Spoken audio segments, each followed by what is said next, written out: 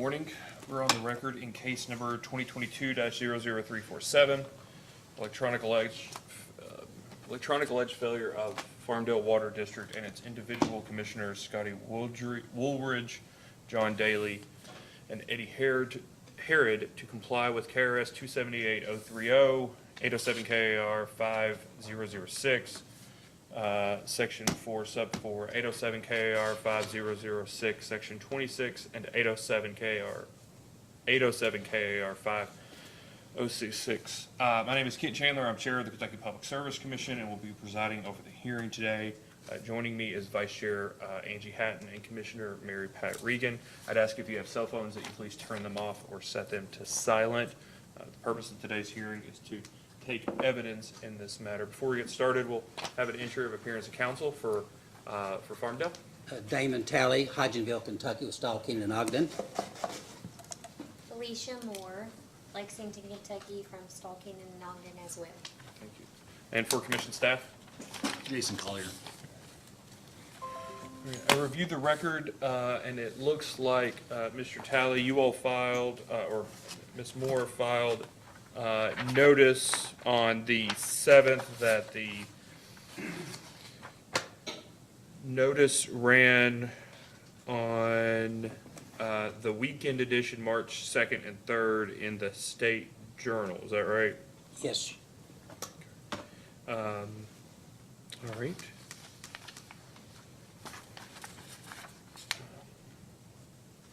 So we permit public comments in these matters pursuant to the public notice that Farmdale issued in the State Journal, indicated that public comments can be made at the beginning of the hearing, and anyone wishing to make oral public comments, especially remotely, could follow the instructions that were on the Commission's website at psc.ky.gov.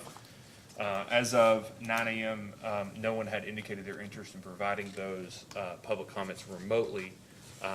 Is there anybody in the room that would like to provide public comments? All right.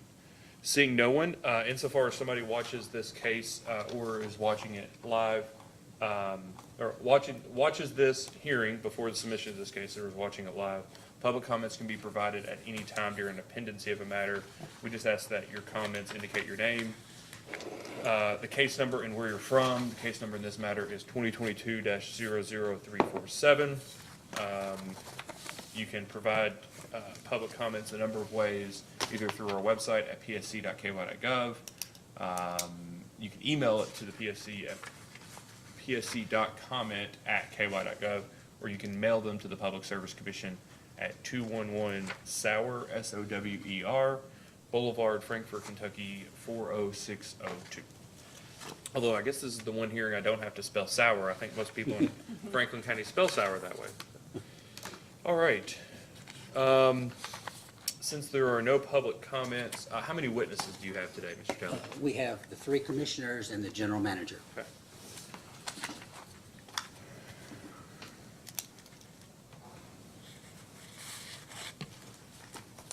And counsel, do you have any problem with Mr. Talley or Ms. Moore calling the witnesses in a particular order? In whichever order? Do you have a particular order? Mr. Talley and I have discussed that order, and be Mr. Woolridge, Mr. Daly, Mr. Herod, and then Mr. Ralph. Okay. All right. So, Mr. Talley, if you'd like to call your witnesses, that could be a short opportunity. I know each one of them has been able to file a responding, or I guess a response to the introductory order, but if you have any initial direct testimony you'd like to get from them, give you that opportunity, just relevant to the proceeding, and then submit it for cross-examination. So if you'll call your first witness. We call Scotty Woolridge.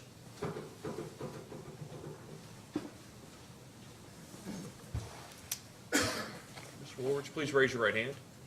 Do you swear or affirm that the testimony you're about to give is true and correct under penalty of perjury? Yes. Okay. Please state your name and address for the record. It's Scotty Woolridge. I live at 830 Jones Lane, Frankfort. Mr. Talley? Now, you'll need to speak up, Mr. Woolridge. Okay. What is your position with Farmdale Water District? I'm chairman. And how long have you been on the board at Farmdale? May of 21. I suppose you took Mr. Tanner's place when Yes, his yes, term sir. was up. And then you were not appointed, elected chairman for a while though, were you? No, not for a while. And how come, tell me how you came to be chairman then? Well, Mr. Tolles, the chairman at the time, he took off ill and pretty much, I think maybe 3 or 4 board meetings he was there, but after that, for 7 or 8 months, he was ill and then since passed away. And then Mr. Morris, it was just us two, and he resigned. Now, I assume you're retired now. Yes, sir. Uh-huh. What did you do before you retired? I worked at the Frankfurt Plant Board for 28 years, Water Department.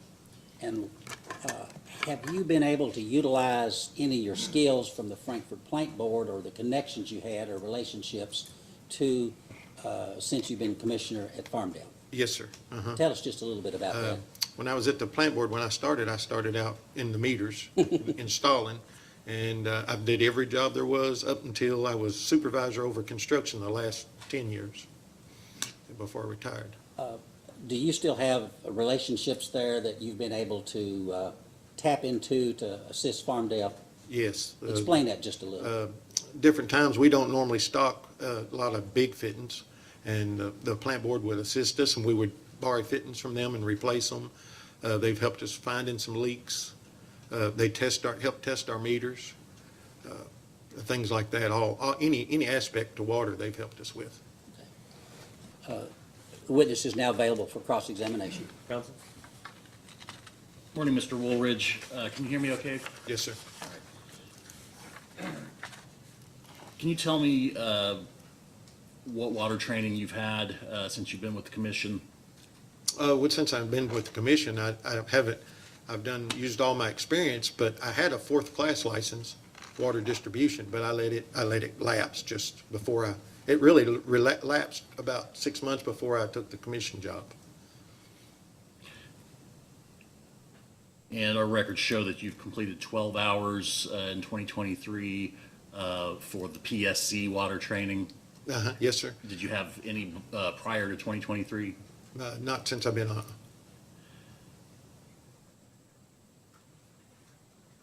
Do you know where to find the PSC water regulations? In the book, yes, sir. How often does the commission meet?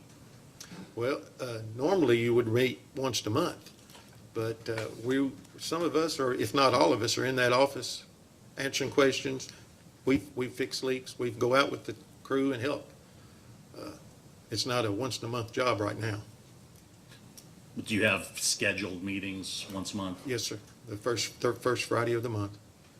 Does somebody keep board meeting minutes for those meetings? Yes, sir. Who is that? Yvonne Heel. What's her job title? Oh, she's just a secretary or bill collector there at the office. Does Farmdale have written job descriptions or defined duties for its commissioners? Yes, we do, in the sense of, the chairman and the secretary.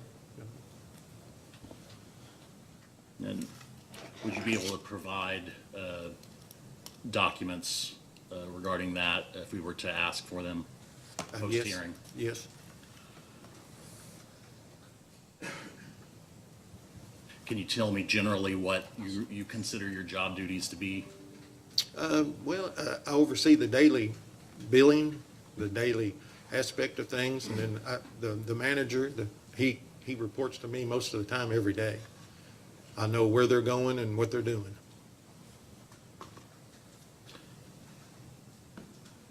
Other than the commissioners, as far as staff is concerned, how many employees does the district have? Right now, there's 4. 4 and 1 part-time. Ms. Hill is part-time.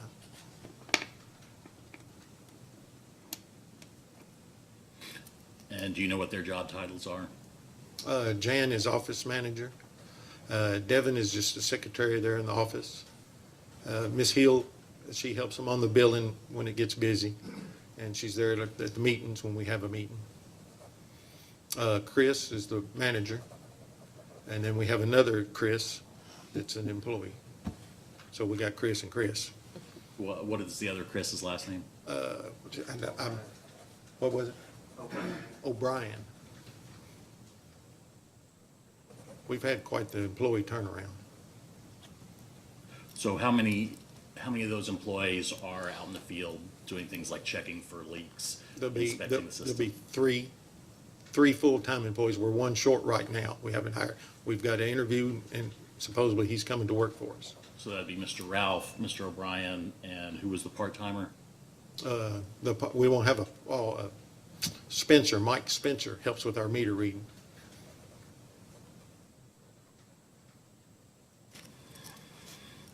Who keeps financial records? for the district? Jan,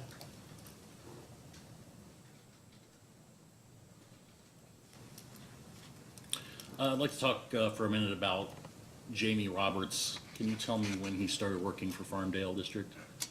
I can't tell you exactly when he started. He was there when I came. And he was just a field employee then. And Mr. Toles made him the manager. Can you tell me what the circumstances of his departure were? Poor record keeping, procrastinating, turning in paperwork, things like that.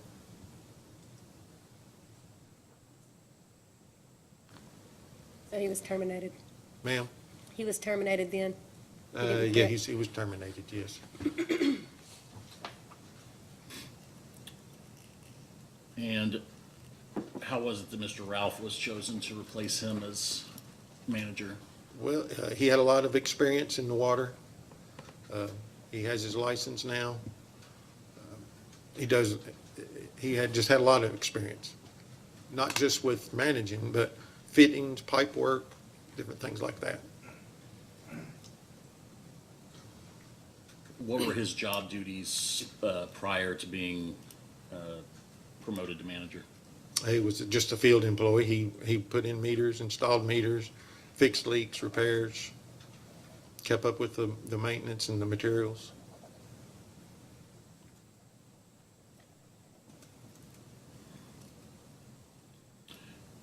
Mr. Woolridge, have you read the opening order in this case that sets out the deficiencies that are alleged to have occurred? Yes, I've read them. I'd like to go through those deficiencies. Would you like a copy of the order, or have you got one? I have it here. No, he does not have the opening order. Oh, I'd be happy to provide it to him.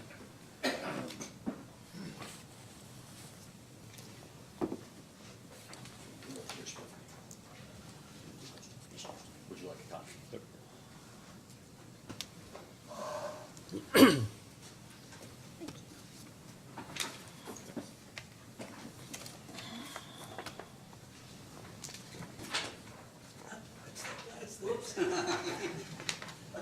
I warned him about it, and then I did it myself. All right, Mr. Woolridge, I'll give you a second to turn to page 2, the bullet points in the middle of the page.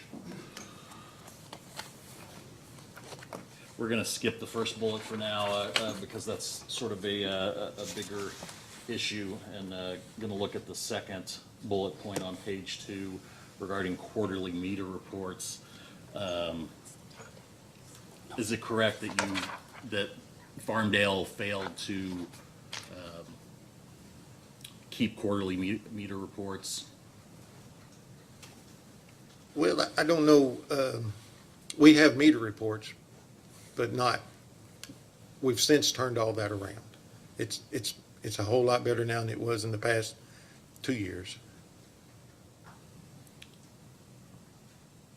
So you've been providing quarterly meter reports since third quarter of 2023, is that sound There- right? Yes, I think so. Something to check. Uh-huh.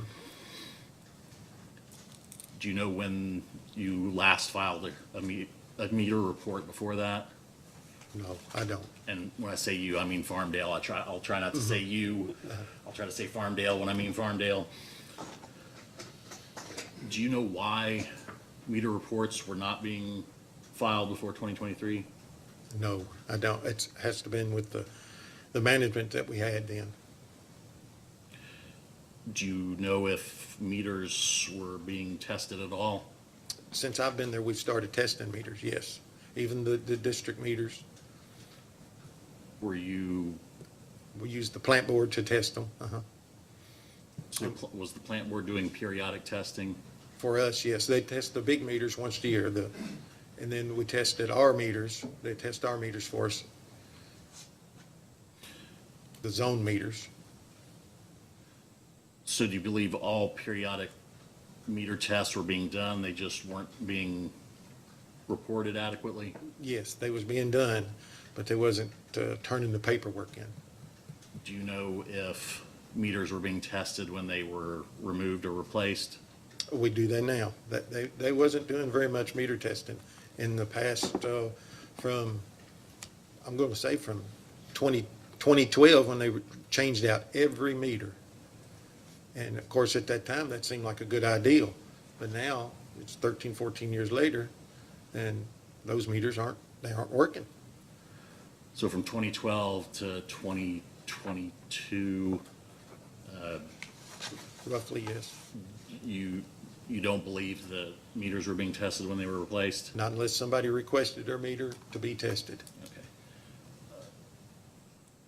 Was that something that happened often, somebody requesting a meter test? No, not very often.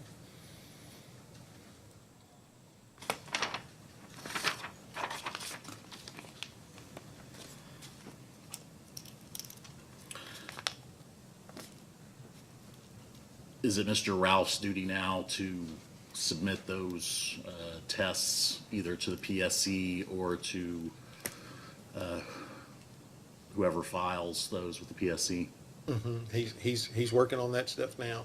We pull certain meters when they come up dead on the dead list, and we pull them and I send them to the plant board. And we're averaging 10 or 15 meters every 2 or 3 weeks, maybe a month. Just depends on how many leaks and how busy they are. Who actually submits the meter reports to the PSC? Is it somebody in the office or is it Mr. Ralph? Mr. Ralph will.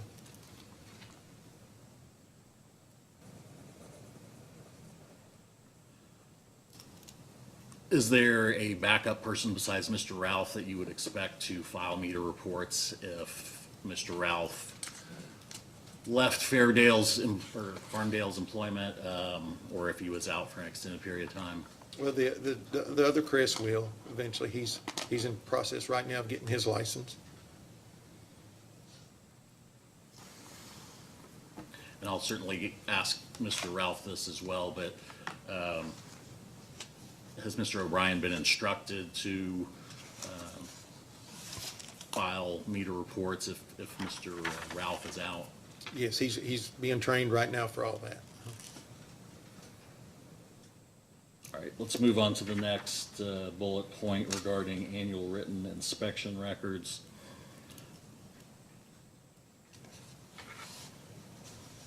Are you aware of whether or not any annual inspections were completed prior to 2022 while you were on the board? Yes, they was doing inspections. Mr. Roberts was doing inspections? Yes.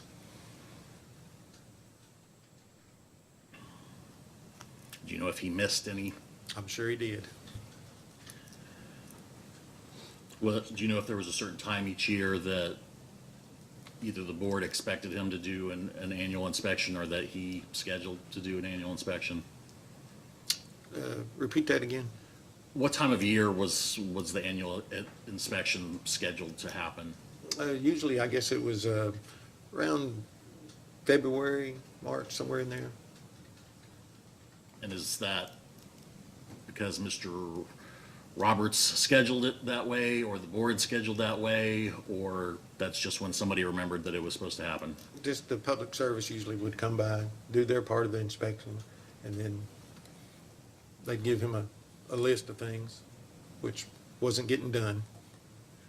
So you're saying he was doing the inspection after someone from the PSC came and did their inspection? Well, he would go back and try to correct things, supposedly correct things.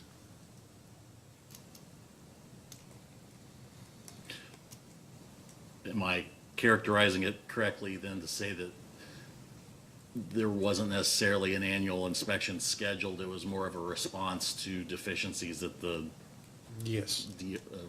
Division of Inspection was finding? You say yes? Yes. Thank you.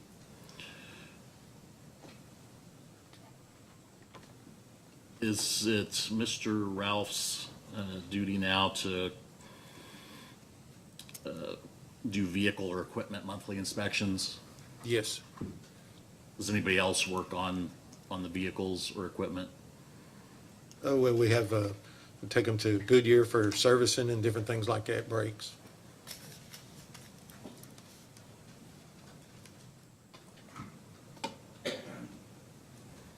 Would Mr. O'Brien be the backup person to take care of inspecting equipment and Yes. vehicles?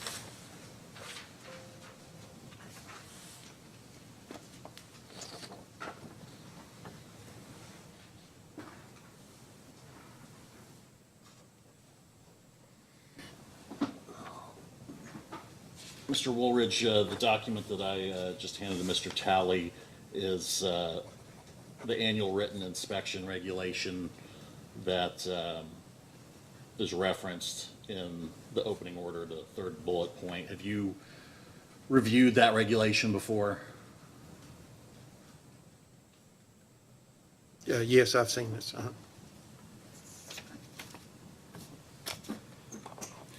And has Mr. Ralph, has this regulation been brought to his attention, to your knowledge? Yes. Do you know if it was brought to Mr. Roberts' attention? Oh, I'm sure it was. Why do you say that? He just didn't do a very good job. What was Mr. Roberts' background? Did he come to you with water, any sort of water training or experience? He was there when I came. Mr. Tolles made him the field manager. So, and he did take his test and got his license. But he wasn't cut out for that job. He shouldn't have never got that job. And the previous one before him had trouble keeping up with stuff. So, Do you know where Mr. Roberts was employed before he worked for Farmdale? no. He was just a field employee with them, and Mr. Tolles made him the general manager type out there. And he did go get his distribution license. Let's move on to the next bullet point regarding pressure charts.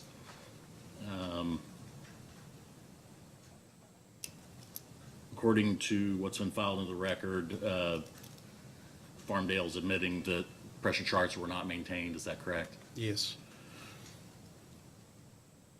But those are now being performed and kept on hand. Is that correct? Yes, we're getting a hand on that. Mr. Roberts was bought a brand-new pressure reducer check to leave at the houses and didn't do it. While you've been commissioner, have there been any customer complaints about low pressure? No, not really low pressure complaints, but high pressure maybe. We have to keep our tank at a certain height so that hit a happy medium for everybody. If you don't, some will have too much pressure, some won't have enough.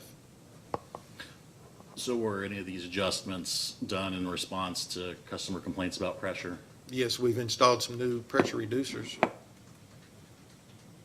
And who did that work? We did, on field employees, yes. Farmdale. When Mr. Roberts was there, or? Nope. When Mr. Ralph. Okay. I assume that keeping the pressure charts are Mr. Ralph's duty, Yes, now. and is Mr. O'Brien aware that he might be called upon to be the backup person? Yes.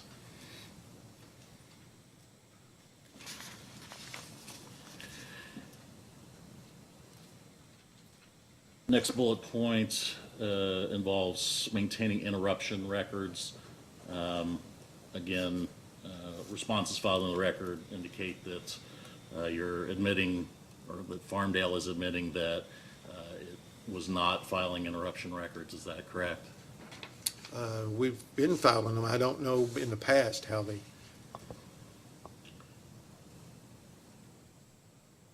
Do you know when you start?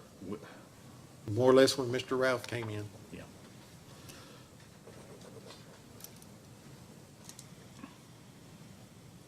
Next bullet point regards periodic meter testing.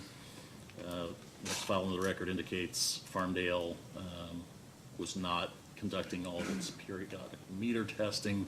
Is that correct, or is that? We've since gotten our meter testing going. What it is the plant board, when they test a meter for us, it wasn't giving us all the information for that test on that group of meters. So we've since got them straightened to where they're doing a little more paperwork as far as what the meters read. We wasn't getting, all we was getting was this meter's okay or this meter's bad. Now we're getting what the percentages that the meter was reading.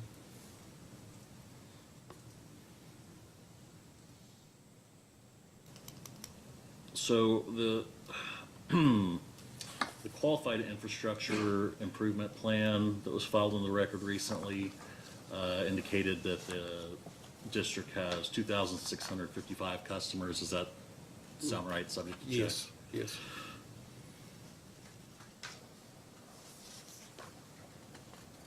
And the response from November 7th of '22 said, usually it, as in the district, pulls and replaces meters after 10 years of service and has already pulled and replaced approximately 350 to 400 meters.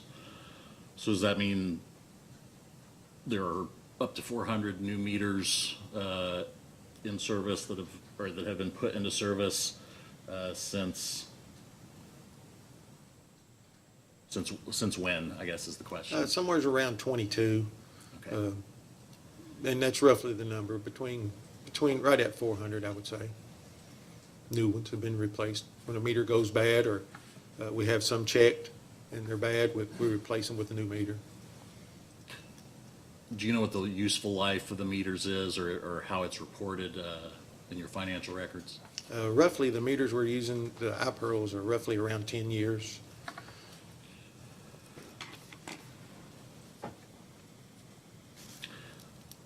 For those 400 or so meters that have been replaced, have any of the meters that have been replaced, the old meters, have they been tested when they were removed? Yes, some of them was tested. Some of them we had just plumb quit, and we don't even, there's no sense sending it to be tested if it's dead. But have the other meters been tested? that Yes, were they'll removed? be tested, and And do you have record of those we've meter got tests? we've got some records of them, yes. It's like I said, the plant board we've got them on the right track as far as their paperwork, the way to, we pay them to test these meters. So if we were to make a post-hearing data request for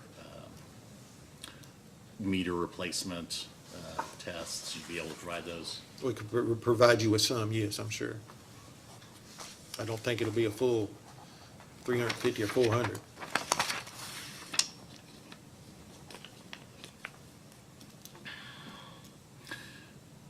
Of those 400 or so meters that have been pulled, how many were, did you use the word dead?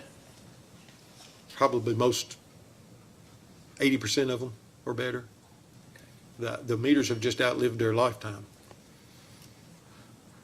So if the meter's not working at all, does that mean that the customer is getting water for free, or? Yes. Okay.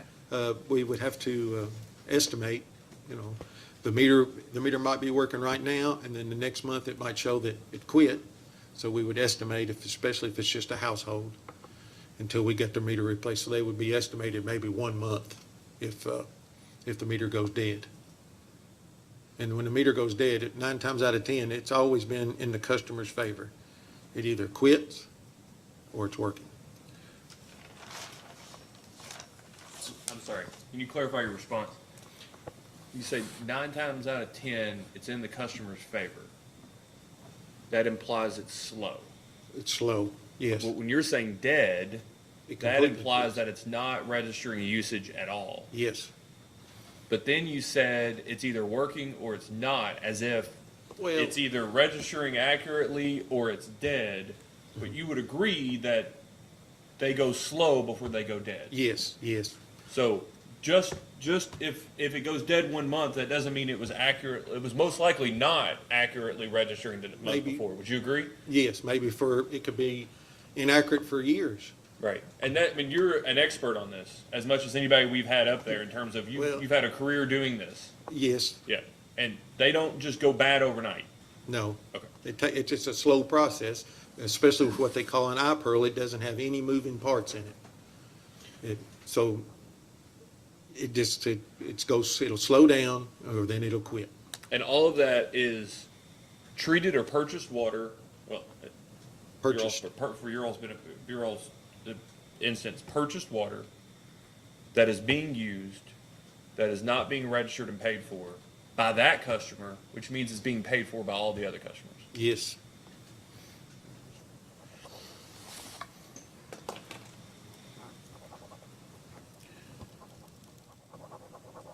Mr. Woolridge, I take it from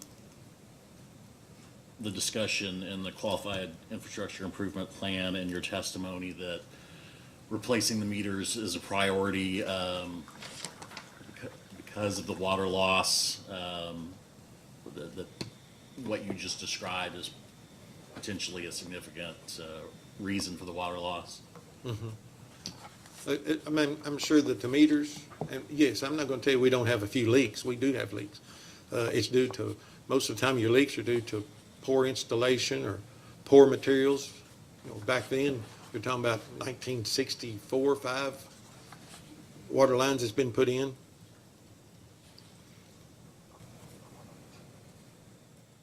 Is Farmdale still replacing meters at this time?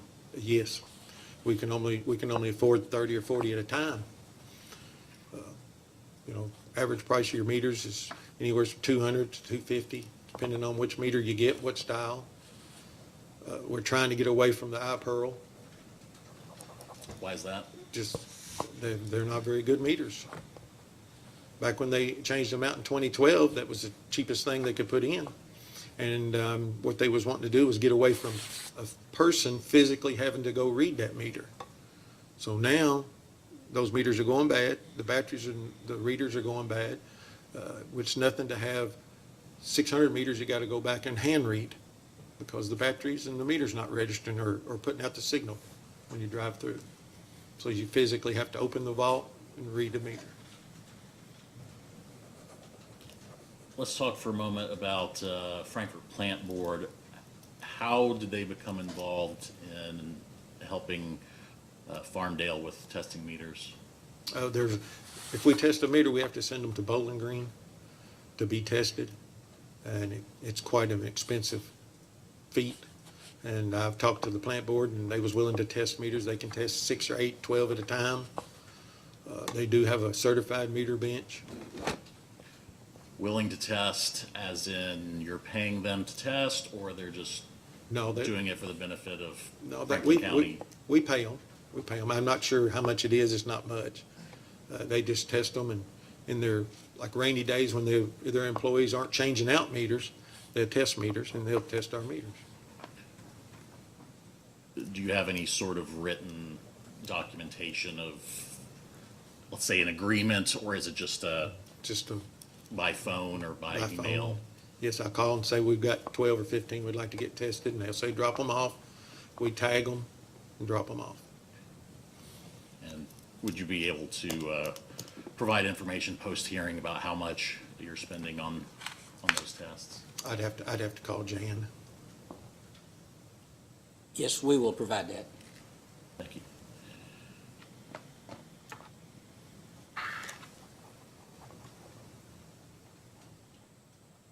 I can't remember what numbers you said a minute ago as far as how many meters were being tested over what period of time. I know in the record it says 10 meters at a time. Can you tell me again how many meters are getting tested by the plant board every, let's say, month? It just depends on how busy the guys get and the dead list when it comes out. They'll go pull the ones that we can get to. Can you give me a best guess of the monthly average? Oh, probably 12, 15, just depends. Now, based on the, what was it, 2,600 or so customers or meters, if you're only testing 10 or so a month, you would never catch up on, We're not near the percentage that we need to be. you definitely never catch up on being able to do all the periodic replacement meter tests that you are required to do, correct? Yeah, no, we couldn't.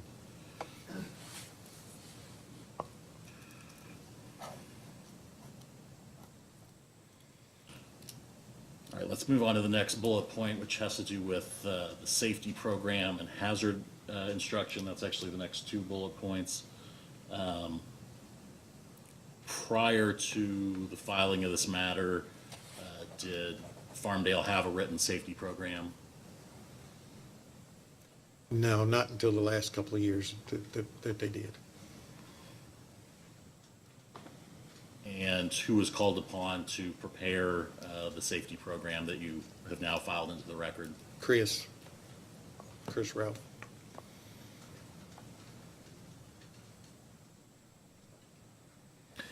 And have all employees now complied with the CPR and hazard training that the regs require? Yes. And if any new employees are hired, will you yourself or one of the commissioners or Mr. Ralph be in charge of making sure that they get the training they need? Mr. Ralph does all that.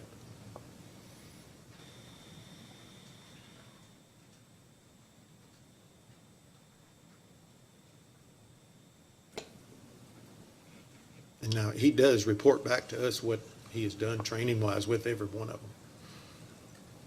I understand from the record that monthly safety meetings are being conducted now, is that correct? Yeah, tailgate meetings outside. They'll meet, if it's raining, they'll meet inside, but if it's not, they have a tailgate meeting outside and they talk about everything that's, Did Mr. Roberts conduct safety meetings? I think he tried to a time or two, and I'm not just keep throwing him under the bus, it just didn't work with him. How was it decided that monthly safety meetings were going to take place?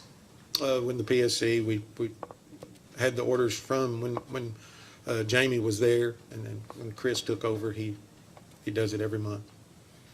So it's a regularly scheduled?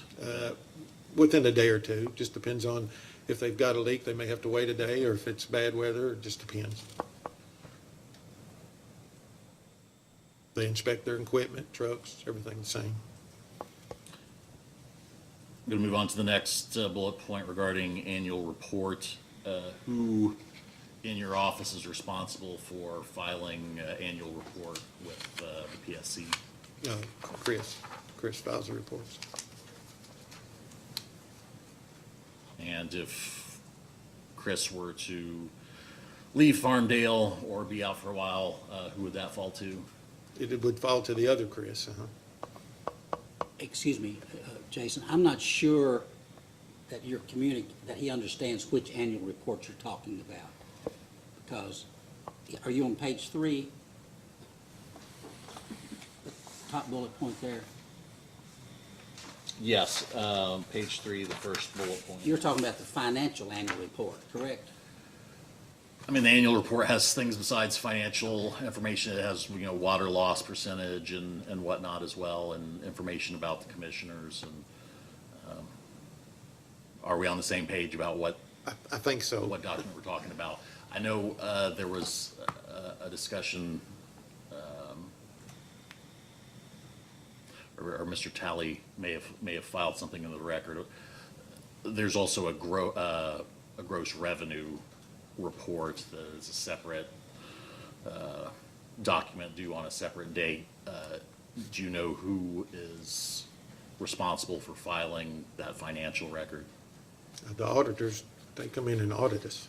And I believe, the witness still may be confused. The auditor does file the PSC annual report that you're talking about, and so forth. Now, I'm sure the office staff may contribute to it, but Well, just, and I'm not testifying here, but just to be clear, Mr. Woolridge signs the yes. annual report that's filed with us. Yeah, one of the commissioners needs to sign it. I'm not sure who actually signs it, but yes. Well, I think I don't want to be pedantic and get who actually is the one that hits the button to Yeah, file right, something right. versus, but I want to make sure we're all on the same page about the thing we're talking about, is the annual report that is due in the first quarter of each year that you all filed in June of last year for 2022, that you signed on behalf of of the entity. And it says this, it says that the above, Scotty Woolridge, Chairman, Farmdale Water District, that it is his or her duty to have supervision over the books of account of the respondent and to control the manner in which such books are kept, that he/she knows that such books have, during the period covered by the foregoing report, been kept in good faith in accordance with the account. I mean, it goes on. But you remember signing that document? With the auditor there in the room, yes. Okay, perfect. That's the. Yes. I believe, Mr. Collier can tell me, that's the report that you're referring to, right? The annual report that's filed with the commission? Yes. Okay, so we're all, And, yeah, and I just didn't want the record to show that the two Chris's, prepared that report, because there's a whole lot of things in there that they would not have the information to. No, they provide. didn't. So then is the generation or combination of that information, is that the duty of several people that are employed by Farmdale? Well, Jan and the auditors would work together on that, yes. And then when they come in and give us the report, we sit right there for 2 hours going over every bit of it, and then that's when I signed it. So you reviewed parts that I would assume were provided by Mr. Ralph, like water loss, but Yeah, that I was- guess answer that part first. Yeah, that was submitted to them, yes, the water loss. And then Jan, and what's her last name? What's Jan's last name? What is Jan? is it Janice Sandy. Sanders? Yeah, Sanders. Ms. Sanders would provide the Information for the auditors. financial information. And then if there's anything in the annual report about planned construction, who would provide that information? The board and HMB, Jeff Reynolds at HMB takes care of the construction that we're getting ready to try to do. And we're going to talk about HMB here in a moment, but I want to take care of one more bullet point, and that has to do with notification of, or actually it's a couple bullet points, regarding notification of commissioner changes and vacancies. I assume, based on this order, you're now aware that you have to file with the commission when there's a vacancy or when somebody new is added. Yes, we're aware. But that was not done when Mr. Tolles left the board, correct? No, it wasn't done. And it I was I was dropped the ball. I was the only one there for a few months till they got the other commissioners on board.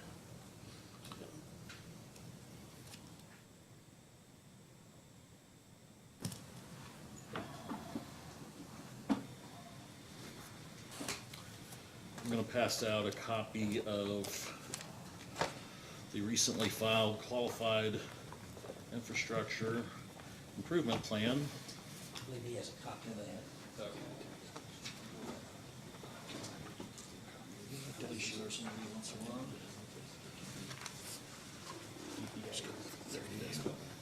Go to the last tab of the book. 6. Oh, I have an extra here.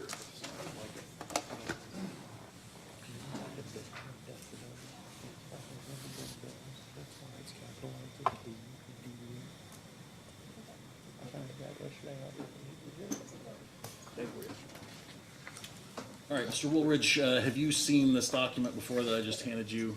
Yes, sir. And can you identify what it is? It's our improvement plan. We plan on replacing meters, water lines, Can you tell me who prepared this document? Mr. Talley.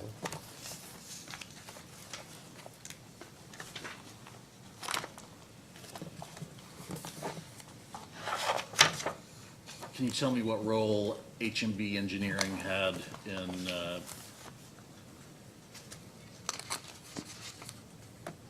don't want to say preparing, but what was their involvement in developing this plan?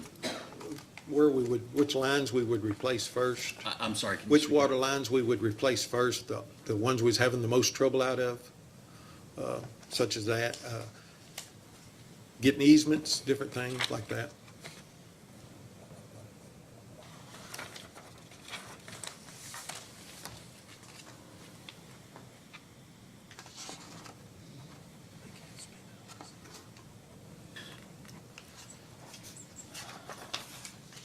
I'd like to talk for a moment about the South Benson project, and let me find where that's discussed in the Page 3, I plan. believe. Yes, page 3.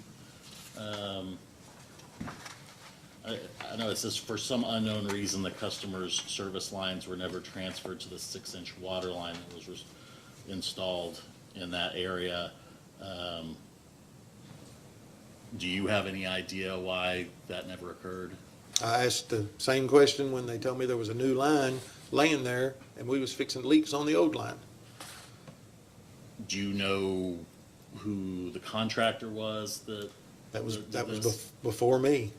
Do you know when that project happened? About roughly, what, a year and a half ago? I believe that's when the correction was made. It was a year and a half ago. Yes. I'm referring to the original project. No, that was before me. I have no idea when they was fixing a leak, and they said, well, we got a new line right over here, and nobody, Mr. Roberts didn't say nothing about it. And Nor- how was that discovered? Mr. Roberts knew it was put in. It was put in probably before him, but he knew it was there, and it never had been switched over.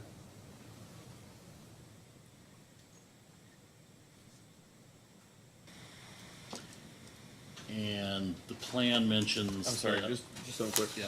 Who was it funded by? I don't know back then. I don't know who done it. And, Okay. I'm just being honest with you. I don't know. Yeah, It do could've been- you all coordinate with your local area district development group, your local ad? Yes, but Mr. Tolles and the board before him, even Mr. Moore, and all, they didn't know, that Mr. Moore didn't even know that it was put in, but Mr. Tolles did. But they never spent the money to finish switching it over. Right, I guess I'm trying to have an appreciation for where you all would have gotten the money to do a I project don't like know that. that. I don't and- know that. and- Yeah. I'm sure she may have some records on it, but And Mr. Chairman, from my research, I would guess 10 to 20 years ago, at that range, when that 6-inch line, that quote, new 6-inch line had been installed, because I've never been able to chase it down. Well, just real quick, just so I have an appreciation for this, before council continues. You all have an ad. Every area of Kentucky is covered by an ad. You're aware of that? And all the ads, I don't know how they're funded these days, but they were originally funded a different way. Every ad has like a water resource, water management person. Are you generally aware of that you all turn projects into ads so that they can be sent in and ranked, and there's coordination there with each of the ads? they may have back then, but we didn't, I don't have any record, or I've heard nothing about I'm it. not asking about this project, I'm just talking generally. Are you Yes, generally yes, aware of that yes. existence of all that? And were you aware of that, like when you were at the Frankfurt Plant Board, that, you all were public too, that you all could have coordinated with the ad to put in requests to maybe get, to be prioritized for KIA funding, for instance? Yes, they did that, but where I was at, I only got the paper that said, install water line here. Yeah, and that's great. So what about after the fact? After you install the water line, have you ever been involved in any progress or any process where you then coordinate with them and let them know that it's been installed so that they can then coordinate, for instance, with KIA and input that into the state mapping system? Yes, in a way I have been, but not to the extent of knowing Okay. what they was, Now, do you at Farmdale know if there's any interaction along those lines with the local ad with Farmdale. There may be right now with HMB handling things, but I didn't know then. Yeah. It's H&B. Oh, that's your engineer. Engineers, yes, ma'am.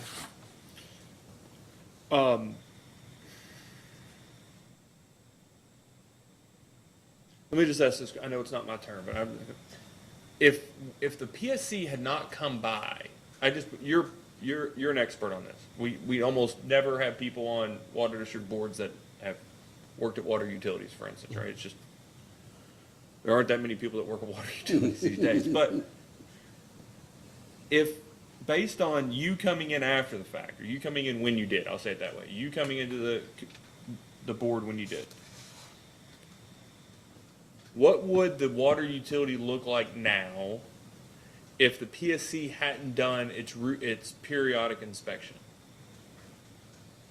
We'd probably been in bad shape. They just wasn't turning in papers. They wasn't keeping up with records. They just wasn't trying to help make sure that people had a clean, reliable drinking water. When we have a leak, like I said, 80% of the time it's poor installation. Backfill with rocks big as a car. Put in 3 different types of pipe within 100 yards. Cheap material too, back then. Now, would have that been the district that did that, or the contractors that the district contracted with?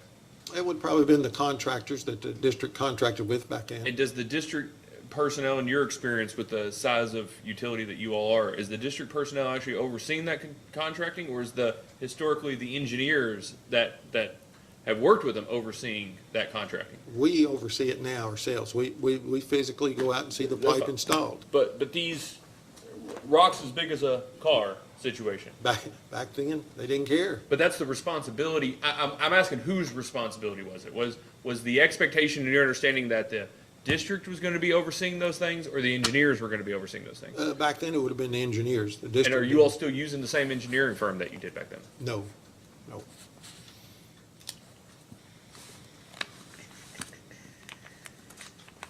So that, I mean, you guys don't, that's all public money, right? Either grants or loans. You guys aren't going to banks to get loans, right? No. Yeah. And so it's throwing good money after bad in terms of putting in 3 types of pipe in 100 feet. Back then, yes, they did, but we don't do that now. We put in the. Right, but you guys aren't doing a lot of construction projects now. No, just right? small ones such as this South Benson, just Yeah. to get it straightened out. And also, when they give us a bid on South Benson, it was a certain amount. The manager at the time didn't do enough due diligence. Instead of like 30 switchovers to hook to the new main, 30 houses, it was 50. He didn't calculate enough. So a job that went from 60-some thousand went to 107 or 8,000. Because there's that much more work, road bores and stuff, to switch these houses over to the new line. We call it the new line because it wasn't ever hooked up. Going back, if the inspection had never happened. I mean, I'm thinking through our regulations, I don't think there's or our statutes, there's an obligation on the commission to do inspections once a year, once every 3 years, once every 5 years. It's just the cadence that we're in. So we could have not sent somebody out to do the inspection when we did. Would you all have been, I mean, what would have happened with the meters? The meters never should have been all changed out that way. They should have, changing them out that way was fine because they had the money. But now, hindsight, maybe they could have started a meter program 3 or 4 or 5 years later, start switching some of them out. They should have changed 200 or 300 out a year, even after the first year, and that would have put them on the rotation of putting new meters in as they went down the years. But I mean, was there, since you got there, have you all found that there was any plan as to what to do with the meters once they hit 10 years? I'm not going to say but the new board and myself, we've come up with that plan. Yeah, I know that. But when you got there, you start looking around and you go, what were you all planning on doing? I made the comment when I got there. I said, all this water loss is not coming from just leaks. I said, these meters are wore out, and So we tried to use our zone meters to compare, there was 50 houses here, and come back and read this zone meter and see, is there 2,000 gallons difference in the meters in the zone meter, or is there 50,000 gallons difference, lost water from the meters? Yeah, and were you confident in the veracity or the accuracy of those zone meters when you got there? Or have they had to been tested? We've tested those. Had they been tested before? I mean, did you have records that they had been previously tested? No. Yeah. How about the valves? Do you all routinely exercise the valves? They don't routinely exercise them, no. Do they We're working routinely on all inspect that. them? They go by and make sure the valve is there and everything, because when you turn our system's like a tree. If you get a leak down here on the lower branch, everything up above it gets killed. We don't have multiple feeds like we would have at the plant board. Maybe I could kill 2 blocks and not half the city. And backfeed? Uh-huh. Yeah. But we can't do that at Farmdale. If we have a leak, say, out there at the very end, we may have to come back and kill half of them just to get. So our plan is to install some valves to where we don't have to kill so much of an area. Mr. Woolridge, are you aware of whether there are any records in your office pertaining to past construction or past contracts with engineers or contractors? We have some records and some older maps, and 7 out of 10 times that water line ain't where they show it on the map either. Do you know who Farmdale used as a engineering firm before HMB? Not back then, I don't have no idea. Probably just the good old boys that said, we're gonna dig out through here. So how did you end up in a relationship with HMB? They was already on the record of installing and drawing up this new plan to replace a bunch of water lines. Okay, so they already had a relationship with Farmdale They when had you showed up. When I showed up, yes, sir. Let's make sure we don't talk over each other. The young lady next to you, Oh. we'll have a little trouble doing the transcript if we're talking over each other.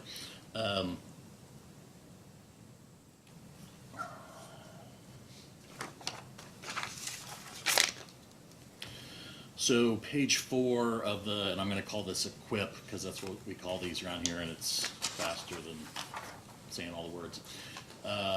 Top of the page says, portion of the South Benson project was paid for with grant funds. Can you tell me the origin of the grant funds? It came from the county. It was a grant that was given to the water districts. I think the other water districts got the same. And it says the remaining 10,000 was paid by the district from its unrestricted reserve funds. How much is in that account at this point? I wouldn't know exactly what's in it at this point.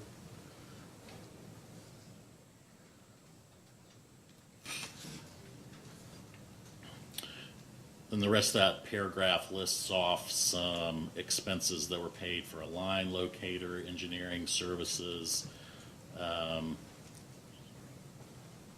How was that paid for? Just out of the general fund, of just what we had there.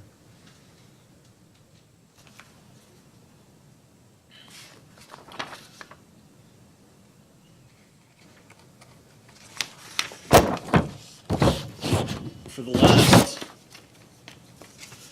for 2022,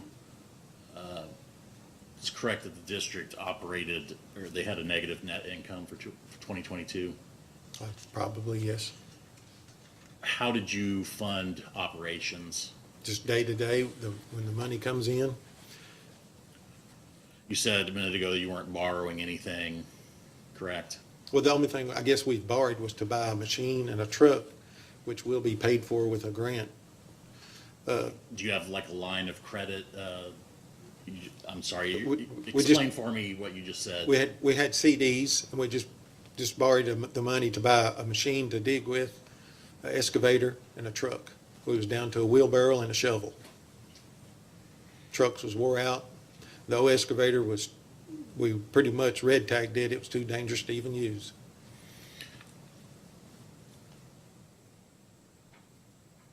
So then if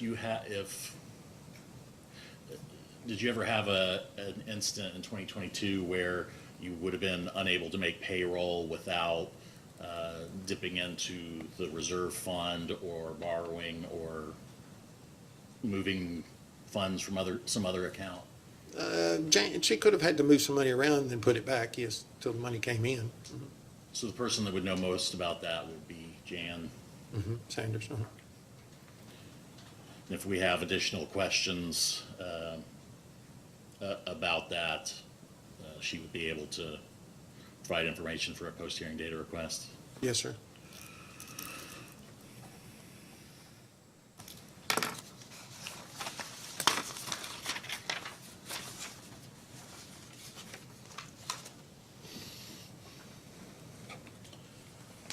For the South Benson project,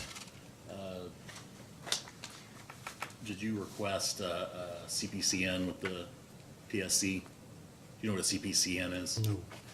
Certificate of Public, excuse me, Certificate of Public Convenience and Necessity. Basically an approval from the PSC to engage in construction. No, I don't think we did. More or less, some of the lines, when we switched them over, might not have been 4 foot from the new line, or what we call the new line, even though it was 8 or 10 years old. The line locator, how did Farmdale decide the line locator was needed? Well, the GPR is what it's called. It will find plastic line. It just shows the image of the ditch that it's in. You don't hook up any wires or anything. It looks like a lawnmower and you roll it across. AC line it'll pick up, it just shows a ditch line. It'll have a dip on it, shows you where the line's at.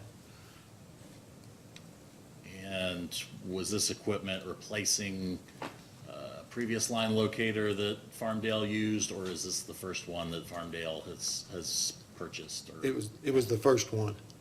I had used those before in the past at the plant board to find AC lines, plastic lines. When it's not copper or ductile iron, you can't hook up to it.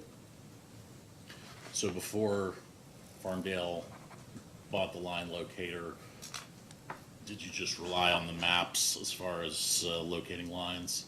The maps and a wand, just an old witching tool, and dig and hope you don't hit it.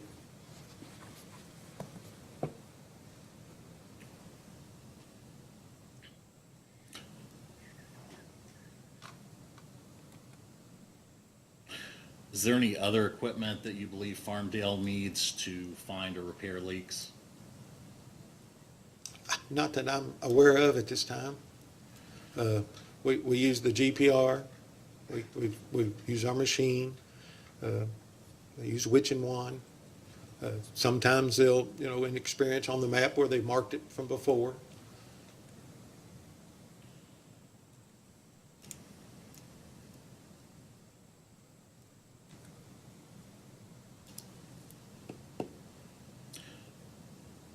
Do you believe that you have enough personnel on staff to find all the leaks or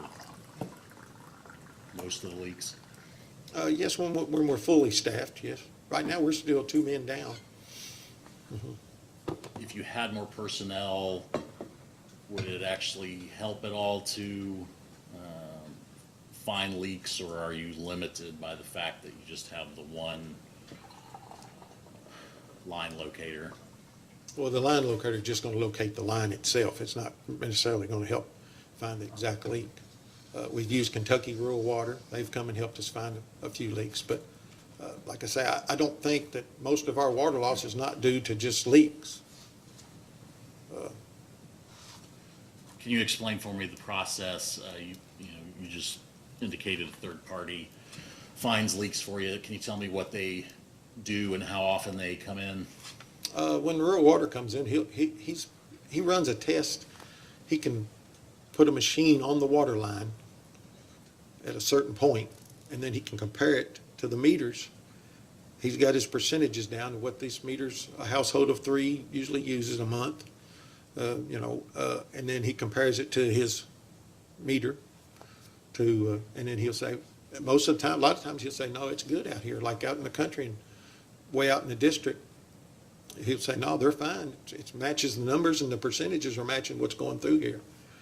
So, And how often do they come in to do their work? well, the one gentleman, he was coming about every 6 weeks and work a day or so with us. But he's since retired, and the new gentleman's not supposed to come until somewhere toward the end of this month. So how long does it take with them coming that often? How long does it take to, I guess, cover all the water mains? No, you can't cover them all that quick. He'll let us know he's coming. We'll dig up a couple of spots. He'll put his machine on the line and try to compare. That's what I'm asking is how many visits, how many months, Oh, how many I couldn't- years would it take to check? I don't think you could do it in a year, the whole system. You know, some places we may have, it may be a mile before you get to half a mile before you get to the next house. So you're saying it would take at least a year for them to locate all main leaks? A year, at least 2 or 3 days a week.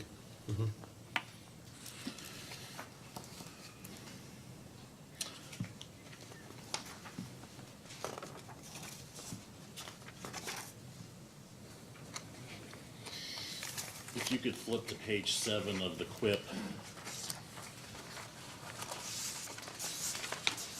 where it discusses replacement of asbestos cement water line. It says the district has completed the design phase of a $2.4 million water project that will replace and upgrade about 34,000 linear feet water line. How was it decided that that project needed to be done or needed to be prioritized? It was in operation when I came to the board. And that was, I'd say that's about 3 years ago, getting close to 3 years ago. They hadn't pushed it to go on and replace these old lines, the old asbestos cement. It says based on the history of breaks and leaks, that would reduce water loss. Was your decision based just on that main having the most breaks or leaks? Well, Mr. Tolles and them had picked the spots where they had the most leaks. The areas where they'd had the most leaks is what they was wanting to replace. Did HMB have any input on whether, what mains should be a priority? Yes, HMB did. And do they agree with this being the priority? I'm sorry, you got to answer Yes. out loud. For the Yes. record. The $2.4 million figure, did that come from HMB? Yes.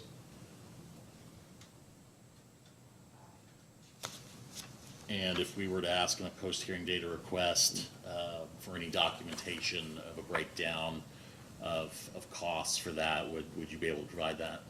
Yes, when they're going to have to rebid all this. But you do have bids for that already? HMB had partial bids before everything is skyrocketed in price. So I don't know. I mean, I can tell you all these roads on here, but we might not be able to do a couple of them money-wise. It just depends. Sure. Do you know when that number was first submitted to you? It was back before I was on the board. Okay. Does the board have a plan, rural development is mentioned in here as a source for funding of that, but that additional funding might be needed to increase due to the cost increase that you just mentioned. Do you have any plan for obtaining additional funding? No, not at this time. We're trying to get it, we're like 2 easements of 100 and roughly 70. And we've been after these easements for about a year. People they don't want to sign. Do you currently have any pending grant or loan applications? We've got the one where, what was it, what was that loan for the truck? The grant? KIA. You've got either you know or you don't know, but you can't, this isn't, you can't get help Oh. on it, so we'll have to ask somebody else I'm if just- you don't know. I'm just as common as I can get with it. I mean, That's okay, we but gotta it's ask not- you. It's going through, it's not done or anything. Who would know most about grants or loans that you're asking for? I would say Jonathan, Mr. Daly knows more about the loans. And I'm not throwing him under the bus, but You either know or you don't know, and if somebody knows better than you, it's good for us to know who knows.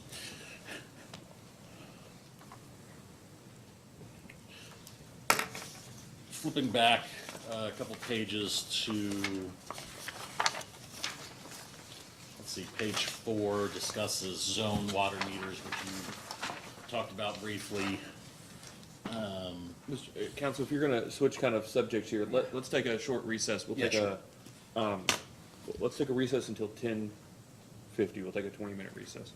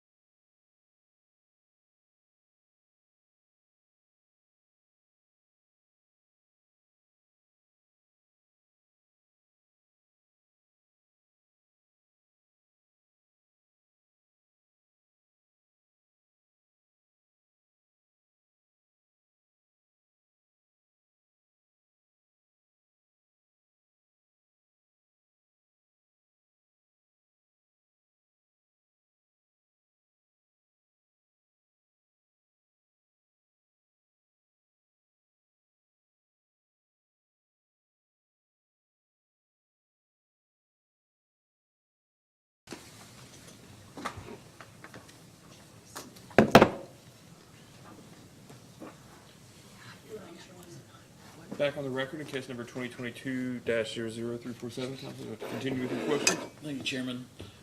Mr. Woolridge, before we took a break, you had briefly discussed how you were using zone meters, and the page 8 of the QUIP talks about assigning customer water meters to zone meters.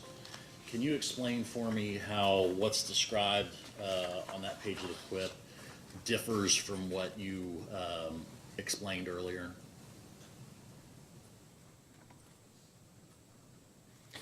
About the zone meters, what we would do you would read you had to know how many meters was on that zone meter.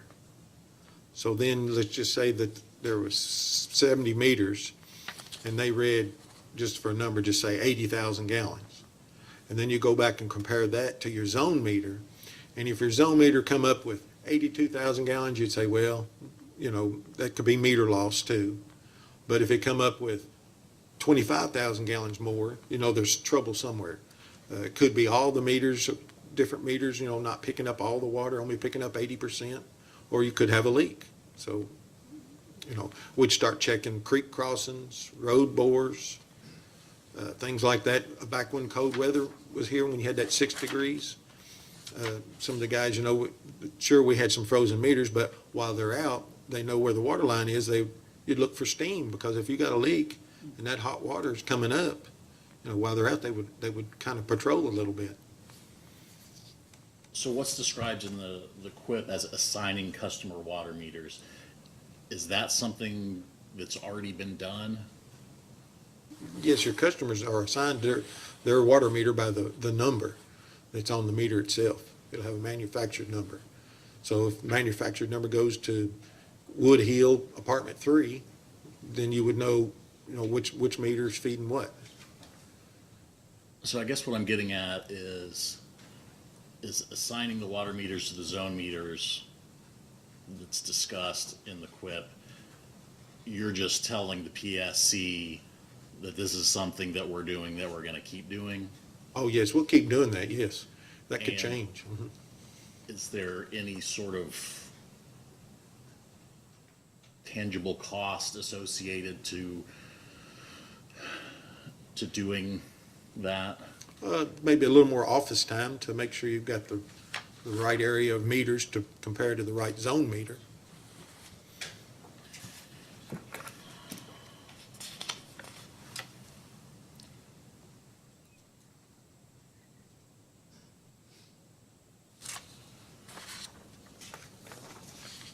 Let me find in the QUIP where it discusses the decision to build a retaining wall for Benson Creek. Page 8.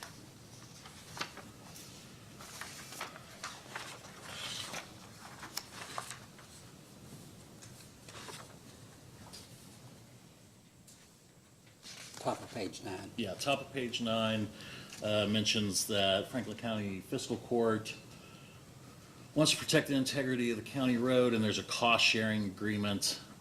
Is there actually a written agreement regarding that? No, I don't think there's a written agreement you're talking about Benson? Yeah, retaining wall for Benson, for the road at Benson Creek. They was just they're gonna help us out. If we build the retaining wall, they'll furnish the labor, and we furnish the concrete or the pillars, the concrete wall pillars, whichever way we decide to go. They haven't decided yet which way to go, whether we're gonna pour a concrete wall or just put in a footer and stack the big 2,500-pound blocks in front of it. And do you have an email chain with somebody with the county discussing that arrangement? Be Duke Wilburn. He's over the foreman over the county road department out, and we've talked.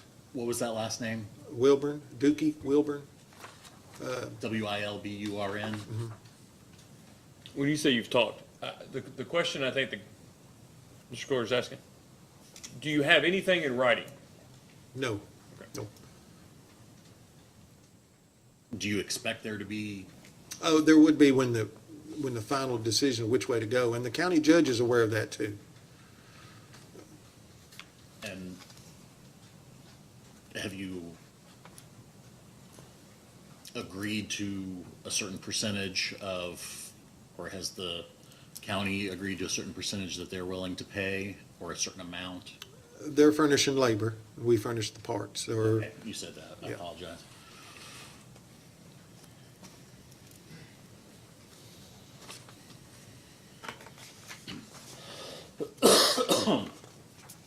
Regarding meter replacement and financing,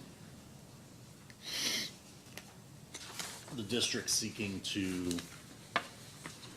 use the surcharge, water loss surcharge funds that it's collected to replace meters, is that right? yes, sir. And is there some limitation on how quickly you can obtain the meters, even if you had unlimited money, is that correct? Well, there could be a little waiting list on the meters. They might not be able to give us 500 at one time. They may be able to give us 200, and then in a month or two, 200 again. It's a shortage. But you're not seeing delays of more than a month or two on any meter orders you had? Yeah, most of the time a month.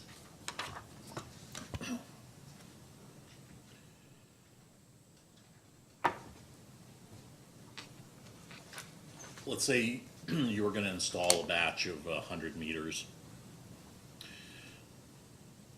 With the personnel that you have now, how long would it take for you to remove and install 100 meters? If we could put two guys on it, they could probably put in 10 to 12 meters a day, depending on what happens when you go to the meter vault, if it's full of water or it's full of mud. So probably 10 to 12, maybe on a good day if you're on the same street.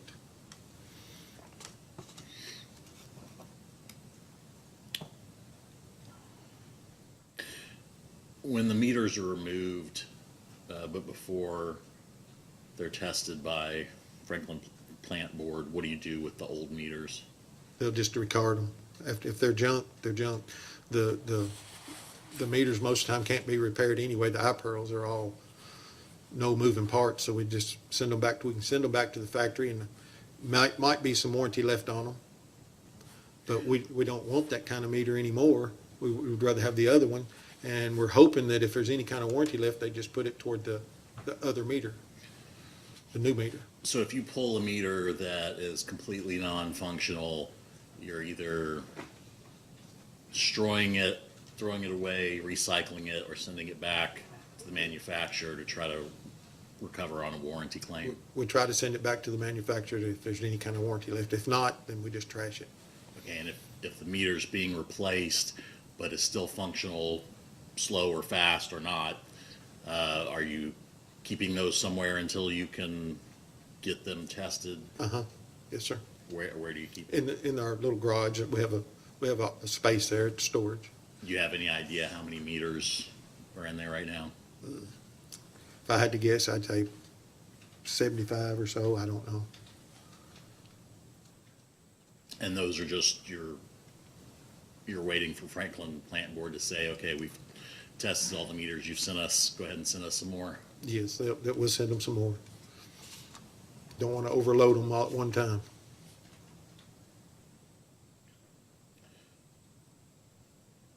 Now, you said with two guys, they could install and replace 10 to 12 meters a day. And you also said earlier that you have a couple positions that haven't been filled, correct? Yes, we've got one, we're waiting on he turned in his notice to his current employer, so he'll be starting in about a week and a half. And then it's the other position, is that just another field employee? It will be, yes, sir. And have you advertised that position yet? Yes, we're pretty much constantly advertising. So it's not a matter of money, it's a matter of being able to get applicants that are qualified? No experience at all is what you're getting.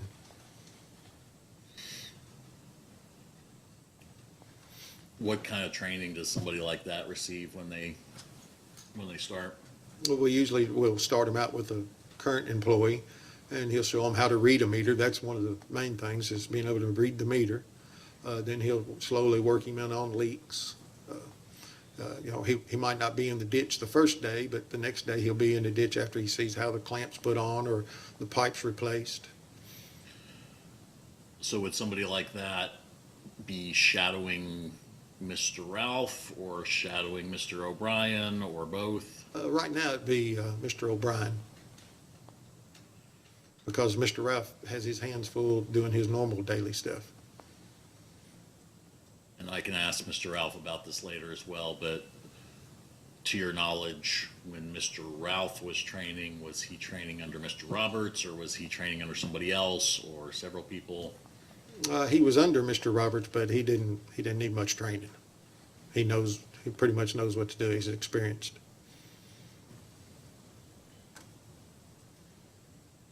Is the new person, the person that you said is going to be starting soon, does that person have any experience in water? No, no, sir.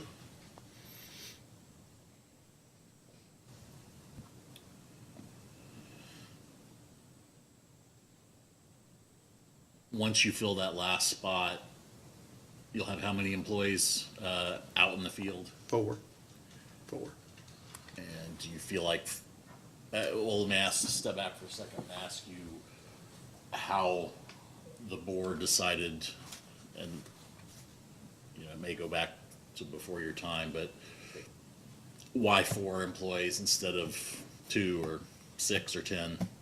Well, they've grown so much in the past. Now, I'm talking about 15 years ago, they only had 2 employees. But the districts have grown. It's not safe just to have 2 employees fixing a leak. You know, one has to go get parts and the other one's there by himself. And you don't want to leave him there by himself in a ditch. But 4 people seem to work right now. Do you think 4 people are sufficient to generate all the reports, records that we've discussed, and repair leaks and do inspections and do all the things that they need to do? Yes, with Mr. Ralph doing the inspections and the paperwork and all. That leaves the other 3 if we have a leak. And you know, in the past when we were running short on people, we fall back on Mr. Gatewood Water. He'll send us some people to help us fix a leak. You know, if we're running short-handed, somebody's on vacation, sick, whatever. Tell me about Gatewood. What's your relationship with him? He runs another water district. And he has people that he has under contract to work for him in the water, fixing leaks, reading meters, everyday jobs. Which district? I think it's Peaks Mill.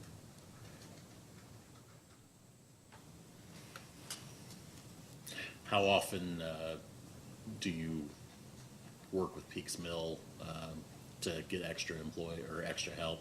We hadn't used them for probably 2, maybe 3 months, but now we had to use them last week. Couple of evenings. One of them was on a 12-inch line at night. So did you just need extra folks to try to get that resolved quickly? Yes, it was a main line to the pump, to the tank. And there again, it was put in wrong, and it blowed apart. Can you estimate for me how many times Peaks Mill District has helped you in the past year? If I had to estimate, I'd say 9 or 10 times over the year.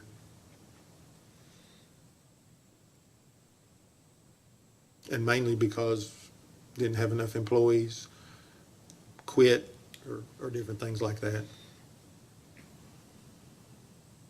Do you have records of what you've paid them since you've been a commissioner? I'm sure Jan does.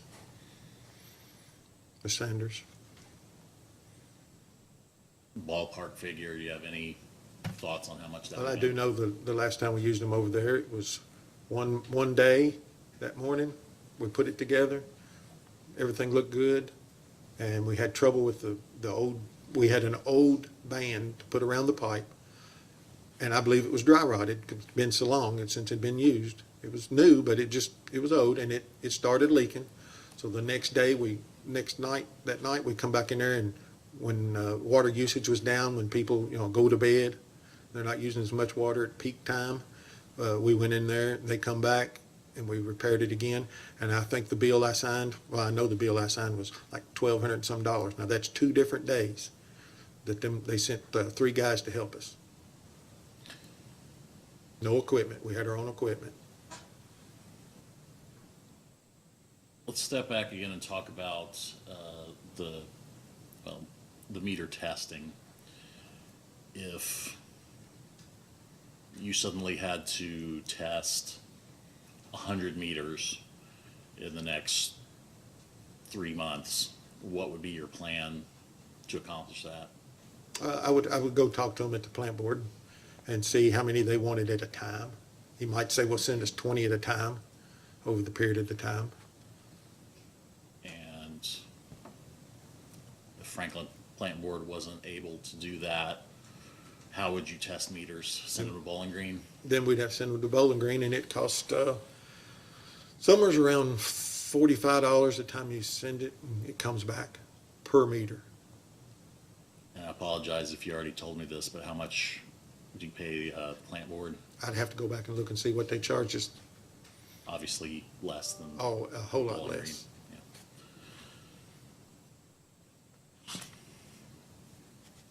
Yeah. Why is Bowling Green just the only other closest option?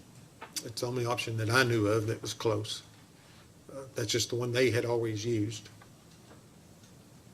So nobody on the current board has done any research as far as who else might be available for cheaper? No, not at this time. Is that something that's ever been discussed at a board meeting? Yes, we've even talked about getting our own meter bench to test our own, but we'd have to send somebody and get them certified. Meter bench ain't cheap. Do you know how much just the equipment would cost? Oh, probably somewhere around $20,000. And you might not be able to test but 4 on a small bench. And if you were to select that option, would you need another full-time employee to do meter testing, or would you use somebody that you already have and get them certified? Possibly we could get somebody we already have certified, and they might be the same one that drives the route and reads the meters. So when he got down reading his meters, and he could come back and test meters. I mean, that could work, yes.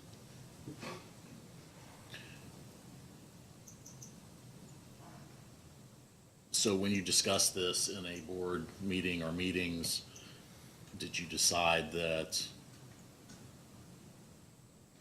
or I guess I should ask, how did you decide to not do that as opposed to just sending, 10 meters, 10 meters a month or 10 meters a week to It's 10, 10 meters whenever we had a chance. Sorry, I'm sorry I interrupted you there, go ahead. It's send 10 meters whenever we have a chance, or usually if we catch it like they're gonna have bad weather, I know them guys are gonna be inside testing meters, and I would send ours. But the reason on the meter bench deciding right now is funds.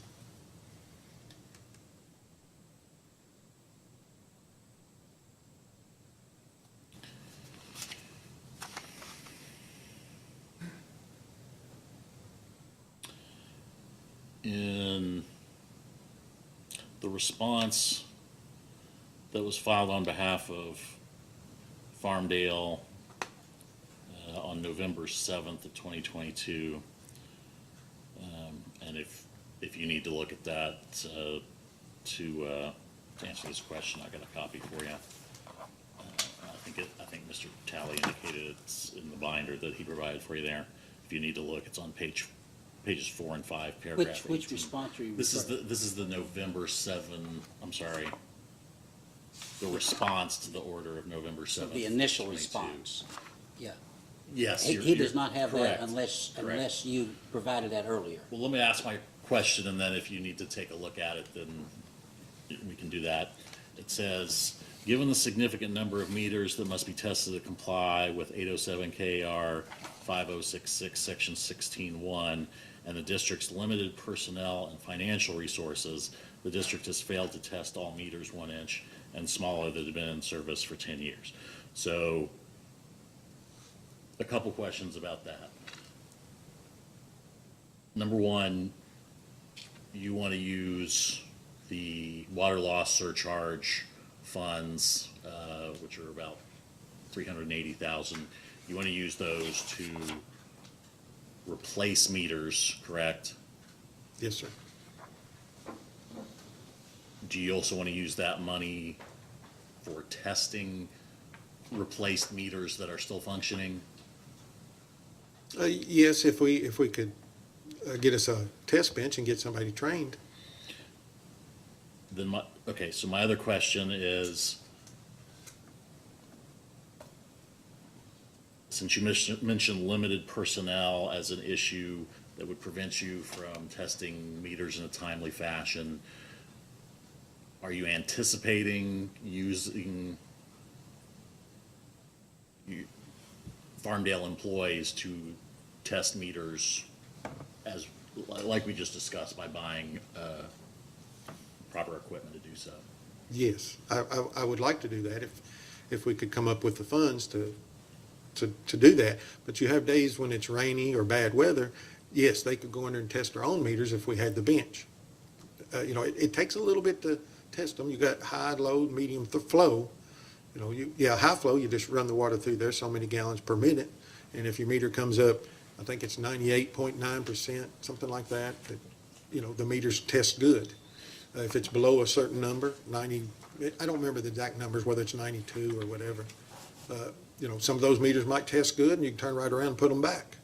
But I would rather, if you're going to go to the trouble and you buy new meters and we take that old meter out, yes, we can test it, but if we got a new meter to put in while you're already there, it just saves time and money not having to go back. And those meters are due to come out anyway. And I'm asking a lot of questions about this in part because the QIP doesn't seem to address the meter testing problem, which at this point, we discussed earlier, if you're, based on how many are being tested right now by the plant board, you'll never catch up with all the testing, particularly the periodic. So I guess we want to know what your plan is for that. And are you telling me that the board's plan is to buy a testing bench and have a current employee engaged in testing, or is it to send out meters, or both? I guess really what I'd like to do is the meters need to be changed out.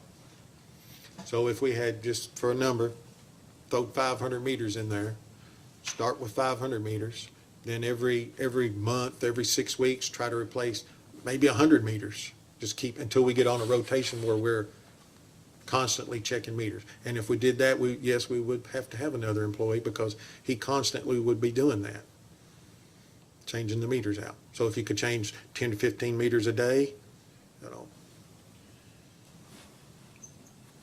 As the chairman pointed out, you are an expert on meters, especially compared to a lot of witnesses that we have in here. I assume your plan for meter testing in the future is not going to be what it has been up to this point, waiting for the meters to become dead, as you say, and then, you don't have to test them anymore.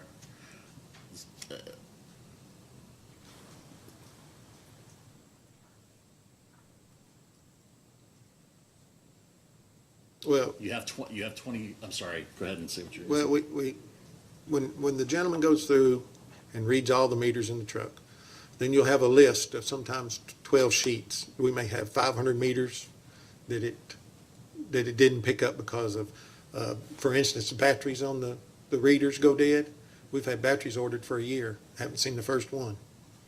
So those meters have to be gone back and physically get out of the truck and read them. So if we had meters, I would put the new meters in those first. And what happens with that list? It takes all the employees about 5 days, 4 days to go back and read them because they're not all on one street. You may read one here, get the reading, and the next one may be 4 miles down the road before you get to it. You know, they try to fix it to where we just make a circle or a round and don't double back. So the discussion we've had about possibly obtaining a testing bench and hiring somebody new or using existing personnel to test, that's the first I've heard of that. There's nothing in the record about that. Has the board discussed financing, how to finance that if that option were selected? No, sir. We've just kind of talked about it among ourselves. That might be an option down the road. But, you know, testing the meters is fine, but the iPearls is the ones that are junk, and they've been in the system for 13 years, so ideally, I'd like to take them out as we go.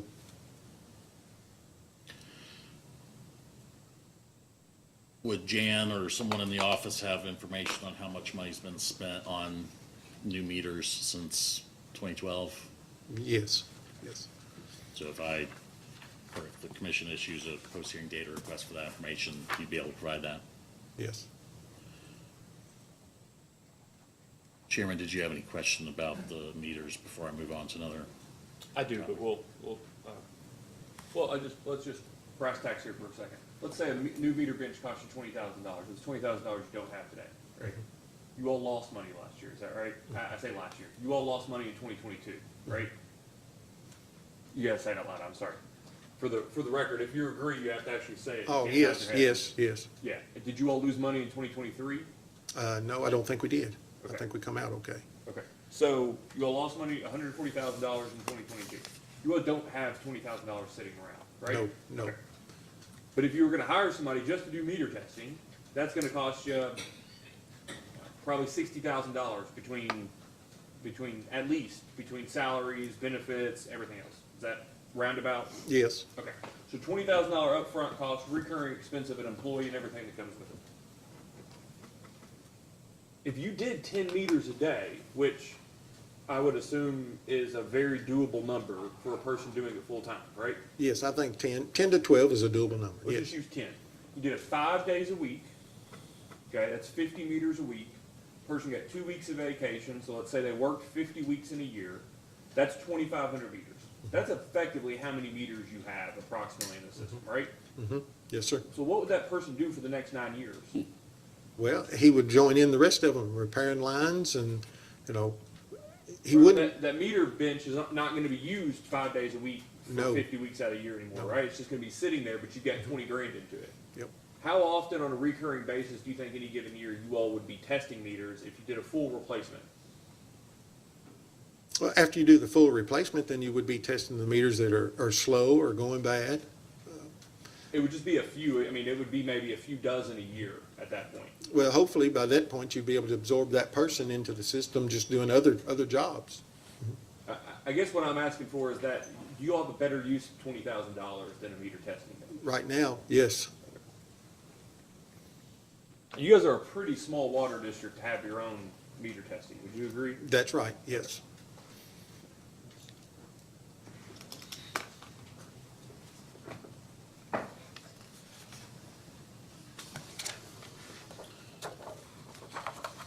Mr. Woolridge, let's jump back to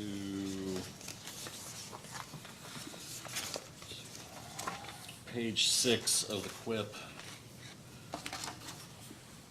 where there's a little table in the middle of the page with the line locator, excavator, truck, and trailer all costing $91,000. Are you looking to recover any of that from the water loss surcharge account? No. That was coming under the other loan, the other grant. Grant or loan There's a grant. It's a grant that they're working on right now. that they're working on? You don't have a grant, you're saying? No, we've got it. No, all the paperwork's turned in. Now we're just waiting. waiting to okay everything. They say everything looks good on the paper. Just for an instance, like the mini excavator, 53,000, we bought it on state contract, which saves 25,000. Yeah, I'm trying to make sure I have an appreciation. You're saying it's been approved, just not dispersed, or you're saying you're waiting for the grant to be approved? It's approved. All the paperwork's turned in. We're just waiting. They've even asked for the checking account. So it's just a matter of before that comes in. Okay.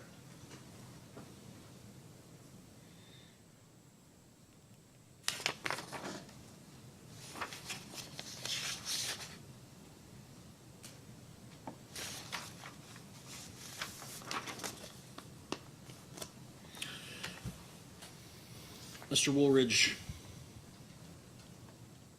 do you think that another water district or a municipal water utility with their own testing bench and better resources would be able to better serve Farmdale district? No, because Peaks Mill had a testing bench, and they give it to Owen County. They didn't have anybody that could operate it, so they give it to Owen County. So I don't think us. I mean, sure, after you got a few years' experience and got our own caught up a little bit, these other little districts, yeah, you could probably test meters for them once you had a bench and got certified. But right now, spending $20-some thousand for the bench, then get somebody certified, not going to pay off. Let me clarify my question a little bit. I didn't intend for it to apply only to meter testing, but can you answer the question as far as the district in general and the district's service to its customers and rates? What are the advantages of Farmdale still providing water to its customers instead of another district or a municipal utility? I don't think that the other districts probably aren't in as good a shape as Farmdale is. And I know paper-wise, you look at it, you think we're not that good, but right now we're holding our own in the sense of repairs. We've got our own people to fix our own leaks. Yes, when certain circumstances, when you don't have your help, we may have to borrow some help. Well, tell me what you think the benefits of having a different district or a municipality running things for Farmdale customers would be. As far as I know, what I understood, Farmdale has one of the lowest rates for right now. And I can tell you, years ago when I worked at the plant board, I couldn't understand how come we was selling water to Farmdale cheaper than what we was charging. But it was overhead. Well, would you agree that you've also been saving money because a lot of the things you're supposed to do by regulation have not been done? Yes, and to an extent. They should have picked up on things years ago, changing the meters, replacing a little bit of line here and there instead of waiting.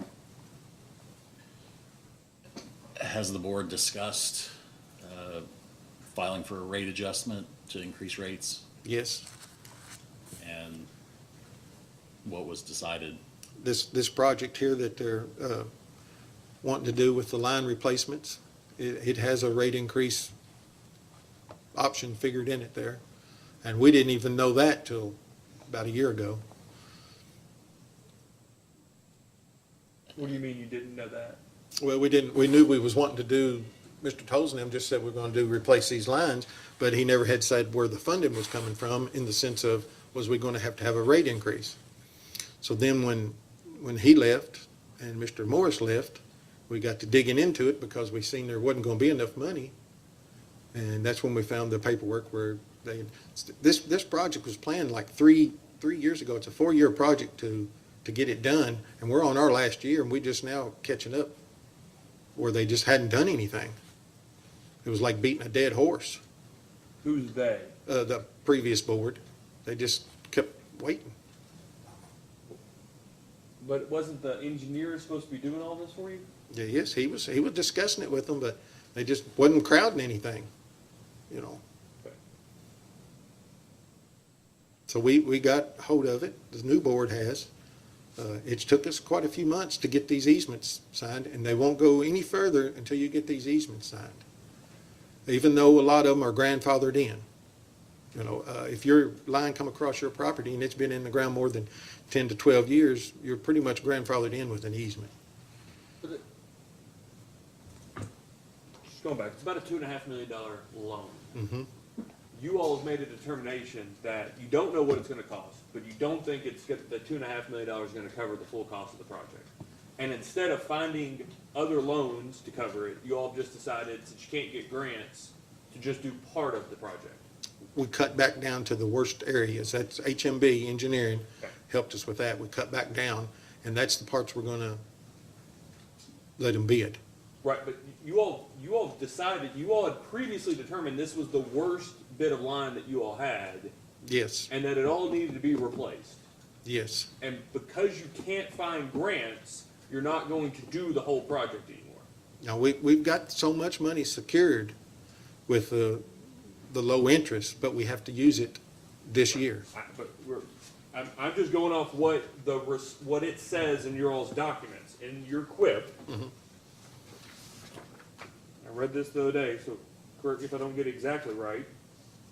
The South Benson project, you got a loan. No, it's the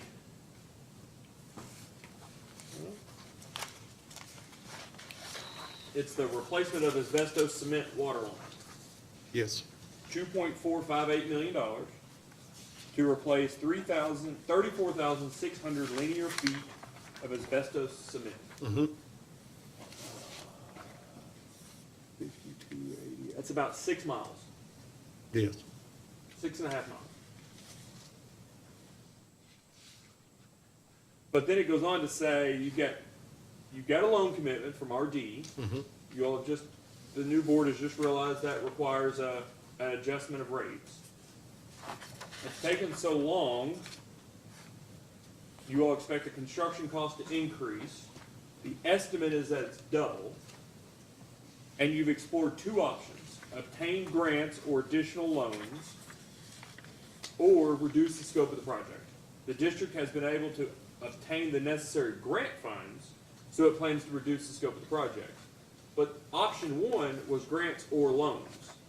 It doesn't say that you all have been unable to get loans. Have you all looked at all about getting loans for the additional portion of the cost of the project? No, we haven't. Now, Mr. Reynolds with HMB is the one that we scaled back to what we could, I'm going to just say what we can afford, hopefully.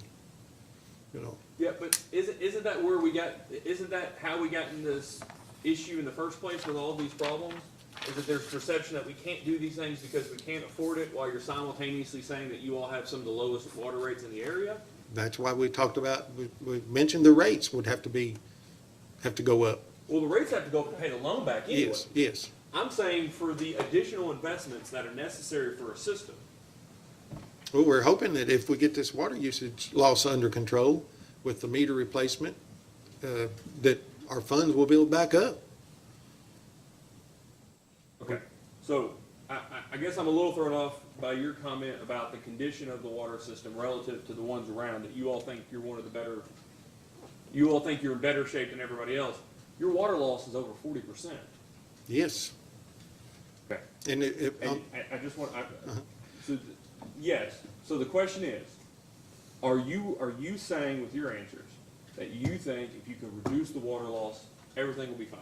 if we can reduce water loss, it's going to help, yes. How much are you all missing out on a year from your water loss? I know it's been 41% sometimes, the water loss has Right, been. but how much money is that? Oh, it's thousands, Thousands. Thousands or tens of thousands? tens of thousands. Okay. I Do you know- I would just throw a number out, 200,000 or 300,000. Do Pretty you easy. know what the cost of your excess water loss is for the district? I'd have to look here. It should be on one of the, I don't think we have that paper with us. So, your excess water loss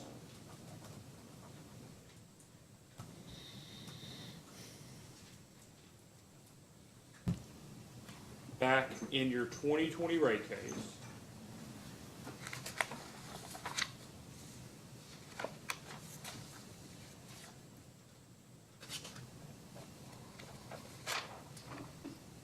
was determined to be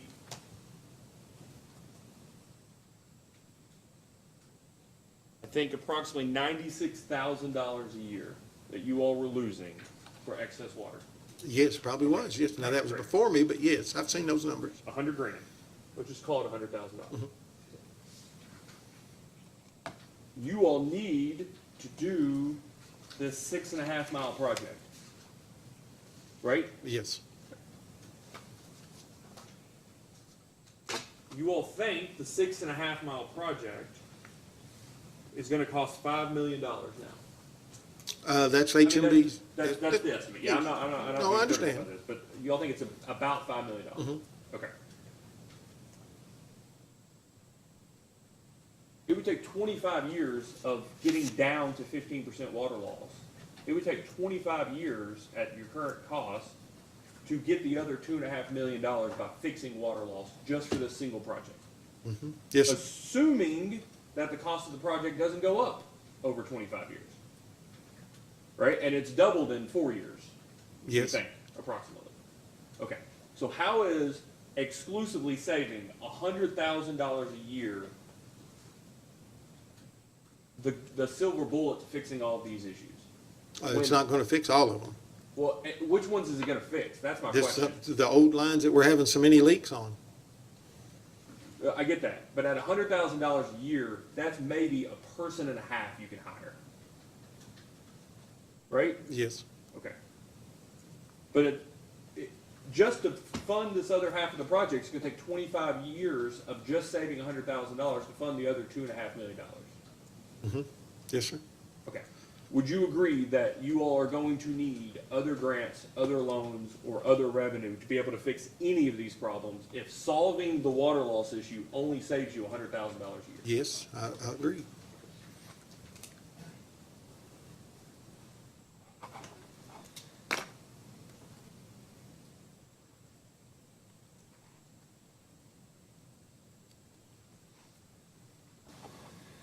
Do you all have, by working with Kentucky Rural Water, an estimate of what you think the water loss attributable to bad meters is?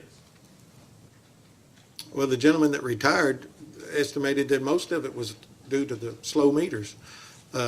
If you would go back in there, they made a report in 2012, they replaced every meter. In 2015, for some reason, if you'll look back, the water loss, we started going up. I don't know why, and it's never come back out of that. I'm just going by what I seen in a book, that the water loss started jumping back up in 2015. That's all I have, Chairman. Have any questions? Good morning, can you hear me okay? Yes, ma'am.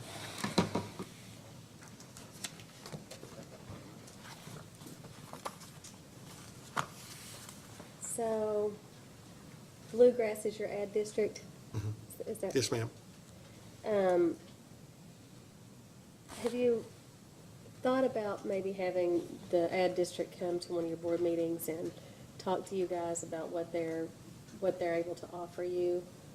Or, it sounds like maybe you were unfamiliar with some of the help that they could provide. He came to a meeting probably a year ago and was telling us, we was working on these easements, and he's telling us that we would lose our low-interest loan if we didn't get something going. But, do you think that you know everything that the ad district is able to do for you? No, I don't think I know everything, no. I graduated from high school. I ain't got a college degree or anything like that. I started out in the ditch, and this is where I'm at now.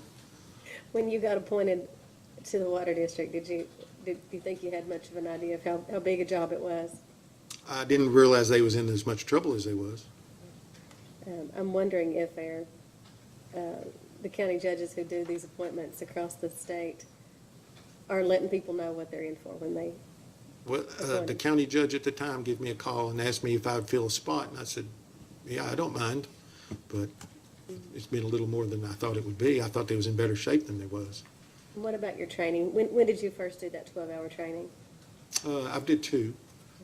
Did one when I first got on the board, and then the last one was just this past December. Do you think that training sufficiently prepares you for what you need to know? Yes, I think so. It helps. There's a lot of the stuff that I didn't know, just different rules and regulations in the books.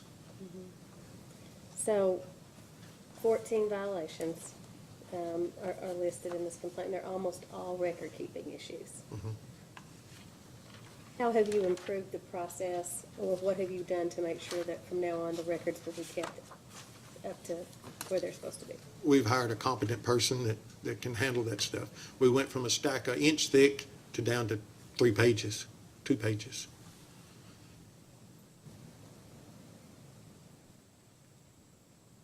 I know you might not think of it, there's improvement on it somewhere. You said you'd been replacing those water meters 30 or 40 at a time. How far along are you in that process? Like, how many more do you still have to go? Oh, we still got thousands.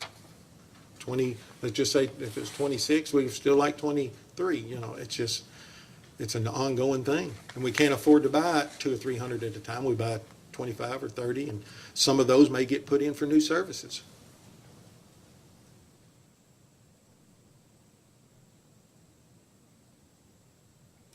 In Farmdale's response to the PSC's inspection report, I think we got it like March 6th. It's been pretty recently. Said you had been using the plant board to test meters, but the report form that the plant board uses is not as detailed as the PSC one, and you were developing a new report form. Have you completed that now? Well, they've worked on it. I'm sure the next bunch of meters when we test, the plant board knows what we want put on the forms when they test them. Sounds like that'll solve at least one of the problems. Yes, they just wasn't going in as detailed as what they needed to. Thanks. That's all the questions I have. Thank you. Good afternoon or morning. Quick question. Would your assessment be that the new board or the people have identified all of the issues, and it's your goal to work those through? Yes, ma'am. We've identified a lot of issues, and we are working on them. Okay. And you're confident with the administrative person now has an idea of what needs to be filled out and the appropriate forms and that kind of thing? Yes, ma'am. Okay, thank you. Thank you. So go back to the question I asked you earlier, what if the PSC hadn't done their periodic inspection?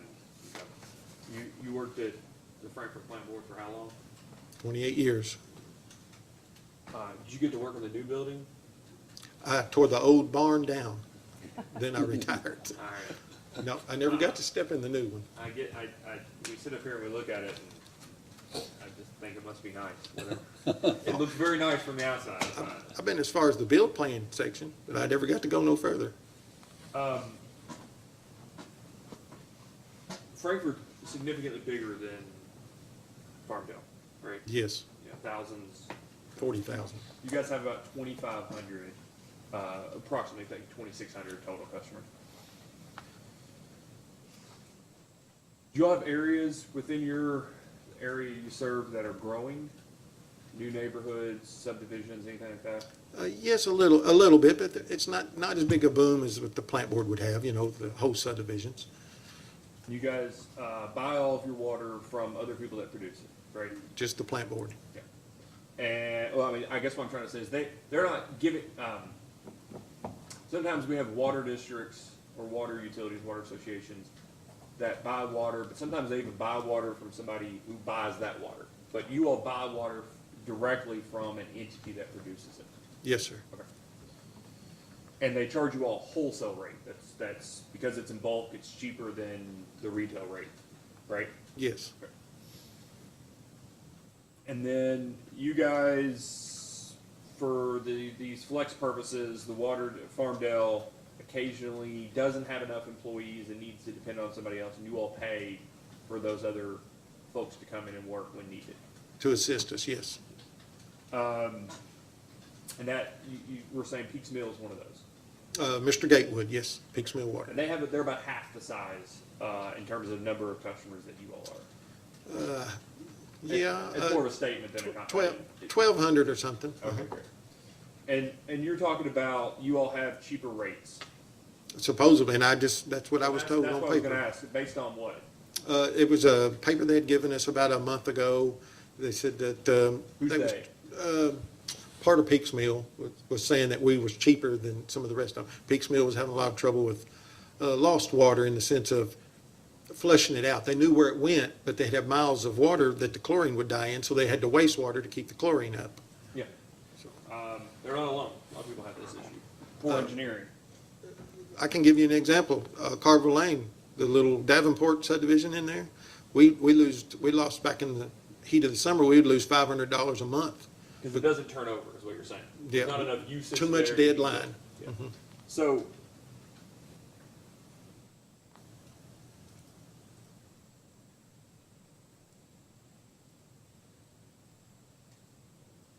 what are your thoughts on whether or not Farmdale or Peaks Mill individually are large enough to sustain themselves? Oh, I think we're large enough to sustain ourselves. We just need to get some of these problems fixed with the water. I mean, I know what you're thinking when we're putting in new pipe, but for instance, years ago when they run the water out there, people didn't have water. They say, run it across the field, we don't care. Well, that's changed hands 10 times, and now that person, he don't want to sign an easement to let us move the water line and replace new water line. Or they run so far, and this next person didn't want water, so then he decides he wants it, and they hired some contractor to come in there and put pipe. Well, within that half a mile period, you go to 6 different types of pipe. You go from 4-inch to 3-inch or 2-inch, and then they backfill it with a rock big as a car on it, and they holler, y'all got to fix a leak. And it's just old deteriorating pipe, and it's just some of it needs to be replaced. Asbestos cement's a good pipe. So let's take this for a second. Let's just assume for a minute that it is not your all's responsibility or job as board members to actually be out in the field helping. Let's just take that as just for the purpose of this question, let's just take that as an assumption.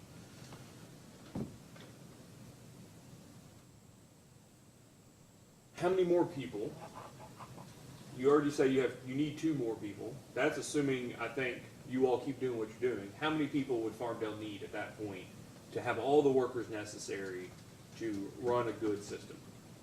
I would think if anything, with adding on with the build and everything, maybe if we had one more person, had 5 field employees. 5 field employees. So how much do you think each one of those employees would cost? $70,000? Insurance and all, I don't know if they'd cost that much, but Call it 60. 60 So that's probably. 3 more employees.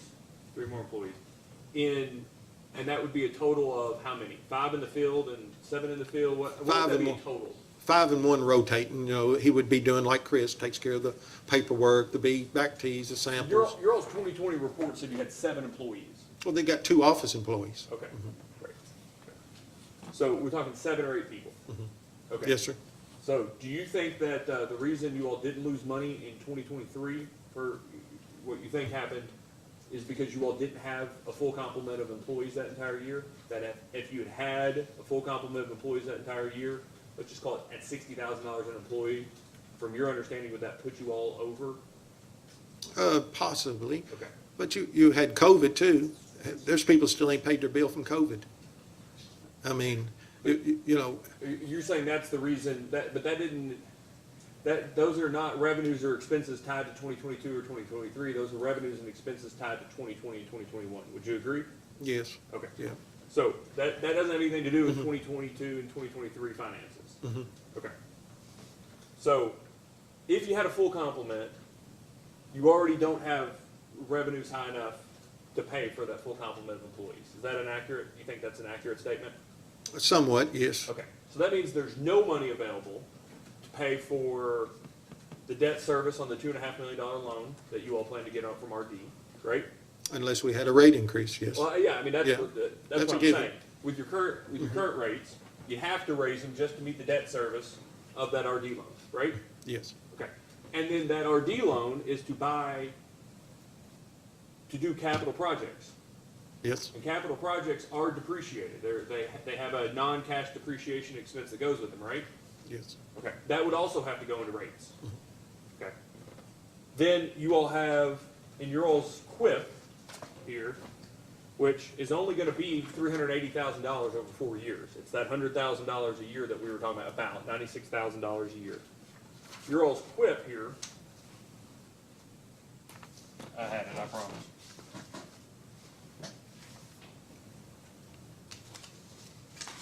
There we go. your qualified infrastructure improvement plan, you think will be about, you're estimated to collect $365,000 approximately in it. And you all have got to address the South Benson project, the zone water meters, the water leaks, the removal of inactive meters, you all need new meters, the maintenance, or the purchase of equipment to locate leaks and maintain system at almost over $90,000.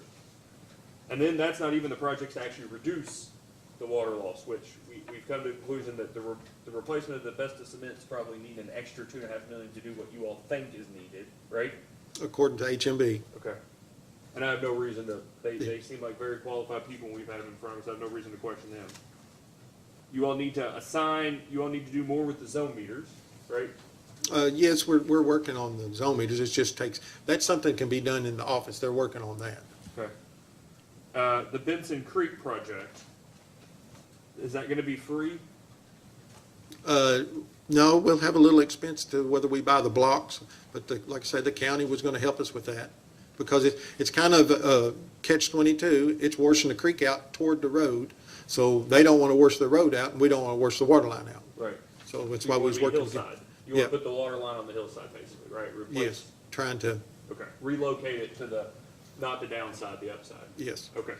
And then you all need meters. You need probably 2,500 meters, which would be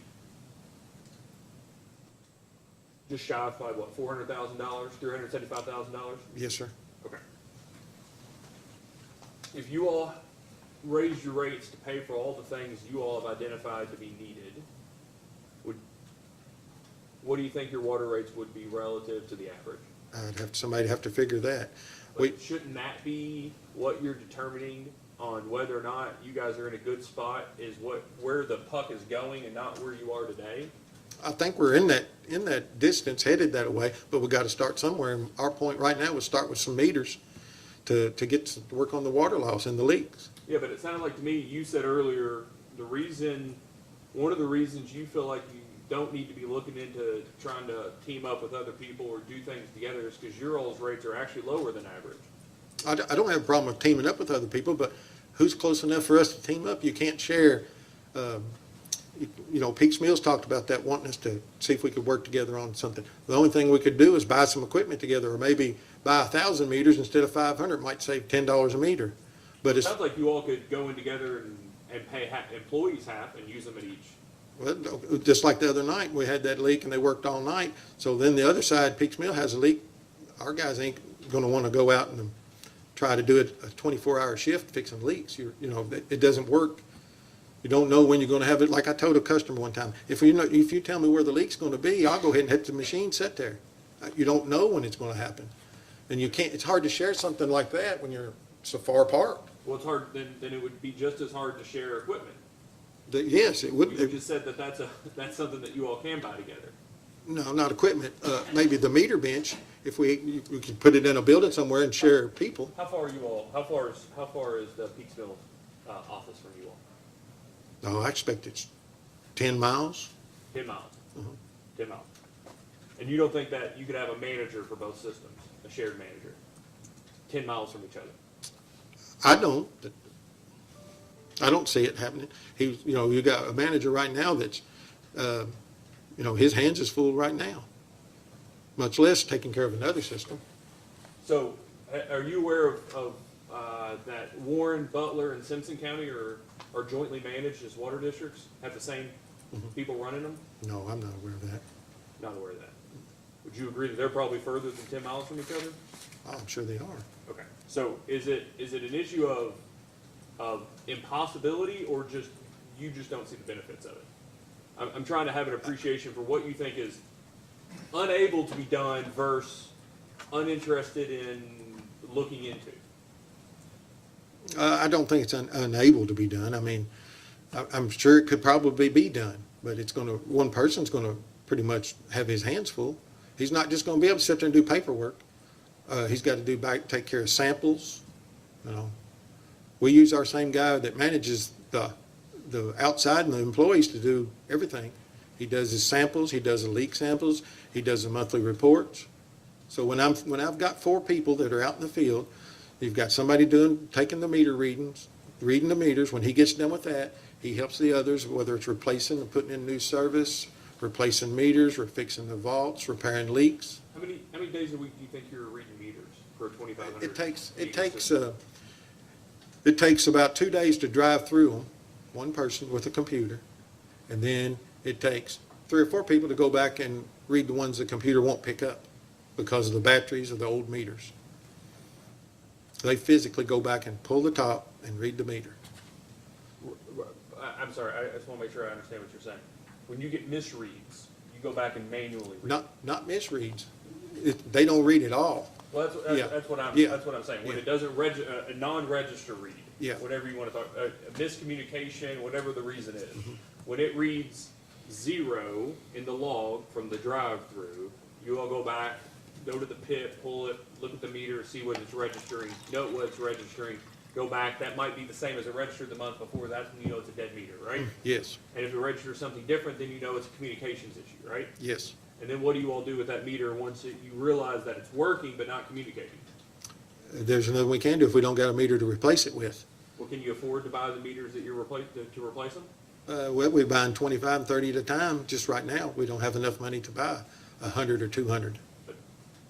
So we go back and we fix the ones that we go on and we got meters for, we'll go on and replace that meter. Do you believe that your rates are adequate today? No, we're low. So what your rates are compared to some other utilities should not be necessarily a consideration or the determining factor whether or not you all look at doing something different than you're doing today. Would you agree? We're trying to look at things to do different than we do today, but like I say, funds is holding us back from some things. Okay. So have you all taken votes on seeking a change of rates to make sure that you have enough funds? We've talked about the rates. Well, I know that those are 2 distinct things. Have you all taken action as a board to direct, do you all have attorneys at your meetings when you all meet as a board? The other day, we talked about the rates, and Mr. Talley was there. We talked about it. Eventually, we was going to have to do something, raise the rates, or ask for a rate increase. Okay, yeah, so you all normally have an attorney, or is Mr. Talley there in anticipation of this hearing? No, he was there. He was there one day when we mentioned it, but he's not normally at our board meeting, no. Okay, so do you all have somebody there that you all would turn to and say, this is what we need to do, and that person is in charge of going to do it? Like in terms of, hey, we need to employ somebody to figure out, we need somebody to call World Water, or we need to employ a financial person to determine whether or not our finances are good enough with our current rates, or whether we need to seek an increase in them. We've just talked about it. We haven't pursued it in the sense of jumping up because we was working on this other stuff.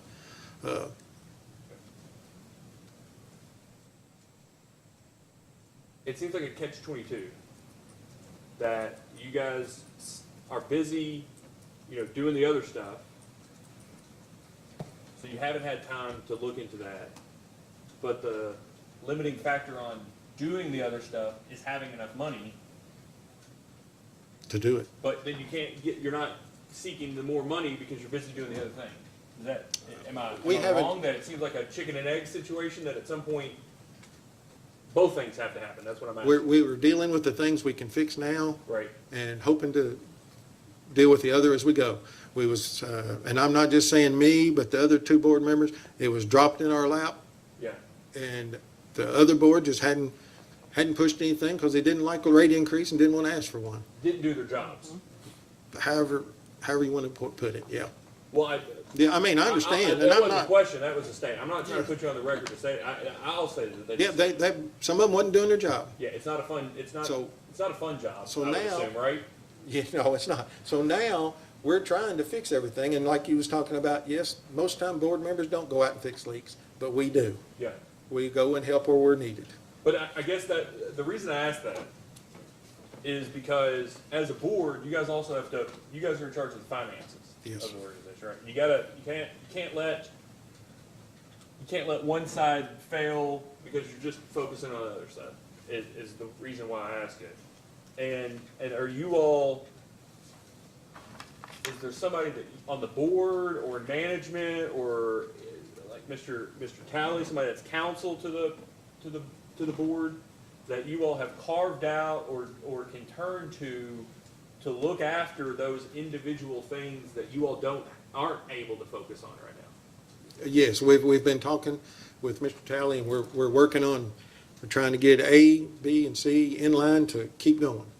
So I'm sure at the next meeting or two, we're trying to figure out where to go next with the meters, the leaks, and if we have to ask for a rate increase. Okay. So, but who are Which is you all the- talking to about this RD thing? The RD stuff would have been, is it Karen Ledford?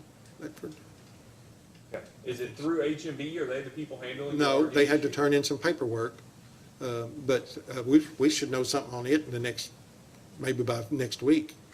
That's the loan is what I'm asking Yes, about. yes, we should know something. I mean, all our paperwork's in. What are y'all looking to know, I guess is what I'm asking. What are y'all expecting to hear back and from who? She's done asking us to turn in, we turned in papers on more meters and stuff that we needed.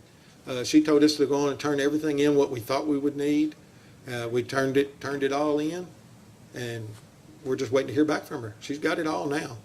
Okay. So as a posting data request, I'd like to ask, sort of what you all turned in, but do you all have a good idea, separate from this QIP, the QIIP thing that you filed with us, do you all have a good idea of what you all need in terms of revenues to cover the expected costs of running a good system? We might have an idea, but whether it's a good idea yet, I don't know. Well, and the reason I ask is because if RD is going to require you all to have a rate increase or to have a set amount of rates so that you all can have an adequate system and pay them back, frankly, that's what they really care about. And you all haven't included in what you all give to them all of the expenses you all need to incur that you're not incurring today, then as soon as you all get the rates from them, they're going to be insufficient. That's what I'm trying to ask. Are you going to get that rate increase and all of a sudden realize that it doesn't cover half what you need to? No, I guess I'm not guessing, but when he turns in the papers on the bids and everything, and we get all the final numbers, I guess then we would know how much the rate increase is going to have to be to help pay for it. Yeah. So HMB told you all that you need to do the full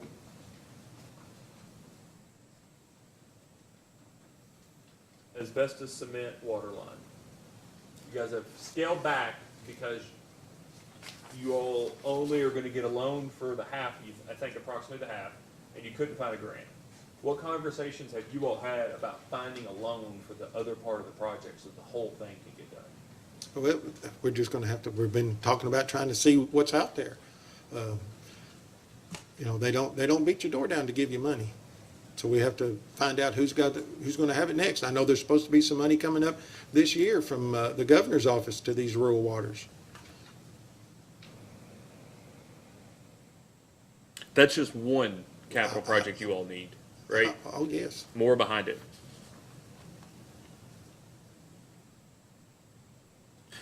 One thing I want to make sure I'm clear from the record. Earlier, you were talking about the accountant.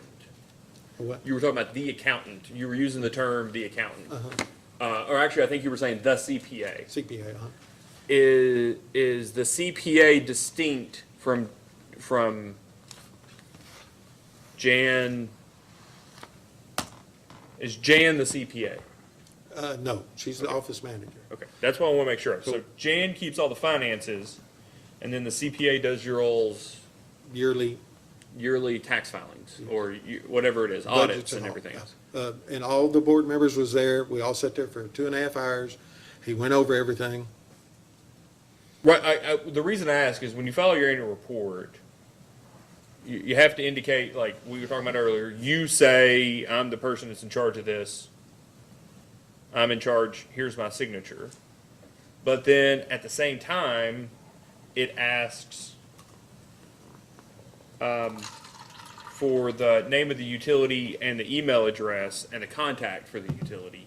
And that person was Jan Sanders with farmdalewater@gmail.com. Yes. And so that's the person that if anybody needs to get hold of the water district, that's the person they're supposed to call. Yes. Okay. Jan is the office manager. Jamie is the water manager, is what the annual report says. Jamie's not there. He's No, gone. I know, but that's what the annual report from that It year probably did says. then, yes. Okay, so we'll make sure I have this right.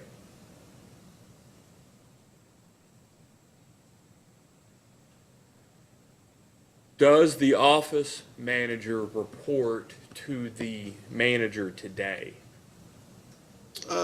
She guides him in the sense of work orders and stuff, and he comes in and checks with her, what does she need, such things as that. But as Okay. far as the budget stuff, or the report, Jan handles all that. Does Jan have a boss?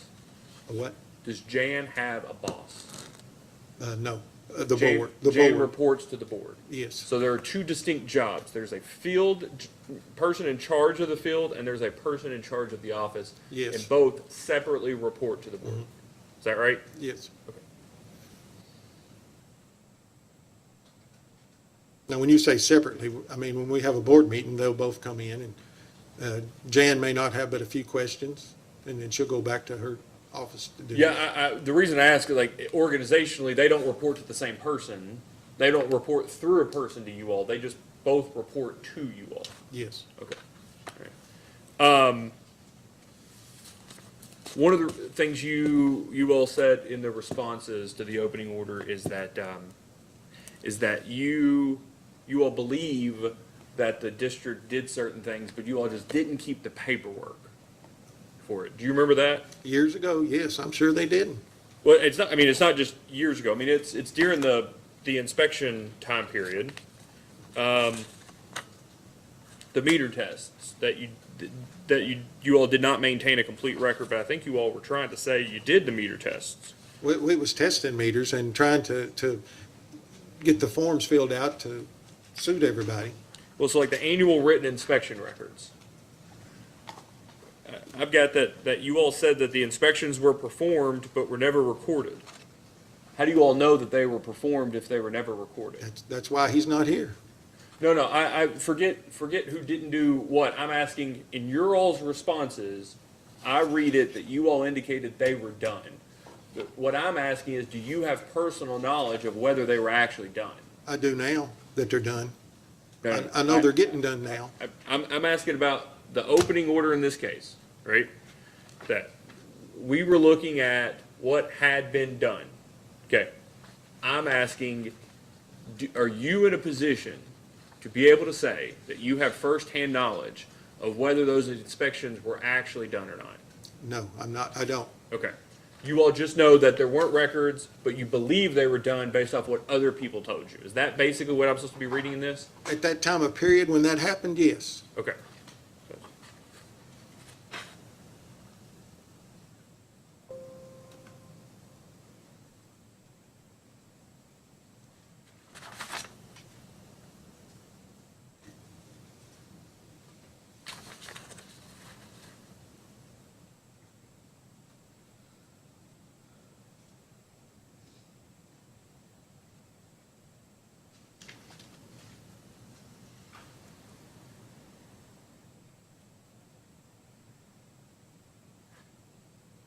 Do you all have a thought about how you're gonna fund the meters? You were saying earlier that you all gave the information to the person that they were gonna send it up through the RD process. We filed paperwork to get some of the surcharge money to buy meters with. But it's pretty tough getting it, I'll just tell you. We filled out paperwork after paperwork, we still turning it in. Okay, so you guys just wanna use the surcharge money to buy the new meters? We want to use surcharge money to buy meters, yes. Okay, how much? 1,000 meters, is that what you're proposing? Yeah, if we could buy 1,000 meters and then divide it out over a few months and put meters in as we go. Just so I'm clear, when did you all file do you know when you filed the qualified infrastructure improvement plan with us? Probably 2 or 3 weeks ago. 2 or 3 weeks ago. Okay.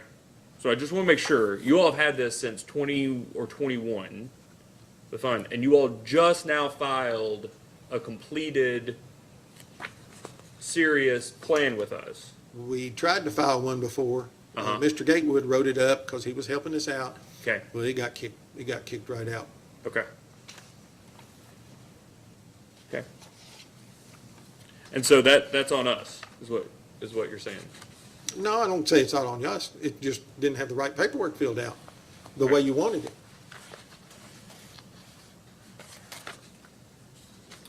Does it concern you?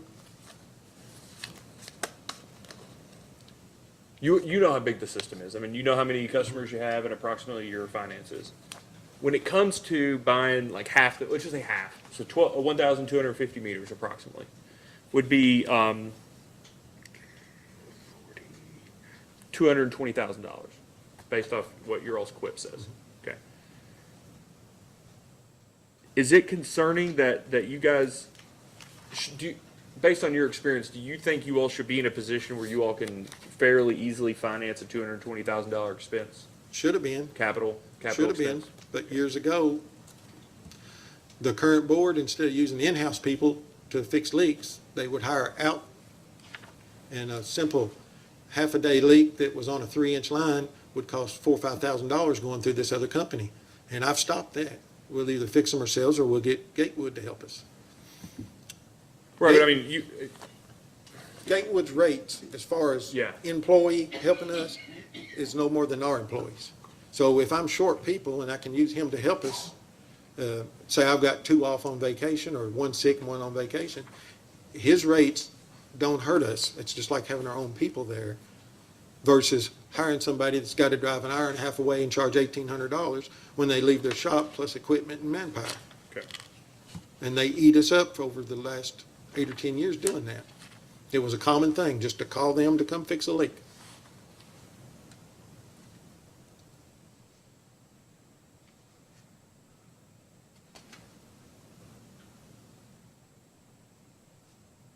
When you all have other people come, or even your own employees, do you all know how you how you account for that labor?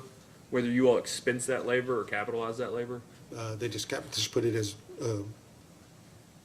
hiring the labor. They just like, what's it called? Contract labor. That's Okay. what they would They use just them. expense it, though. I mean, It's just an expense. okay.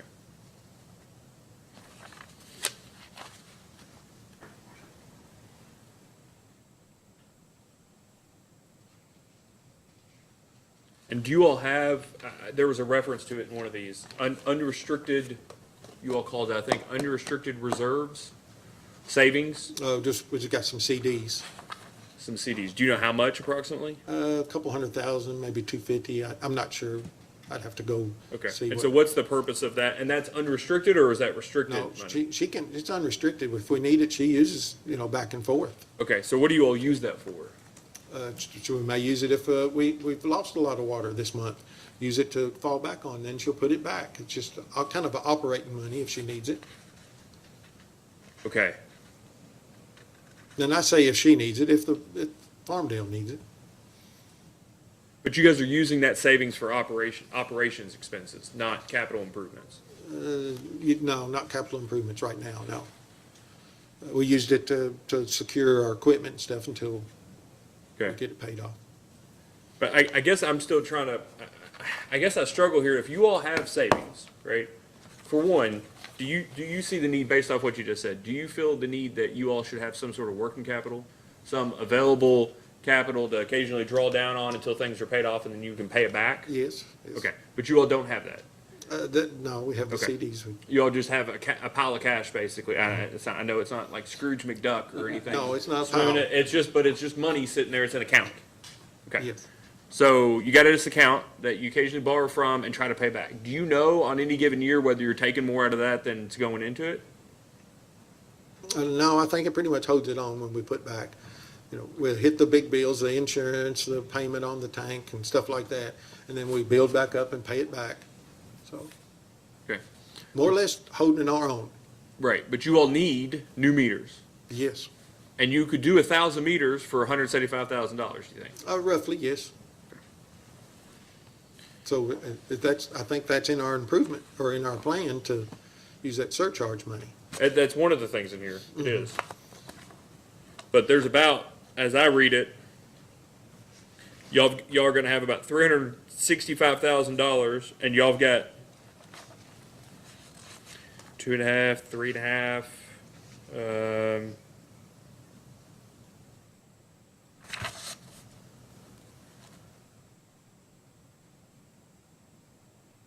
I don't know, $3 million in needs in here? Well, I guess we just put more in there just to let you know.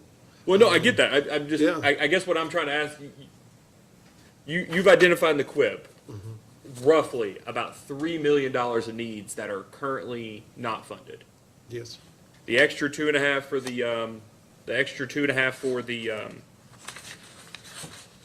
to do the remainder of the asbestos cement.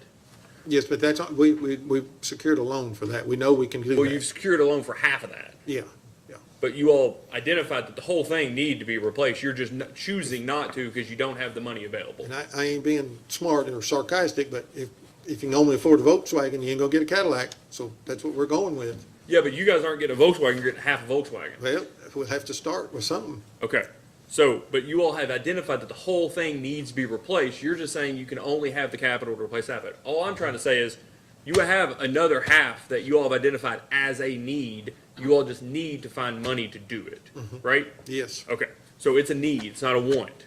It's a need of $2.5 million. And then you've got, it looks like $35,000 in here you need for the South Benson project. The stuff, well, yes, we put that much in there, but hopefully we can come up under, depending on whether we use the barrier walls or if we pour concrete. Well, I know, but you say here that the district will be seeking approval from the commission to reimburse itself from the surcharge funds in the amount of $34,860. So that's $35,000. It could be, yes. Okay. So I don't think it's gonna come in at that much. Okay. But we had that. But that's the request you all have in front of us, Yes, is what and I'm trying to, it okay. could come into that much. So that's 35,000. You all need to be repairing water leaks. You gotta pay to remove the inactive meters. And then you want about $90,000 to purchase equipment to locate leaks and maintain the system. So that's $135,000, right? Uh-huh, yes, sir. Okay. So that's 135, just on its own. Then let's skip the asbestos cement for a second. You need to align the water meters to zone meters, but you don't think that's gonna cost anything? No, the zone meters is office stuff. Although they can sit in here and compare, we just gotta make sure we get the right properties, the right house, the right area. Okay, And then we can take those readings off the computer and compare them to what the zone meter says. but it's gonna take time, but not money is what I'm trying to That add. shouldn't take no money. Okay, It's normal, when they finish their normal billing cycle that morning, if that afternoon, if they have 2 hours of free time, they go back to that. okay. Then Benson Creek, I understood your response earlier to say that you all have to pay for at least the equipment or the property for that, but not the labor, Well, the county was gonna furnish some labor. some labor, okay. Well, they was gonna dig it, and then we'd furnish the pipe, and they'd backfill it, we'll seed and straw it. And there Okay. wasn't, but, I think there was 4 houses on that stretch that we need to get away from the creek. Okay, how much is that gonna cost you? Probably $6,000 for the pipe. I had That's an it. estimate of just the pipe. If the county digs it, Okay, so then we go back, so that's, we've got the meters. And do you all need 2,500 meters? we've have 2,500 customers or Well, you- 26, whatever. Yeah, you got 27,057, 2,757 active customers. Almost 2,800, yes, Okay, do you all need approximately 2,500 meters? yes. Okay. Because they replaced them all at one time. Well, I know, but Yeah, I we're looking know. at needs, and Yes. how y'all prioritize the needs is a different conversation altogether. But that's, 200 is 348,000, plus another 80, so let's call that $420,000 you all need for new meters. Probably, yes. Okay, so add that to the 135.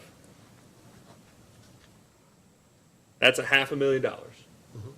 Plus You all have identified you need to replace the whole asbestos. I get that you found funding for half of it, but I'm gonna guess that HMB would not have recommended replacing the whole thing if y'all didn't need to replace the whole thing. It's fine that you're prioritizing, but you would agree that if the price of that has effectively doubled, you guys will only be able to finance half of it, and the other half, $2.5 million, just, if you don't have the money, you won't be doing that part. We'd have to stop, that's right. Okay, and that's $2.5 million. That plus the other $500,000 is $3 million of identified needs in your qualified infrastructure improvement plan. Yes, Okay.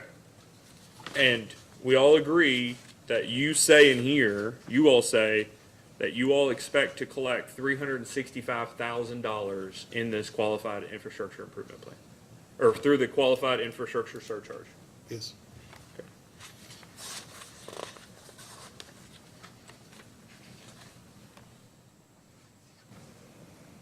Now, just so that we're clear, if you fixed all of your leaks to get down to 15%,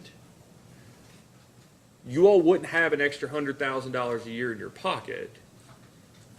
Like for the last 4 years, you all wouldn't have had an extra $100,000 in your pocket because that extra $100,000 is what's in the surcharge, right? Yes, You all just collected that from customers. So if anything, customers' rates might be $100,000 lower, but you all in your accounting in a different account have been getting that extra $100,000, right? yes. A little less than that because it's 367 over 4 years. But okay, all right.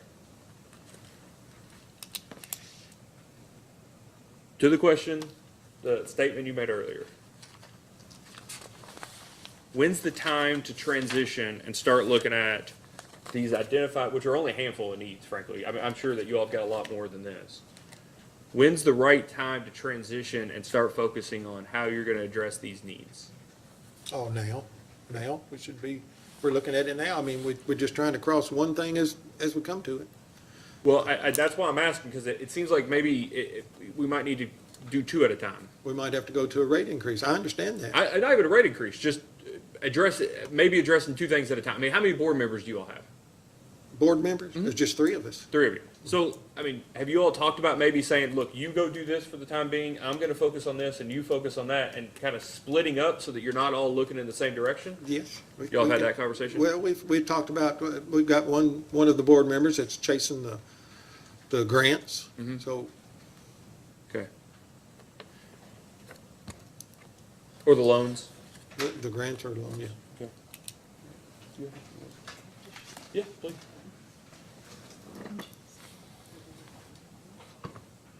No, you go to the front page. Very front page. Oh.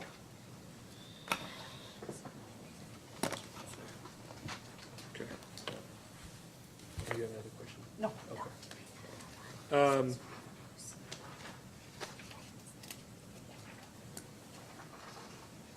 My last question. When people leave, have they been leaving for higher paid jobs, or I know one left at your all's demand, I'll say it that way. We've But had- for the other, are y'all having turnover in terms of people taking other jobs that pay No. more or anything? No, Okay, they've got other problems. okay. But it's not a competition in the marketplace kind of thing. No, it's Yeah, not a okay. competition. Okay. It's just like when you go to Applebee's and you sit there for 45 minutes because there's not a waitress, they don't got enough help. Our problem is they drink too much or they have other problems. Okay. So you can't have that there. But everybody that comes in has a different, everybody's different in how they can't find people or do, some people, utilities come in here and say, look, we're losing people because the folks up the road pay more, right? And we can't keep them. So that's why I want to make sure what your all's identified issue is. About anything you want to think of, we've lost them for. I worked 28 years at the plant board. I had to send some home for certain reasons, but I never fired them. I've been there 3 years and I've fired 3. Letting folks go. Mr. Talley, you have any redirect? No. Okay. Thank you very much. Thank you. Appreciate it.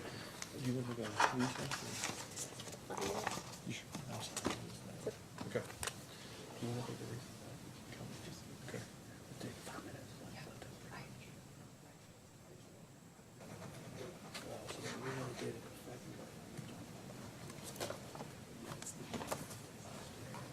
So, Mr. Talley, we'll take a short recess. That would give you a chance to talk to your other clients before we call them. And so we'll just take a recess until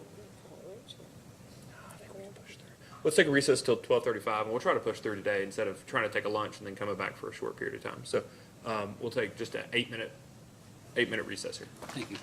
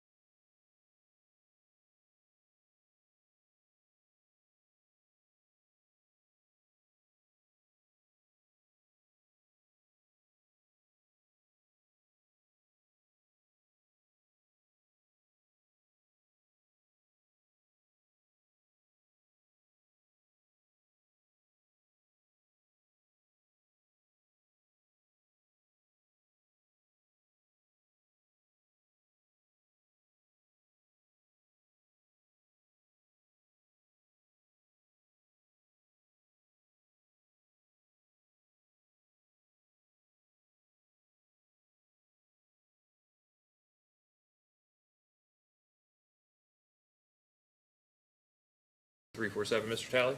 Yes, we'll call Mr. Daly.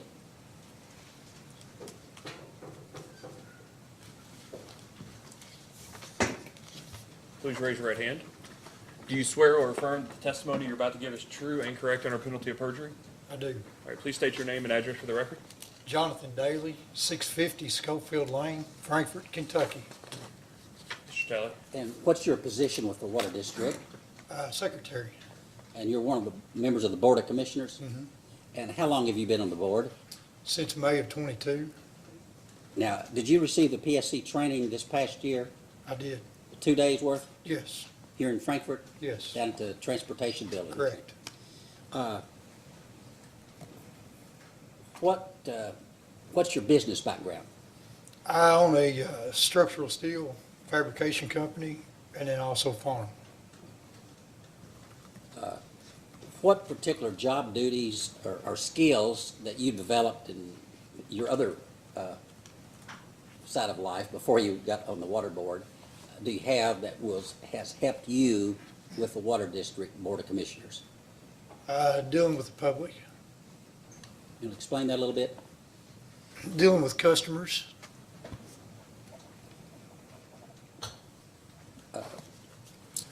I believe that's all the questions I have at this time. Counsel?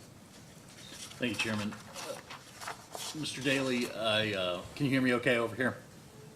I'll try to yell at you a little bit up from over here. Mr. Mr. Woolridge, I believe, testified earlier that you might know more about, more than him about, I think it was grants and loans that have been applied for.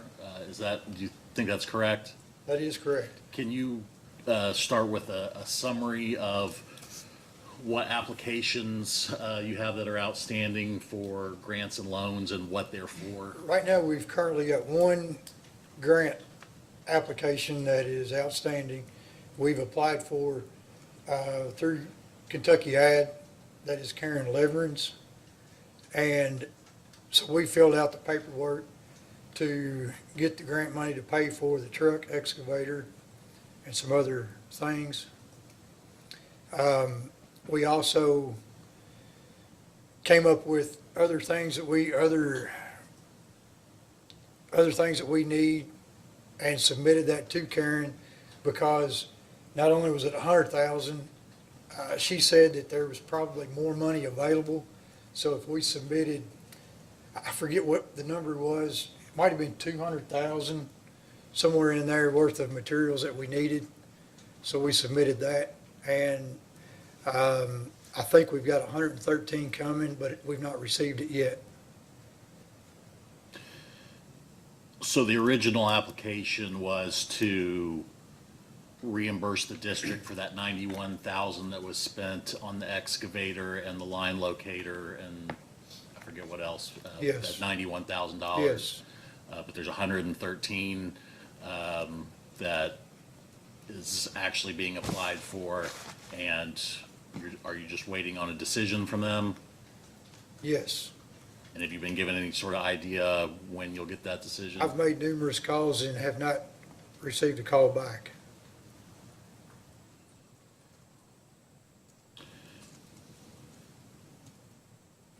Have you, in any of the board meetings, discussed a rate increase? We have talked about it, but we've not gotten real serious about it. Why not? We just got other fires to put out. So nothing like a vote has been taken on that issue? No, no vote's been taken on that.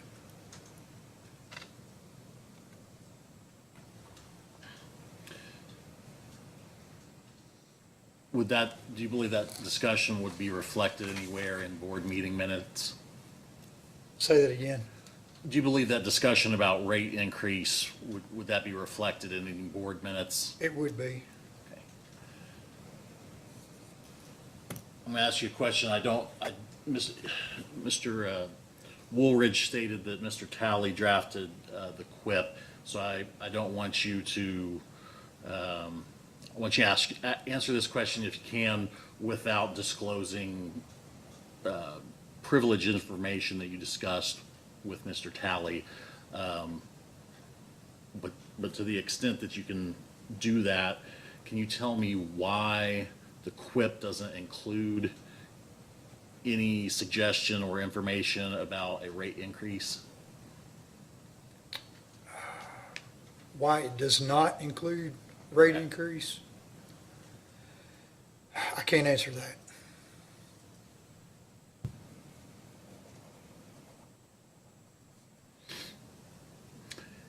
If you had to have a vote on asking for a rate increase today, would you vote in favor or would you vote against?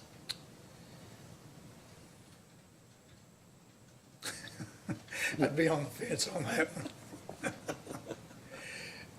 Just because I think water should be the cheapest thing you should have to purchase. Everybody needs water.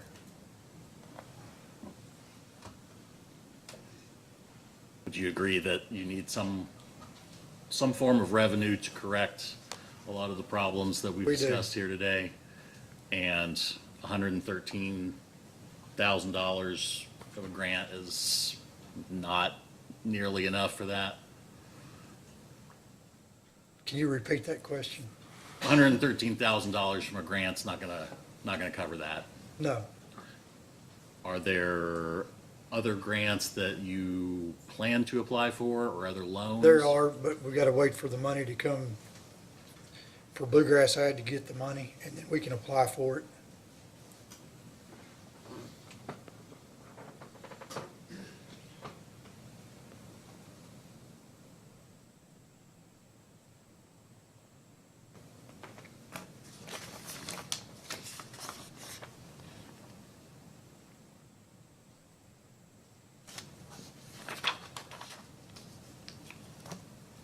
I believe Mr. Woolridge estimated that the cost of the asbestos cement water line would probably have doubled since that number was first generated by HMB. Do you think that's an accurate estimate? It's pretty close, yes.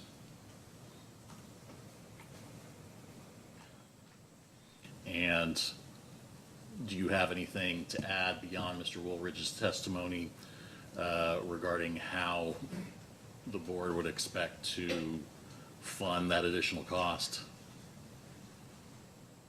On how to fund it, Yes. I do not.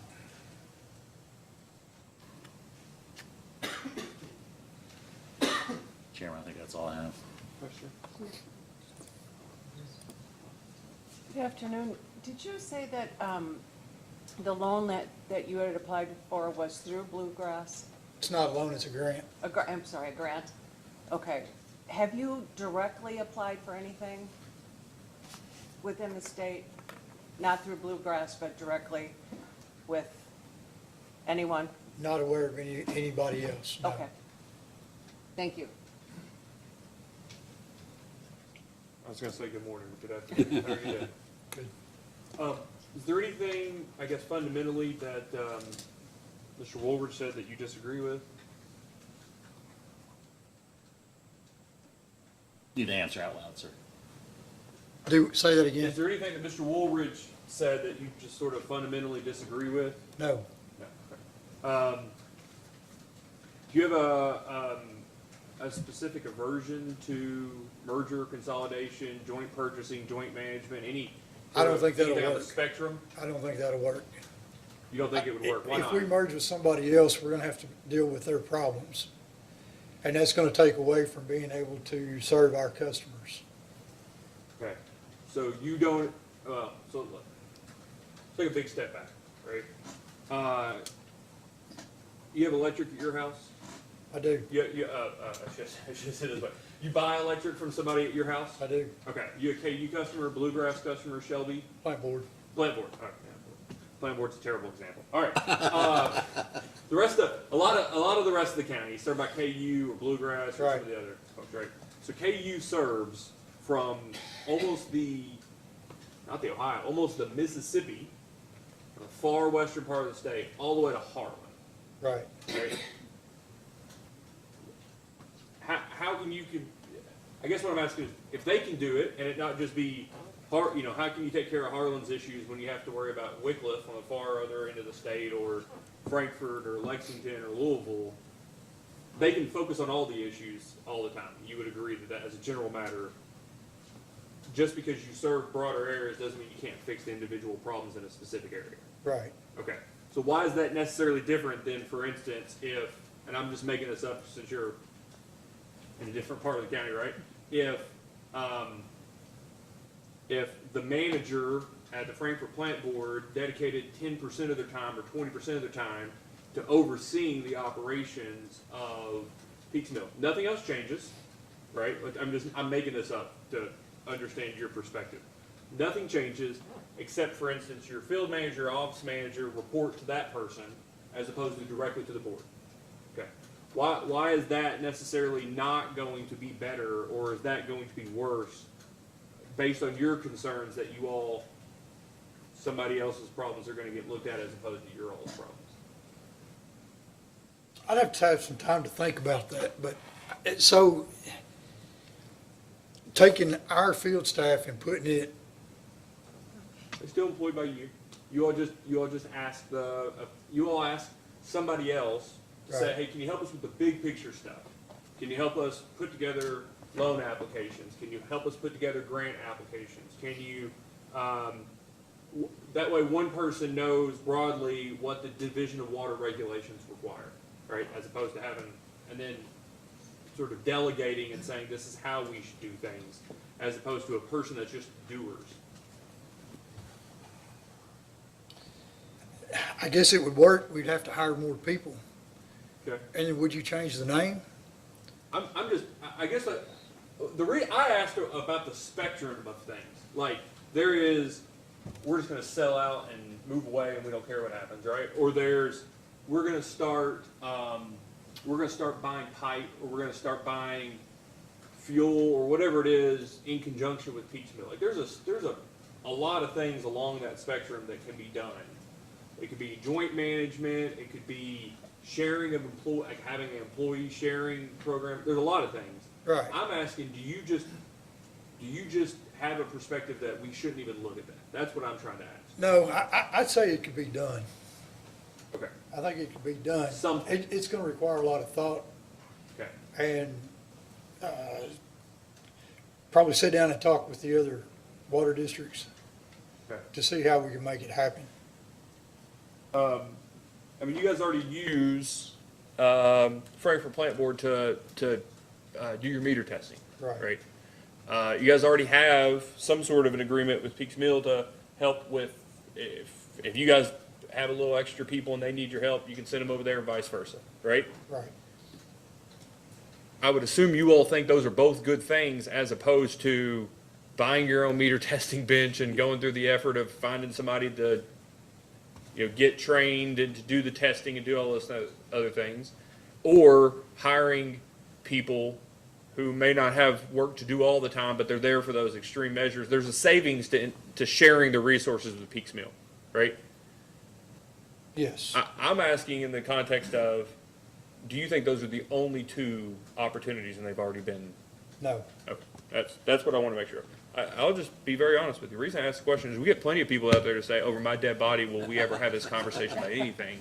So that's why, I know it sounds like a stupid question, but we have plenty of people who say, absolutely not, I'm not even willing to have the conversation about us looking in their direction. So Yeah.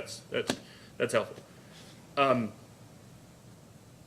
In terms of figuring out whether your rates are adequate or not, do you all have, at monthly meetings or at a end of year meeting, do you all have a conversation and sit there and say, boy, our finances don't look good, we need to be talking to somebody about what we need to do differently? We do. We talk about it. Okay. Who do you all talk about with? Just amongst yourself, or Just with, three. do you all Yeah. talk to the folks that like the management at all? No. Okay. And do you all pull anybody from outside, like you're all CPA or an attorney? No. Okay. When the decision, if you were concerned, you were looking at a monthly statement and saying, we're losing money, we're losing money. Who would you all talk to get sort of I'll call it a sanity check. But sometimes I look at something and I go, well, it looks like we're losing money, but I need to talk to somebody to make sure I have an appreciation for what's going on. We Who don't would have you all call? anybody really to talk to, or that we have talked to.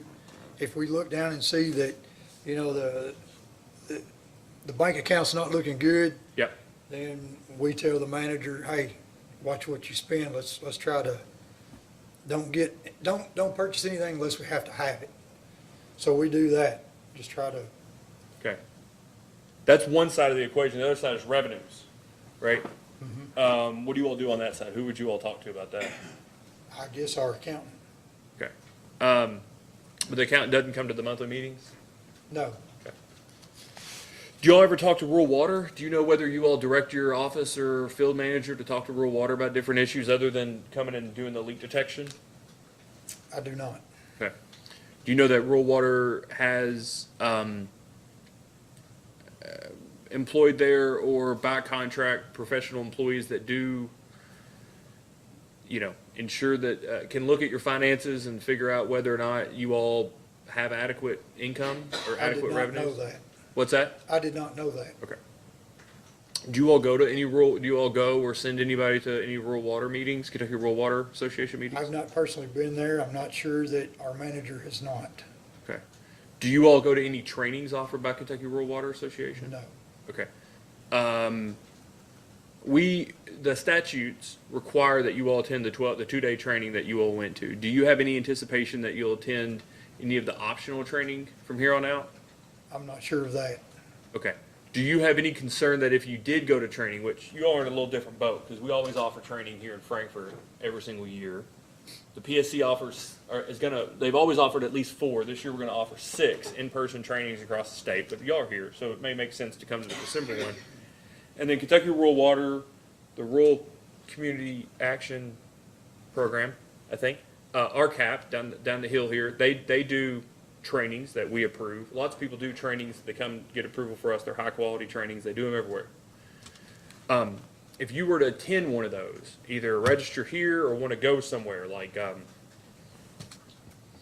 Mr. Talley may put one on in Hardin County for Hardin County number 1, Hardin County number 2. If you wanted to go to that one, worked with your schedule, but you felt like, I don't know, Mr. Talley went late one night talking, and so it goes until 7, and you feel like you didn't need to come back and get a hotel room or something. Do you have any concerns that either the travel or the cost to register for those would not be covered by the water district?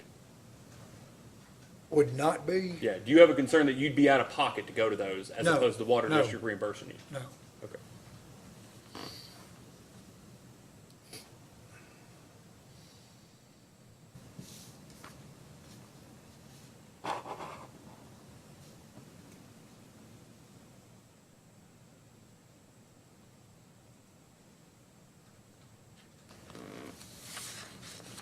One last line of question on this rural development loan.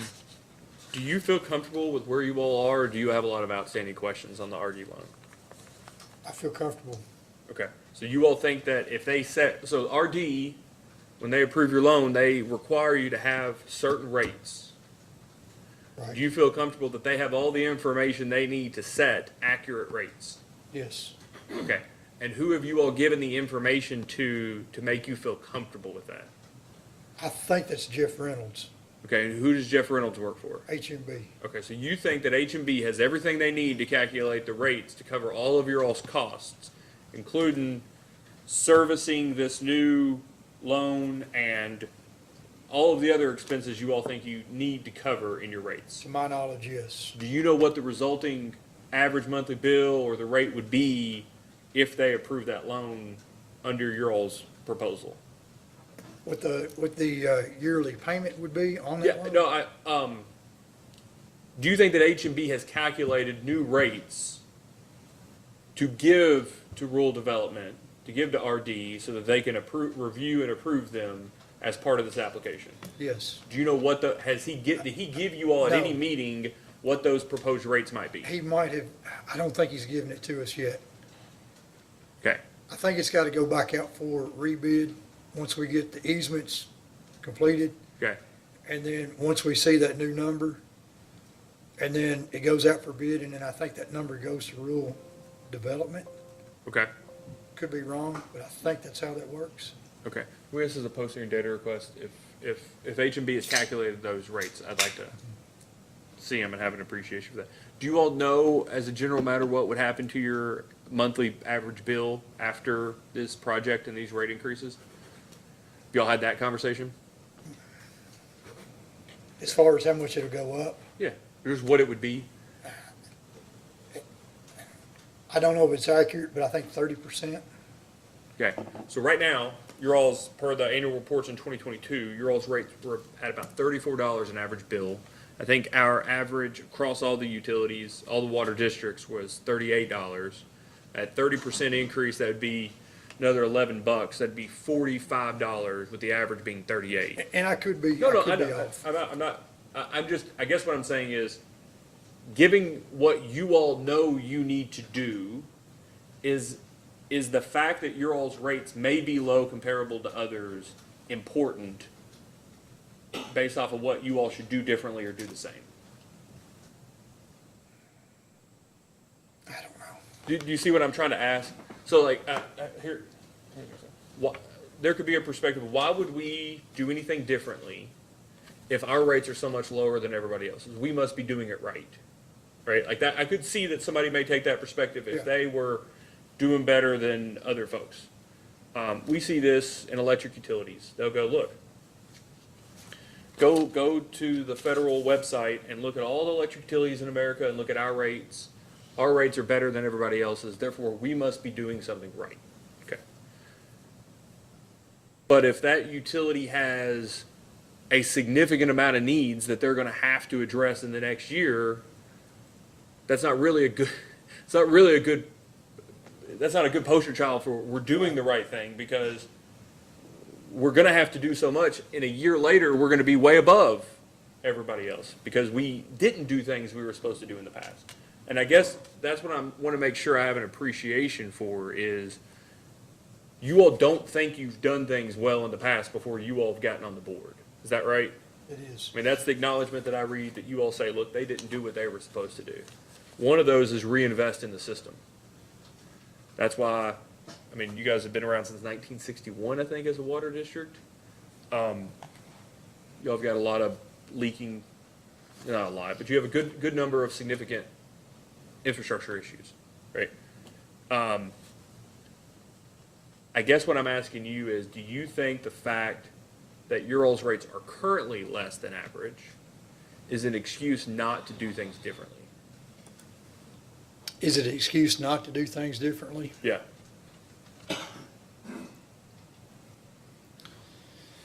I guess you can look at it two different ways. So you're saying, are you questioning the reason why we're applying for the rural development loan? No. What I'm trying to ask is,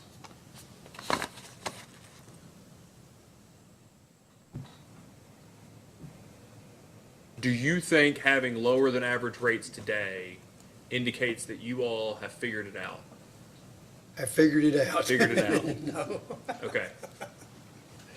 no. All right, but I get, and then the second half of that is, could it be, and I'm just asking your personal opinion on this, because we see these, you know, we got 150 of these kind of water utilities that we regulate. Do you think it's more likely that having the rates you have now is it more or less likely that it's that you figured it out, or that you haven't, that the district before you all got there didn't even necessarily do what it needed to, and therefore it was able to have cheaper rates? The previous commission before us did not do what they needed to do, and that's why we've got that low rate now. So oh, go ahead. Sorry, I didn't know. No, go ahead. Go No, ahead. so that's what I want to, I guess, have an appreciation for in terms of how you guys are thinking about this going forward. Because it seems like the first year or two, it's about stabilizing the utility. And now it seems like you all acknowledge it's sort of like turning and going, now we got to figure out where we go from here. Is that fair enough? Yeah, we're trying to get things straightened out, and then I'm confident that in the near future, we're gonna sit down and address the rate Okay. issue. And if you all end up at a place you go, look, to do what we need to do, to reinvest in our system, to make sure our meters don't go dead, to make sure all these other things, we think our rate needs to be, I'm making stuff up here, I'm just wondering internally, not even when you file with the PSC. But you go, we think our rate needs to be probably $55 a month. Right? Like I'm making this up. You go, 55 would calculate what we have to do to reinvest in our system, stop having leaks, be able to accurately measure customers' usage, all those other things. Does that change, does that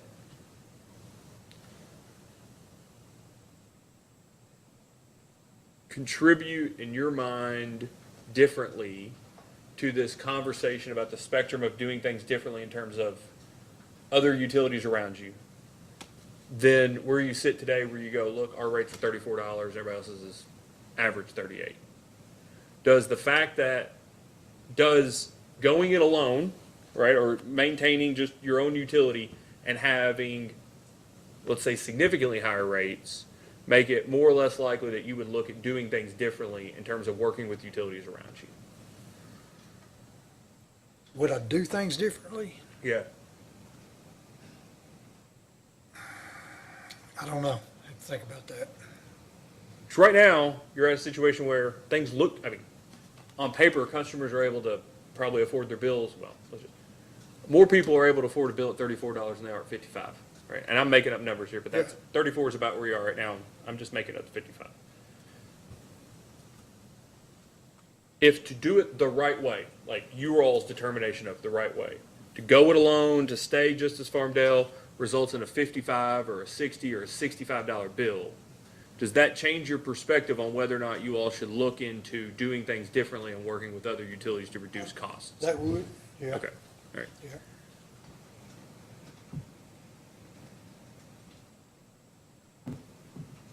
I've never asked a question like this, and I've heard other people ask it, and it sounds really silly, but I'm gonna ask it of you. Since you're kind of doing some of the grants and the, from the board perspective, the loans, would you be willing to commit, as you all turn and focus going forward, now that you've stabilized things and are looking at going forward, on looking at your finances, not just on looking back a year as to what just happened, but actually looking out, 3 to 5 years as to what you all perceive your needs to be on the horizon? Can you repeat that? Yeah. Let me first ask this. Do you all have a capital plan? Do you all know what you're going to need and how you're going to address those needs in the next 3 to 5 years? No. Okay. Would it surprise you to know that, like, more sophisticated utilities have those 3 to 5 year plans about what their capital needs are going to be, what they expect to happen with customers, and how they're going to meet those needs? It would not surprise you? Okay. So, Mr. Talley, here's my first recommendation. This is a statement. Talk to Mr. Talley about these issues, because I think he can give you a lot of direction in terms of utilities that do this differently, that are bigger, or let's call it more sophisticated, whatever they are, that are water districts, but that have forward-looking plans and then are trying to address those plans with rates and revenues and costs and those kind of things.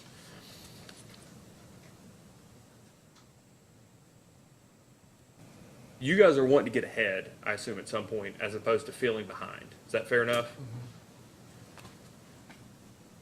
You'll need to No, that's speak out okay. loud. That's, Okay.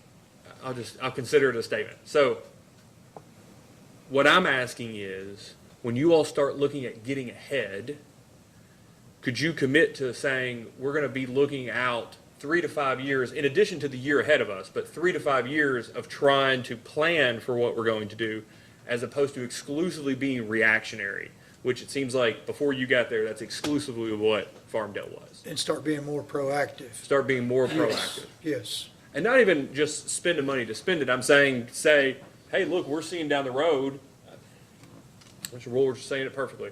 They should have known at year 7, 8, 9 with these meters that they were going to need to replace the meters at year Right. 10, 11, and 12. Right. It shouldn't have been a surprise to anybody that it went bad, right? That's all I'm asking. Would you be willing to commit that once you all get to a place where you're looking forward, that you all start looking at 3 to 5 year plans as opposed to just the next year? Yes. Okay. Last question here. in the responses, I was asking Mr. Woolridge this, but one of the responses seemed to indicate to me that you all thought that they had done some of the inspections, but just hadn't, just didn't have records of doing some of the inspections. And I just asked you the same question I asked him. Do you have any sort of personal knowledge that those inspections actually occurred? No, You were just told they happened, they just didn't have Yes. records? Perfect. Okay, all right, thank you very much. Mr. Talley, do you have any redirects? Just one question. I want to clear up something about this $113,000 grant. Am I correct that the $113,000 grant is actually a fact, that has been actually awarded to the district? to my knowledge, she said it was. Yes. And I believe the board has actually accepted and signed the grant assistance agreement Yes. with KIA for the $113,000. Right. And the lady from the Bluegrass Area Development District, Karen, is administering that. And. That's correct? You gotta Yes. say that out loud, sorry, that's Yes. okay. And has Farmdale actually applied and provided information to get reimbursed out of that grant for the mini excavator, the truck, and the trailer, and so forth? Yes, Okay. And if Farmdale, when that money comes, and you expect it soon, right. you're not going to ask the PSC to be reimbursed for the same thing, No. are you? Okay. No, Thank you very much. So it's been approved, just not distributed? Yes. Okay. Yes. Thank Thank you. And Mr. Talley, we may ask, post-hearing data request for that Sure. documentation. Sure. Mr. Talley? Mr. Harrod?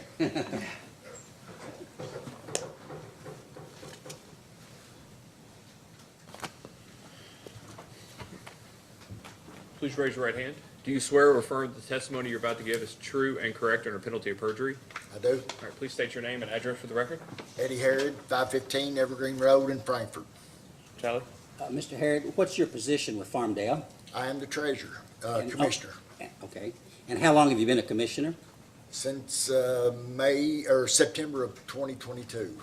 And you had the training here in Frankfurt this past year? That's correct? Both yes. days? Both days, yes. I assume you're retired now. Correct. What was your occupation before you retired?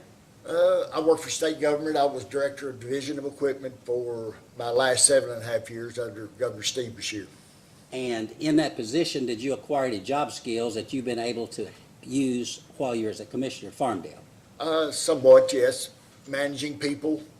Basically, I had 52 employees and a pretty good sized budget, yes. Okay.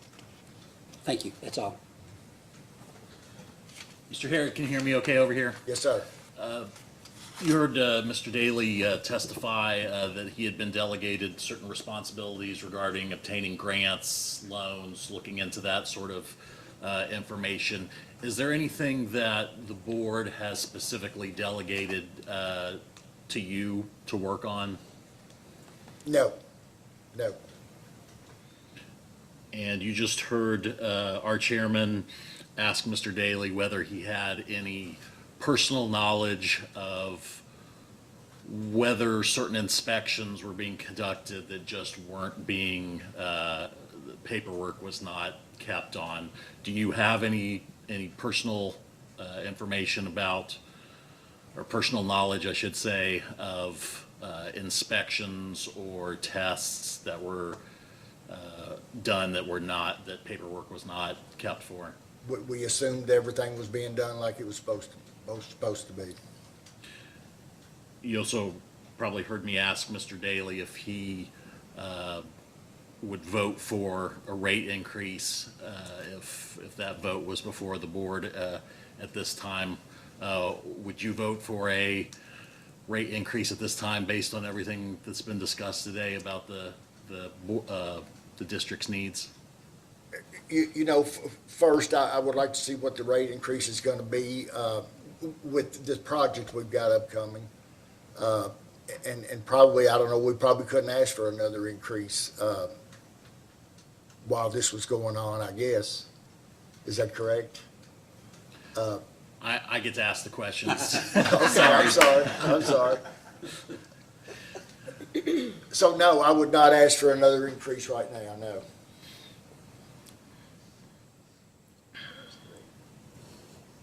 That's all I have. Vice Chair.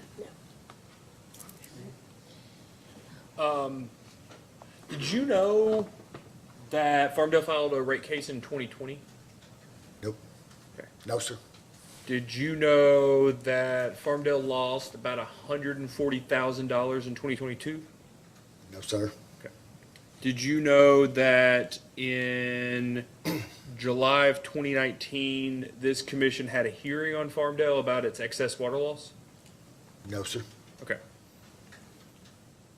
Have you ever heard of the name Brian Armstrong? No, sir. Okay. Mr. Talley? Yeah. You retired? Correct, yes, sir. Other than work hard on this water district stuff, you ever find yourself with a couple hours during the day? Yeah, yes. Okay, all right. So this is not a question, this is a statement. I would recommend that after this hearing that you all get with Mr. Talley and when you have, I don't know, let's call it 4 hours with nothing to do, that you turn on the YouTube video of the Farmdale hearing in 2019.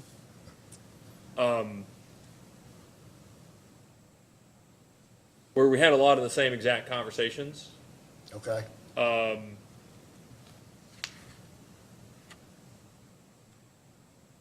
And Friday night plans? yeah, for Friday night or a Saturday evening maybe. When you became treasurer, who did you talk to about the finances of the utility? About what state that they were currently in? Sir, I'll be honest with you, when I was appointed the commissioner, the treasurer's title was open and the secretary. I chose treasurer. Okay. I'm being honest. Okay. So have you talked to anybody about the finances? You know, our monthly meetings, we discuss, we get our information from Jan, what she spends every month. And we, as a board, do look that over and discuss things. Okay.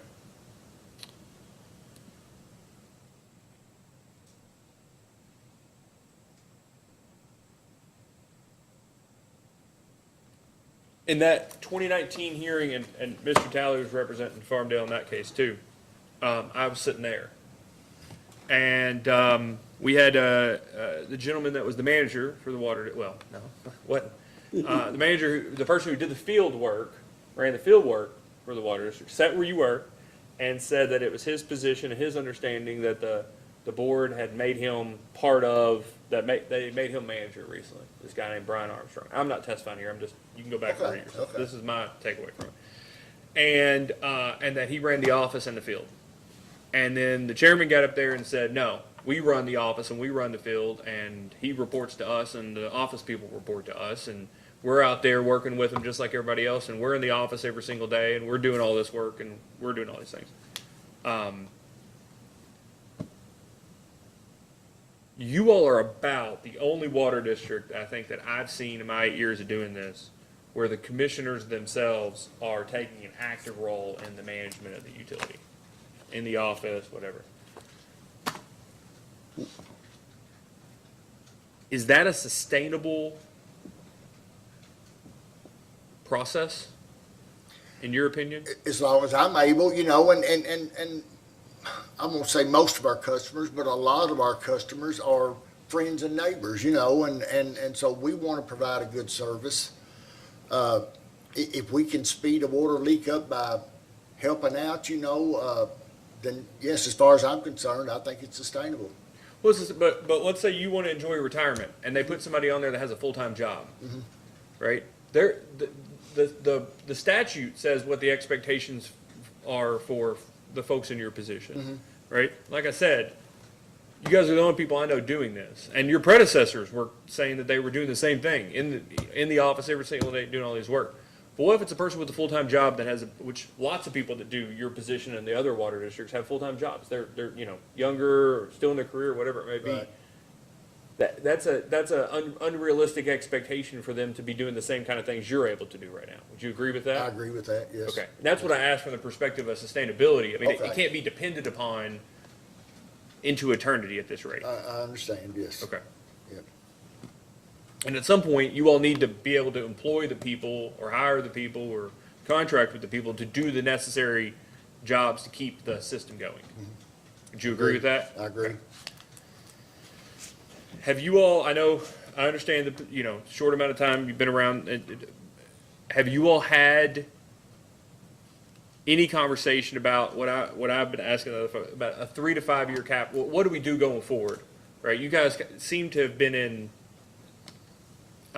sort of a mode of let's get things stabilized. But going forward, have you all had conversations about looking down the road about what your needs are in any given year and how to address those needs? You know, we've talked unofficially, maybe riding down to PSC training this past winter. Okay. You know, the need for more PRV valves, pressure reducing valves, shut-off valves to where we don't have to kill half the district for, but as far as 3 to 5 year planning, no, but we're talking 6 month or a year planning maybe. Okay. Are you an engineer? No, sir. Okay. Are any of the other board members engineers? No, sir. Okay. Do any of you all have, and I know Mr. Wolvers does have experience, do the rest of you all have experience operating a water district? No, sir, I do not. So when it comes to engineering side of issues or how a system should be designed or operated, or at least designed for operations, do you all depend on H&B? Yes. Okay. Do you all pay H&B a recurring amount, or do they just get paid whenever they get a project funded? If I told you anything, it'd be a guess. I'm pretty sure it's when a project gets funded, but Okay. Are they willing to provide you assistance outside of working on specific projects? we have called H&B for advice. Now, I feel certain we pay for that advice, you know. Okay. If he comes out to one of our meetings, you know, I feel certain we have to pay him. Let me ask this, just from your perspective, do you feel more comfortable with HMB coming up with you all, or what they believe your all's capital needs will be over the next couple of years, than you all coming up with that on your own? Absolutely, Okay. yes. Do you all employ, I mean, you're the treasurer, do you all employ an attorney on an ongoing, if you all have an issue, do you all have an attorney you can call to ask them questions? We do. Who's that? Jim Boyd, Okay. Does he come to your meetings? he has been to our meetings, but apparently his health is not in the best right now, the way we Okay. understand, so we have to call his office for an appointment. Okay.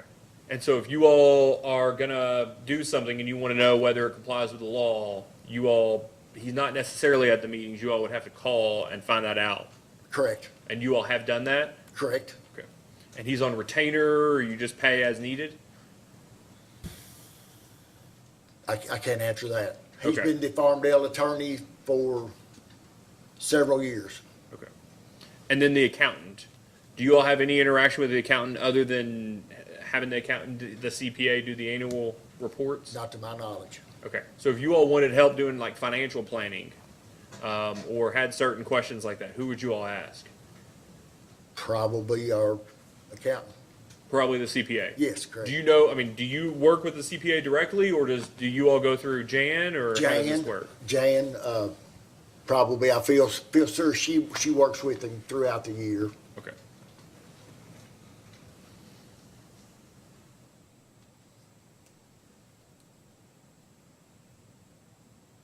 Okay.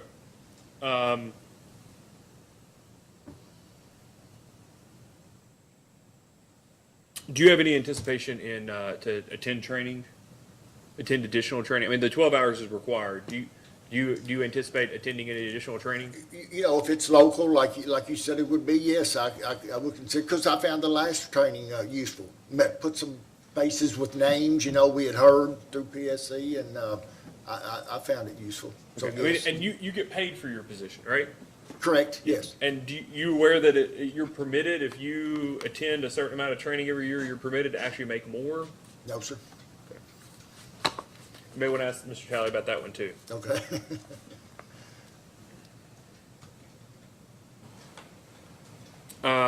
Did you know that if a water district commissioner wants to attend non-required, like this voluntary training, an extra 6 hours a year or something like that, that the water district is expected to reimburse the commissioner for the travel and the registration for that?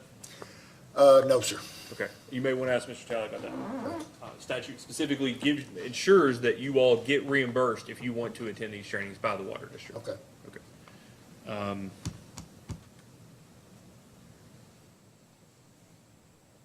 Is there any, other than going to that 12-hour training, 12-month training seems a little overkill, but 12-hour training, is there anything else that you've done sort of in furtherance of your choice in becoming treasurer as opposed to secretary? Is there anything you've done to sort of like, I need to get caught up on these things, I need to have an appreciation on it, of what's going on?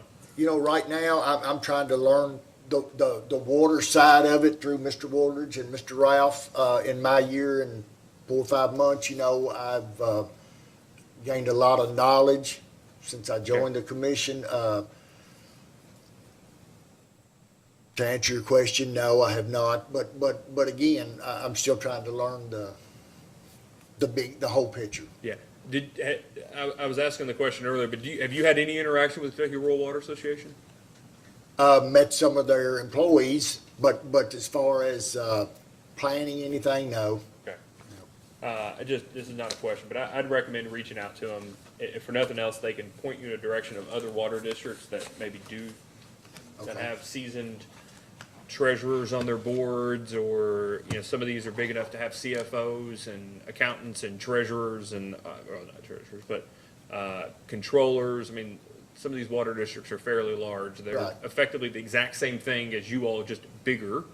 But I would recommend reaching out to them to see if they give you any direction on, or are willing to sit down and talk to you about how they do things or how things are done, because some of them are very well run. Okay. Yeah, and you guys are walking into this anew. Okay. Mr. Challey, any redirect? No questions? Well, you're gonna get a lot of questions after this, but it's gonna be from them and not from me. To run a training program. Mr. Talley could run a training program. All right, thank you very much. Thank you.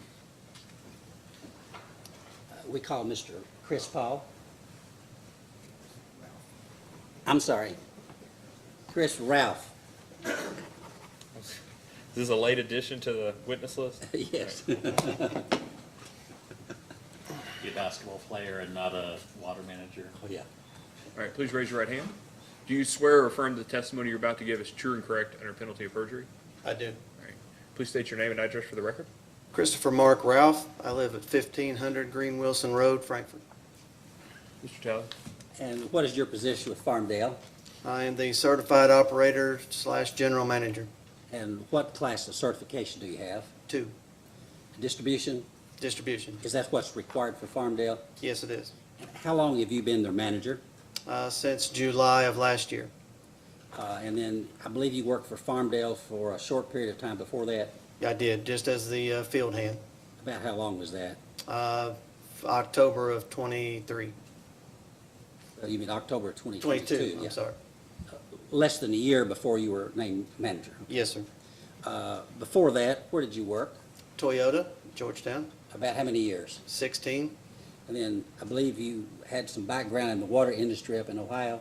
Yes, I worked for Heckler Water Association in Ironton, Ohio for about 7 years. Was a field tech there as well, and also a certified water plant operator for them. Any of your training and experience there benefit you today? Absolutely. That's all I have. Counsel? Can you hear me okay, Mr. Ralph? Yes, sir. When you worked in Ohio, did you familiarize yourself with Ohio's regulations regarding testing, meter testing, inspections, all the regulations to do with drinking water? Not so much meters. Again, I spent several years in the water plant. Myself, there really wasn't any meter testing in the plant. They did that in the field. But after I worked at Heckler Water, I did work for Waterworks and Industrial Supply in Huntington, West Virginia. I was also the assistant general manager there. We actually sold the meters. Was census rep, sold meters for years for there. And at US Filter after that. Same thing. When you were hired by Farmdale, were you instructed by the board or by Mr. Roberts to familiarize yourself with the water regulations for Kentucky? Not when I first hired in, no, not until I took over as general manager, and Mr. Roberts did not do any of that, no. When you started at Farmdale, what sort of training did you receive from Farmdale? Pretty much, I was training the manager at the time. I knew more than he did. I hate to throw him under the bus, but that's how it was. They were looking to me for the answers at the time. And is that because you had the Ohio experience and Mr. Roberts did not have prior water experience? Yes, sir.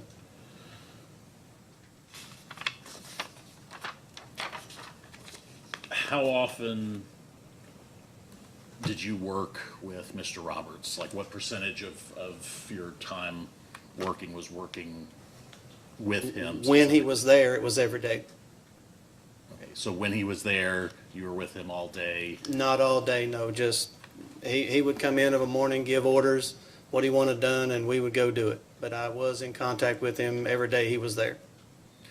And what did a typical day look like for you when he was there? We stayed busy when he was there. Generally, we wouldn't see him very often. He had the paperwork and the samples and everything else he had to do.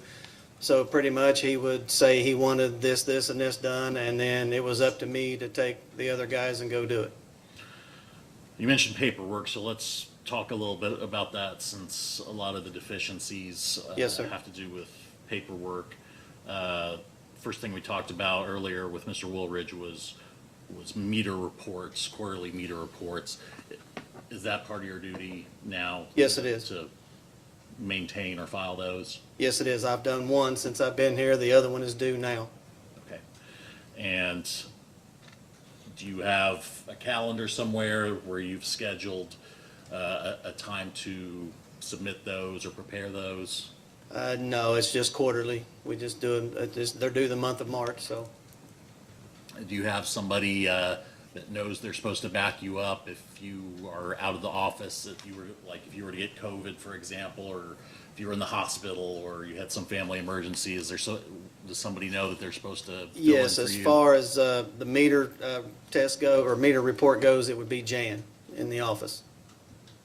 Okay. I believe Mr. Woolridge said that the backup would be Mr. O'Brien. Mr. O'Brien takes care of everything else. The meter report is done by Jan and myself. Thank you for clarifying that for me.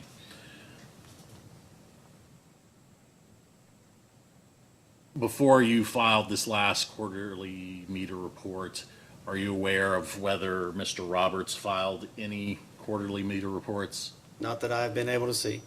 And do you have any firsthand knowledge of why meter reports were not filed? No, sir. Not before me. I have no idea. Before you became manager, do you think any periodic meter tests were being conducted? No. And why do you say that? I can't find any meter reports from Frankfurt hardly at all. Before we started doing this, the 10 meters that we were sending off started about the time that I took over, that we were sending off to get tested.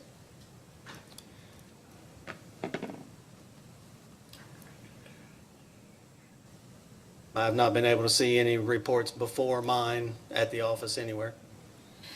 Since you've been a manager, do you know approximately how many customer requested meter tests there've been? Best guess from meters from customers, probably maybe 3. Not very many. And can you tell me what your role is in replacing, removing, and testing meters right now? Say that again? Can you tell me what your role is right now in replacing and testing meters? We will pull a meter, we will replace it. Most generally, we pull out the old iPro meters, the old plastic meters, and we are replacing them with SR2s when we have them. And how are you deciding which meters to pull? We will start with a dead meter list, of course. If it's a dead meter that's not reading properly, we know it's not reading properly, that's the ones that we go to first. And if one's not dead, you send it on to the plant board? Send it to the plant board to get tested, yes. And I'm working on a new sheet right now for the plant board to use, because Mr. Taylor, when he came by to do our inspection, did not like the plant board sheets that we get back now. So I am making up a new one that meets PSC standards. Excuse me. When Mr. Stamper, sitting in the back row back there, comes and does his inspections, does he give you a copy of his checklist with all the requirements that he's looking for? Yes, sir. Do you use that checklist as a personal reminder of what you need to do under all the regulations? No. The annual inspections I do, our safety meetings we go ahead and do, our truck inspections and all that we go ahead and do. When Mr. Stamper showed up to do the inspection, I already had all that ready for him when he got there. And actually, there's been copies of that sent to Mr. Stamper and to the board from me. When you were first hired as manager at Farmdale, did anybody provide you with a job description or a list of duties that were expected of you? Not per se. When I took over as general manager, it was, they had Mr. Roberts in there who just, everything was behind. When I got there, I had a whole lot of fires to put out. Everything was behind. My second day as general manager is when I got the first report that Mr. Stamper had done with all these deficiencies, and I had no idea what I was looking at, had no idea what to do. Holy cow, here's a case I'm looking at. I was lost. I had no idea.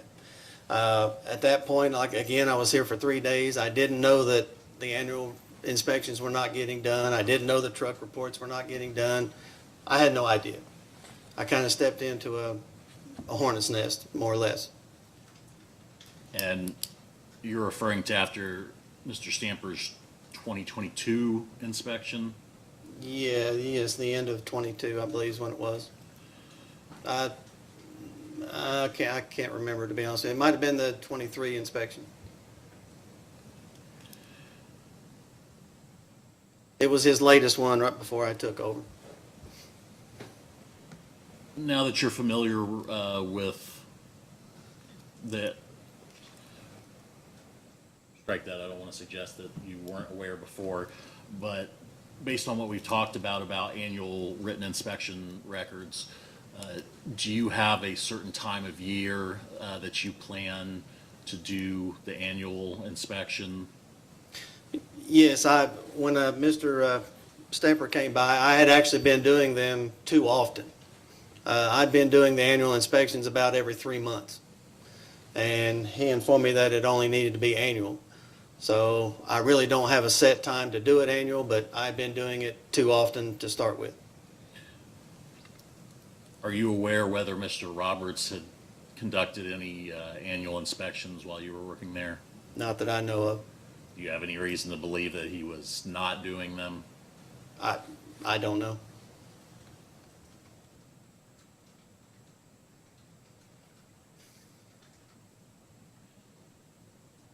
Are you now performing monthly inspections on vehicles and equipment? Yes, sir, every month. We pick, I can't set a day to do this because we're so short-handed. Every time I set a day and a time, a leak comes up or we're doing something else. But what I do is I pick the last week of the month. We do our safety meeting in the office. Immediately after the safety meeting, we go do the vehicle and the inspections. We do it all at one time, so it all gets done at one time.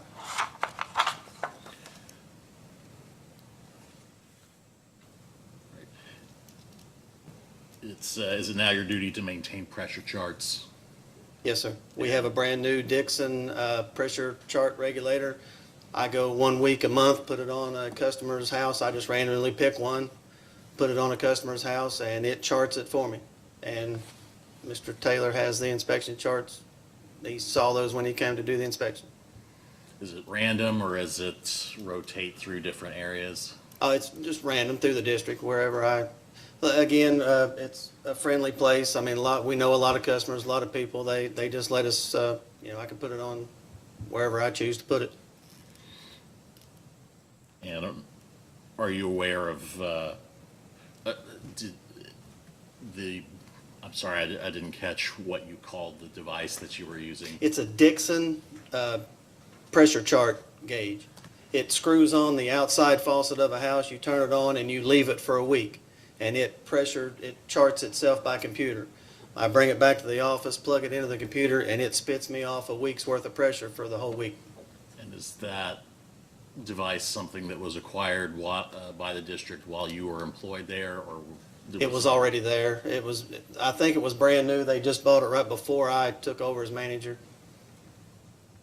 Okay, so which happened first, Mr. Roberts leaving or getting the pressure testing device? The pressure test was there. Mr. Roberts was supposed to be using the pressure test before me. Are you aware of whether he ever used it? He did use it some. I don't know, because I did find some of his charts there at the office. Now, whether he kept up with it monthly or weekly, weekly, 1 week a month like he's supposed to, I do not know. So he did generate some pressure charts? Yes, sir. Okay. I did find some old ones.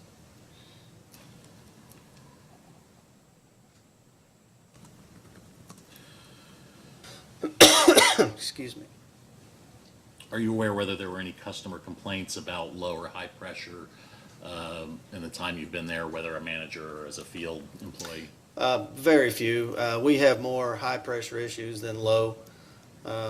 Maybe most of the time when we get a low or high pressure complaint, we can usually find out there's something wrong in the house. They have galvanized plumbing that's old, or there's usually something going on when we do get a complaint.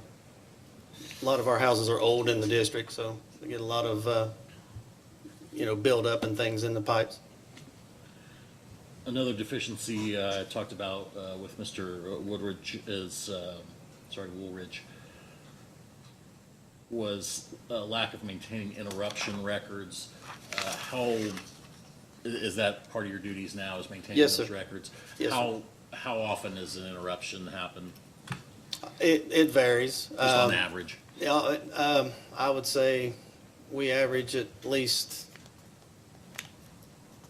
one every week, week and a half, give or take. Now, I do keep records of it now. I keep address of where it happened, estimate on how long it had been leaking. I use Kentucky Rural Water's little chart that they have that tells me how many gallons per size of the hole. They put that on the computer, so I use that. I also put on there what material we used to fix the leak, and how many people were involved, or how many people we had to shut off to fix the leak. And to your knowledge, was Mr. Roberts keeping any records about interruptions? Again, sporadic. I don't know that he kept all of them or not, but I did find some of the old records, but I don't know that it was all of them or not.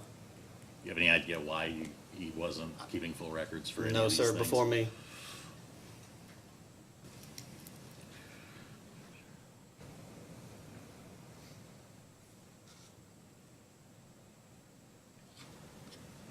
You'll have to remind me the names of, so there's you, there's Mr. O'Brien, and 2 other field workers?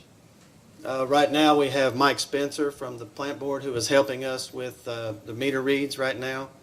And we just hired Matt Perry. He's starting the 25th is his start date.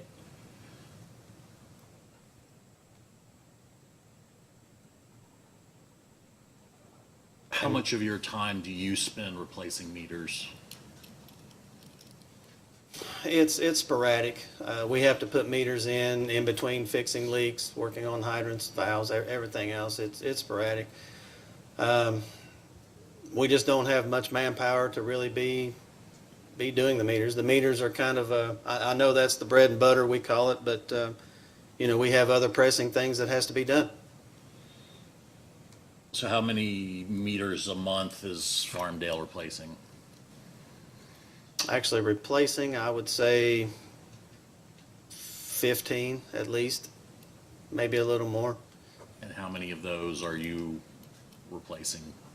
It varies. Again, it depends. When we send them off to the plant board to get tested, if they're dead or if they come back inaccurate, we call for warranty. I'm also trying to replace the iPearl meters with the new SR2 models. It's the brass, so we can get rid of all these old plastic meters that are just cheap. I'm working with the warranty on them right now through Citgo, trying to return the plastic meters and let the warranty work go towards the SR2 meters instead of trying to put the plastic ones back in there again. We're just going to get back in the same situation we're in now. Have you asked the board to create any additional positions to help with meter replacement or any other tasks that you need extra help with?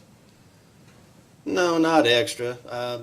Again, it's hard to find anybody that wants to work in this. We've had some turnover.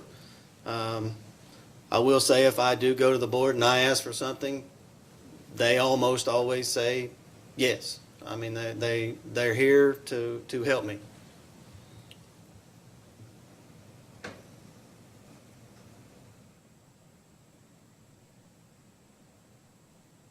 And I will say this, that it's hard to find a crew of commissioners that will get out in the ditch with you at 2 o'clock in the morning and help you out. But I could call any one of these three gentlemen right here and they would be right there with me, beside me, whatever I need.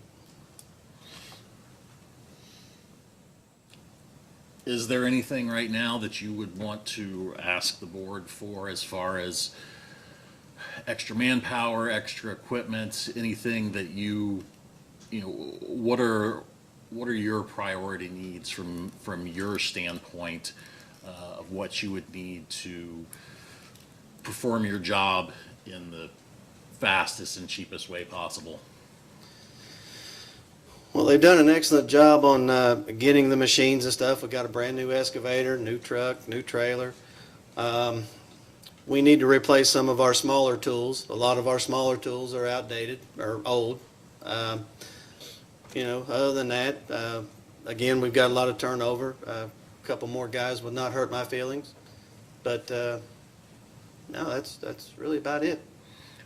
Based on your training and experience, do you feel like the district is able to respond quickly to line breaks or other problems that are interrupting service? Yes, sir. Yes, sir. We are quick on it now. Before I took over, like they told you before, they were using an outside contractor to fix almost everything, and it was very expensive. Other than using Gatewood for extra power, extra manpower, now we have not called an outside contractor to come in and help us at all.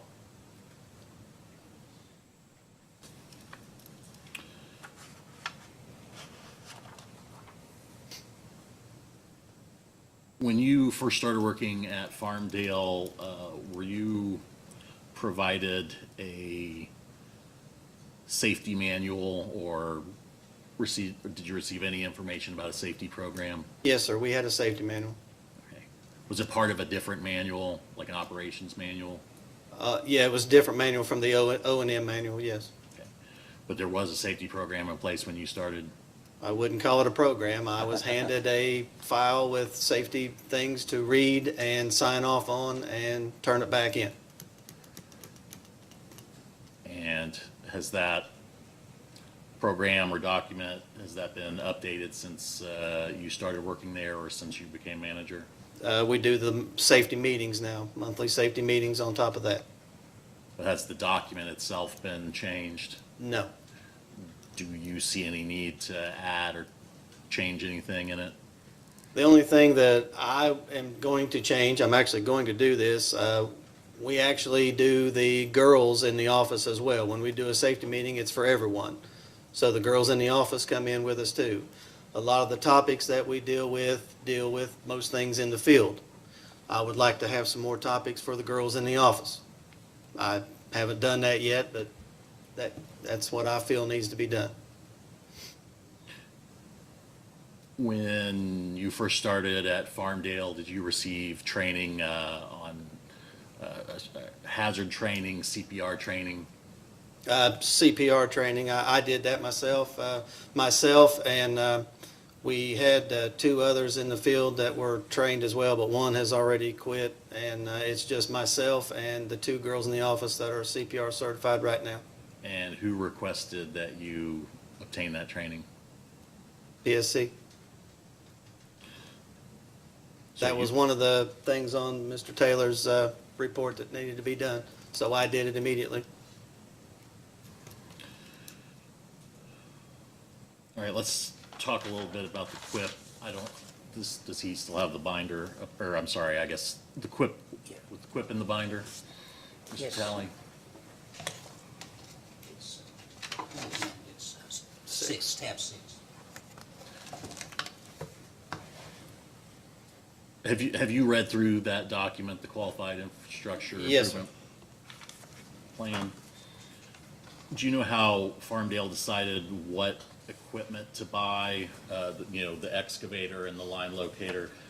Do you know how they decided what equipment to buy? There was no decision to be made. The equipment we had was bad. It was not working anymore. The excavator, I had to declare it out of service because it would not even pull itself anymore. I mean, it was just, there was no choice. So those items are among the things that you mentioned a moment ago about coming to the board and saying, hey, if we want to fix these leaks, we need X, Y, and Z thing, and they said yes, and Yes, that's sir. what that was for. Yes, sir.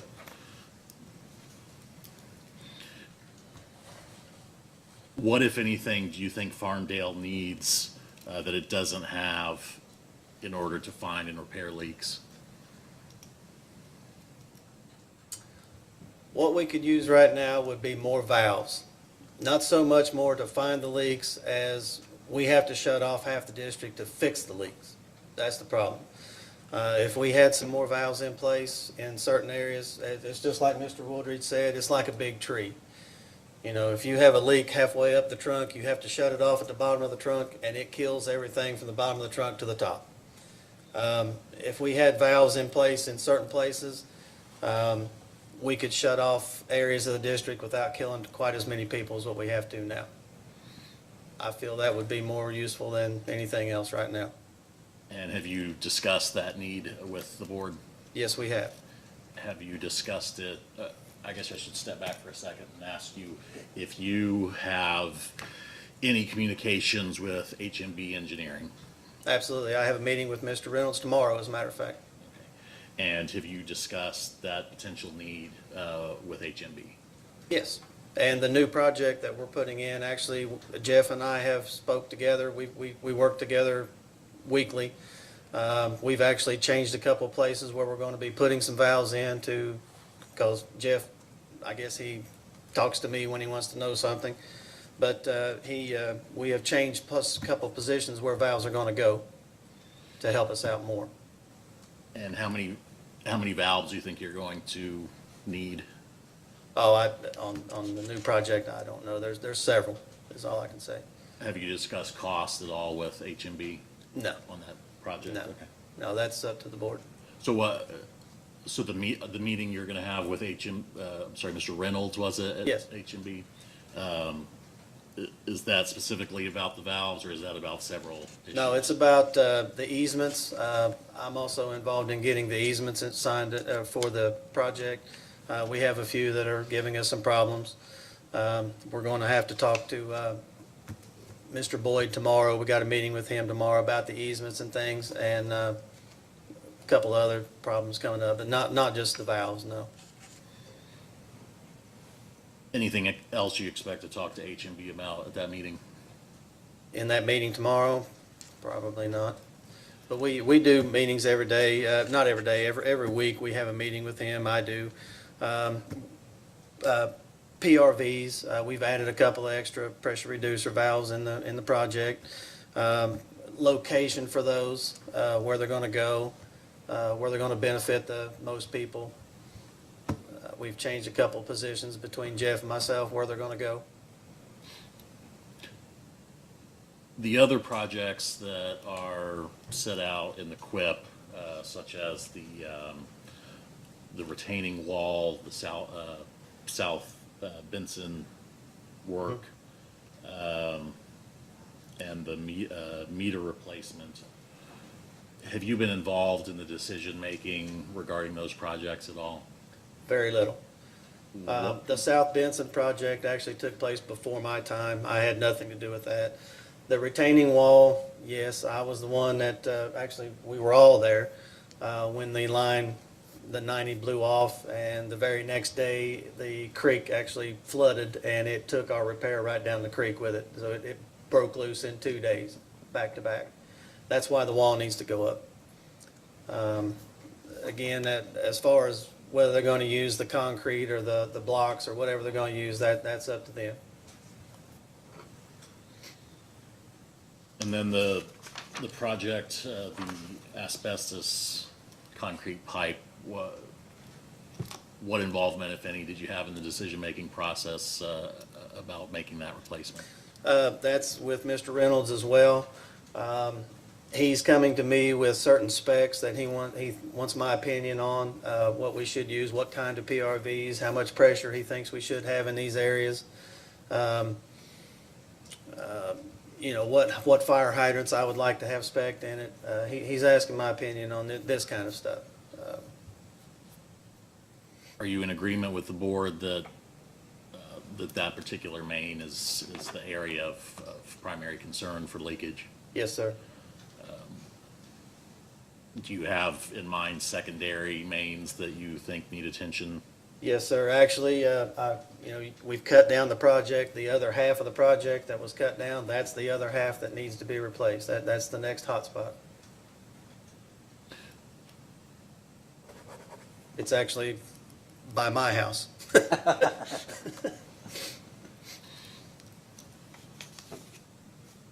Are there particular mains that you don't think need to be repaired at this point or I'm sorry, replaced at this point and can be adequately repaired?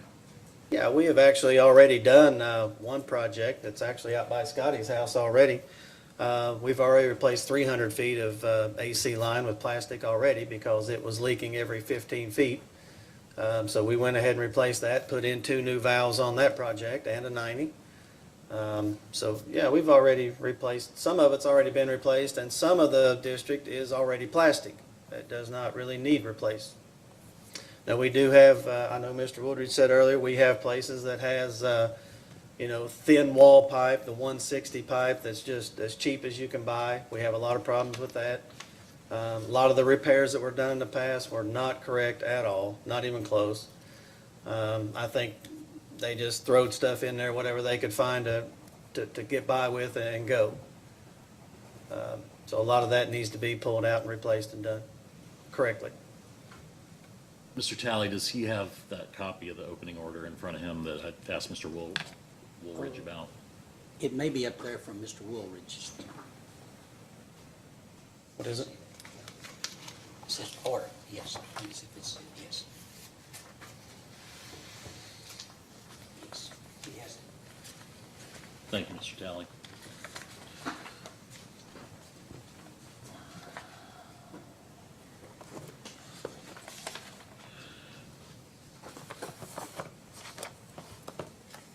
Mr. Ralph, if you could turn to page 2 of that order and read over the bullet points there. I think you mentioned that when you were first hired as manager, you were kind of blindsided by our investigation and the things that were necessary in light of what had gone on before.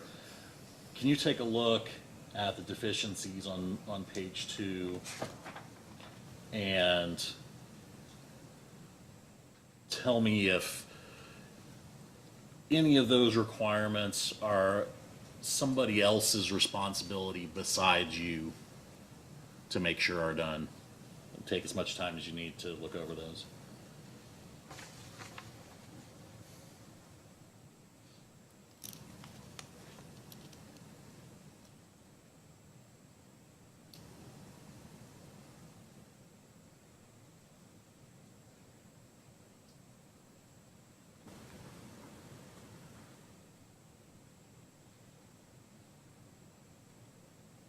No, sir, all those are from me. And I realize the first one regarding water loss is not something you have direct control over, so I'm not asking you to be responsible for that. But Yes, sir. as far as filing reports, maintaining records,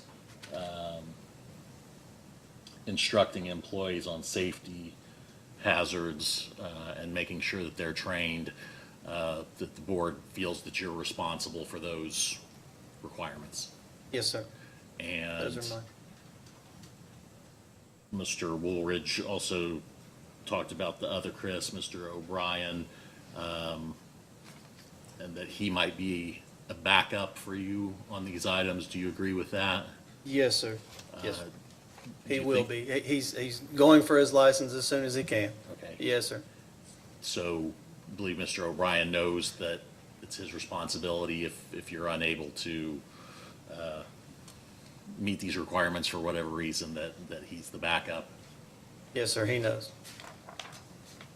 He knows it's coming.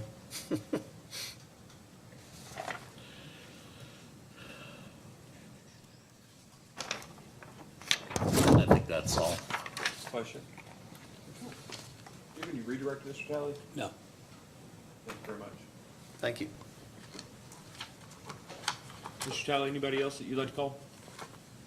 No? Mr. Talley, would you like an opportunity to brief in this case? I mean, we'll have some post-hearing data requests as you heard today, but I don't think there will be, we're not under any sort of statutory deadlines to get those out, so we don't, I don't think, need to set up a response time and issuance date. Once the record is closed, do you want an opportunity to brief in this case, or are you content with your response being the position of the named parties?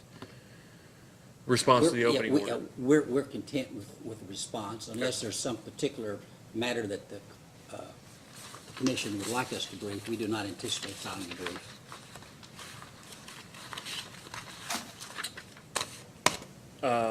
Look, I say the only issue, the primary issue, and you don't need to address it necessarily, Mr. Talley, but I'll just, I guess, say it out loud, is there stands a question as to whether or not with meters, let's just say with meters, every meter, and I'm paraphrasing the law paper, either every meter has to be tested or changed out. I'm trying to say this correctly. No meter may stay in Service service for longer than longer 10 than 10 years. years without being tested unless a deviation has been granted. Y'all have 2,747 meters. 2,500 of those probably in excess of 10 years. If you all have a position whether or not that constitutes 2,700 violations of the law, I don't think it says all the meters. I think it's specific to the meters. So I don't know that the commission has addressed that specifically in a previous instance. I find it hard to believe that any of us anticipate finding somebody necessarily liable and paying for 2,700. But I throw that out there to you as being the outstanding, as I see it, the outstanding legal issue besides the factual issue of whether or not violations actually occurred, whether they, are strictly. But that's the only outstanding issue. So it's yours to choose, but I don't think it will necessarily be the world's most determining factor if you choose not to address that in a post-hearing legal brief. Thank you. Anything else? Do you have anything, Vice Chair? Okay. So we'll set a date for, in the post-hearing procedural schedule to file a brief, should you choose to do so. But of course, it'll be your all's choice in that regard. Okay. All right, nothing else will be adjourned.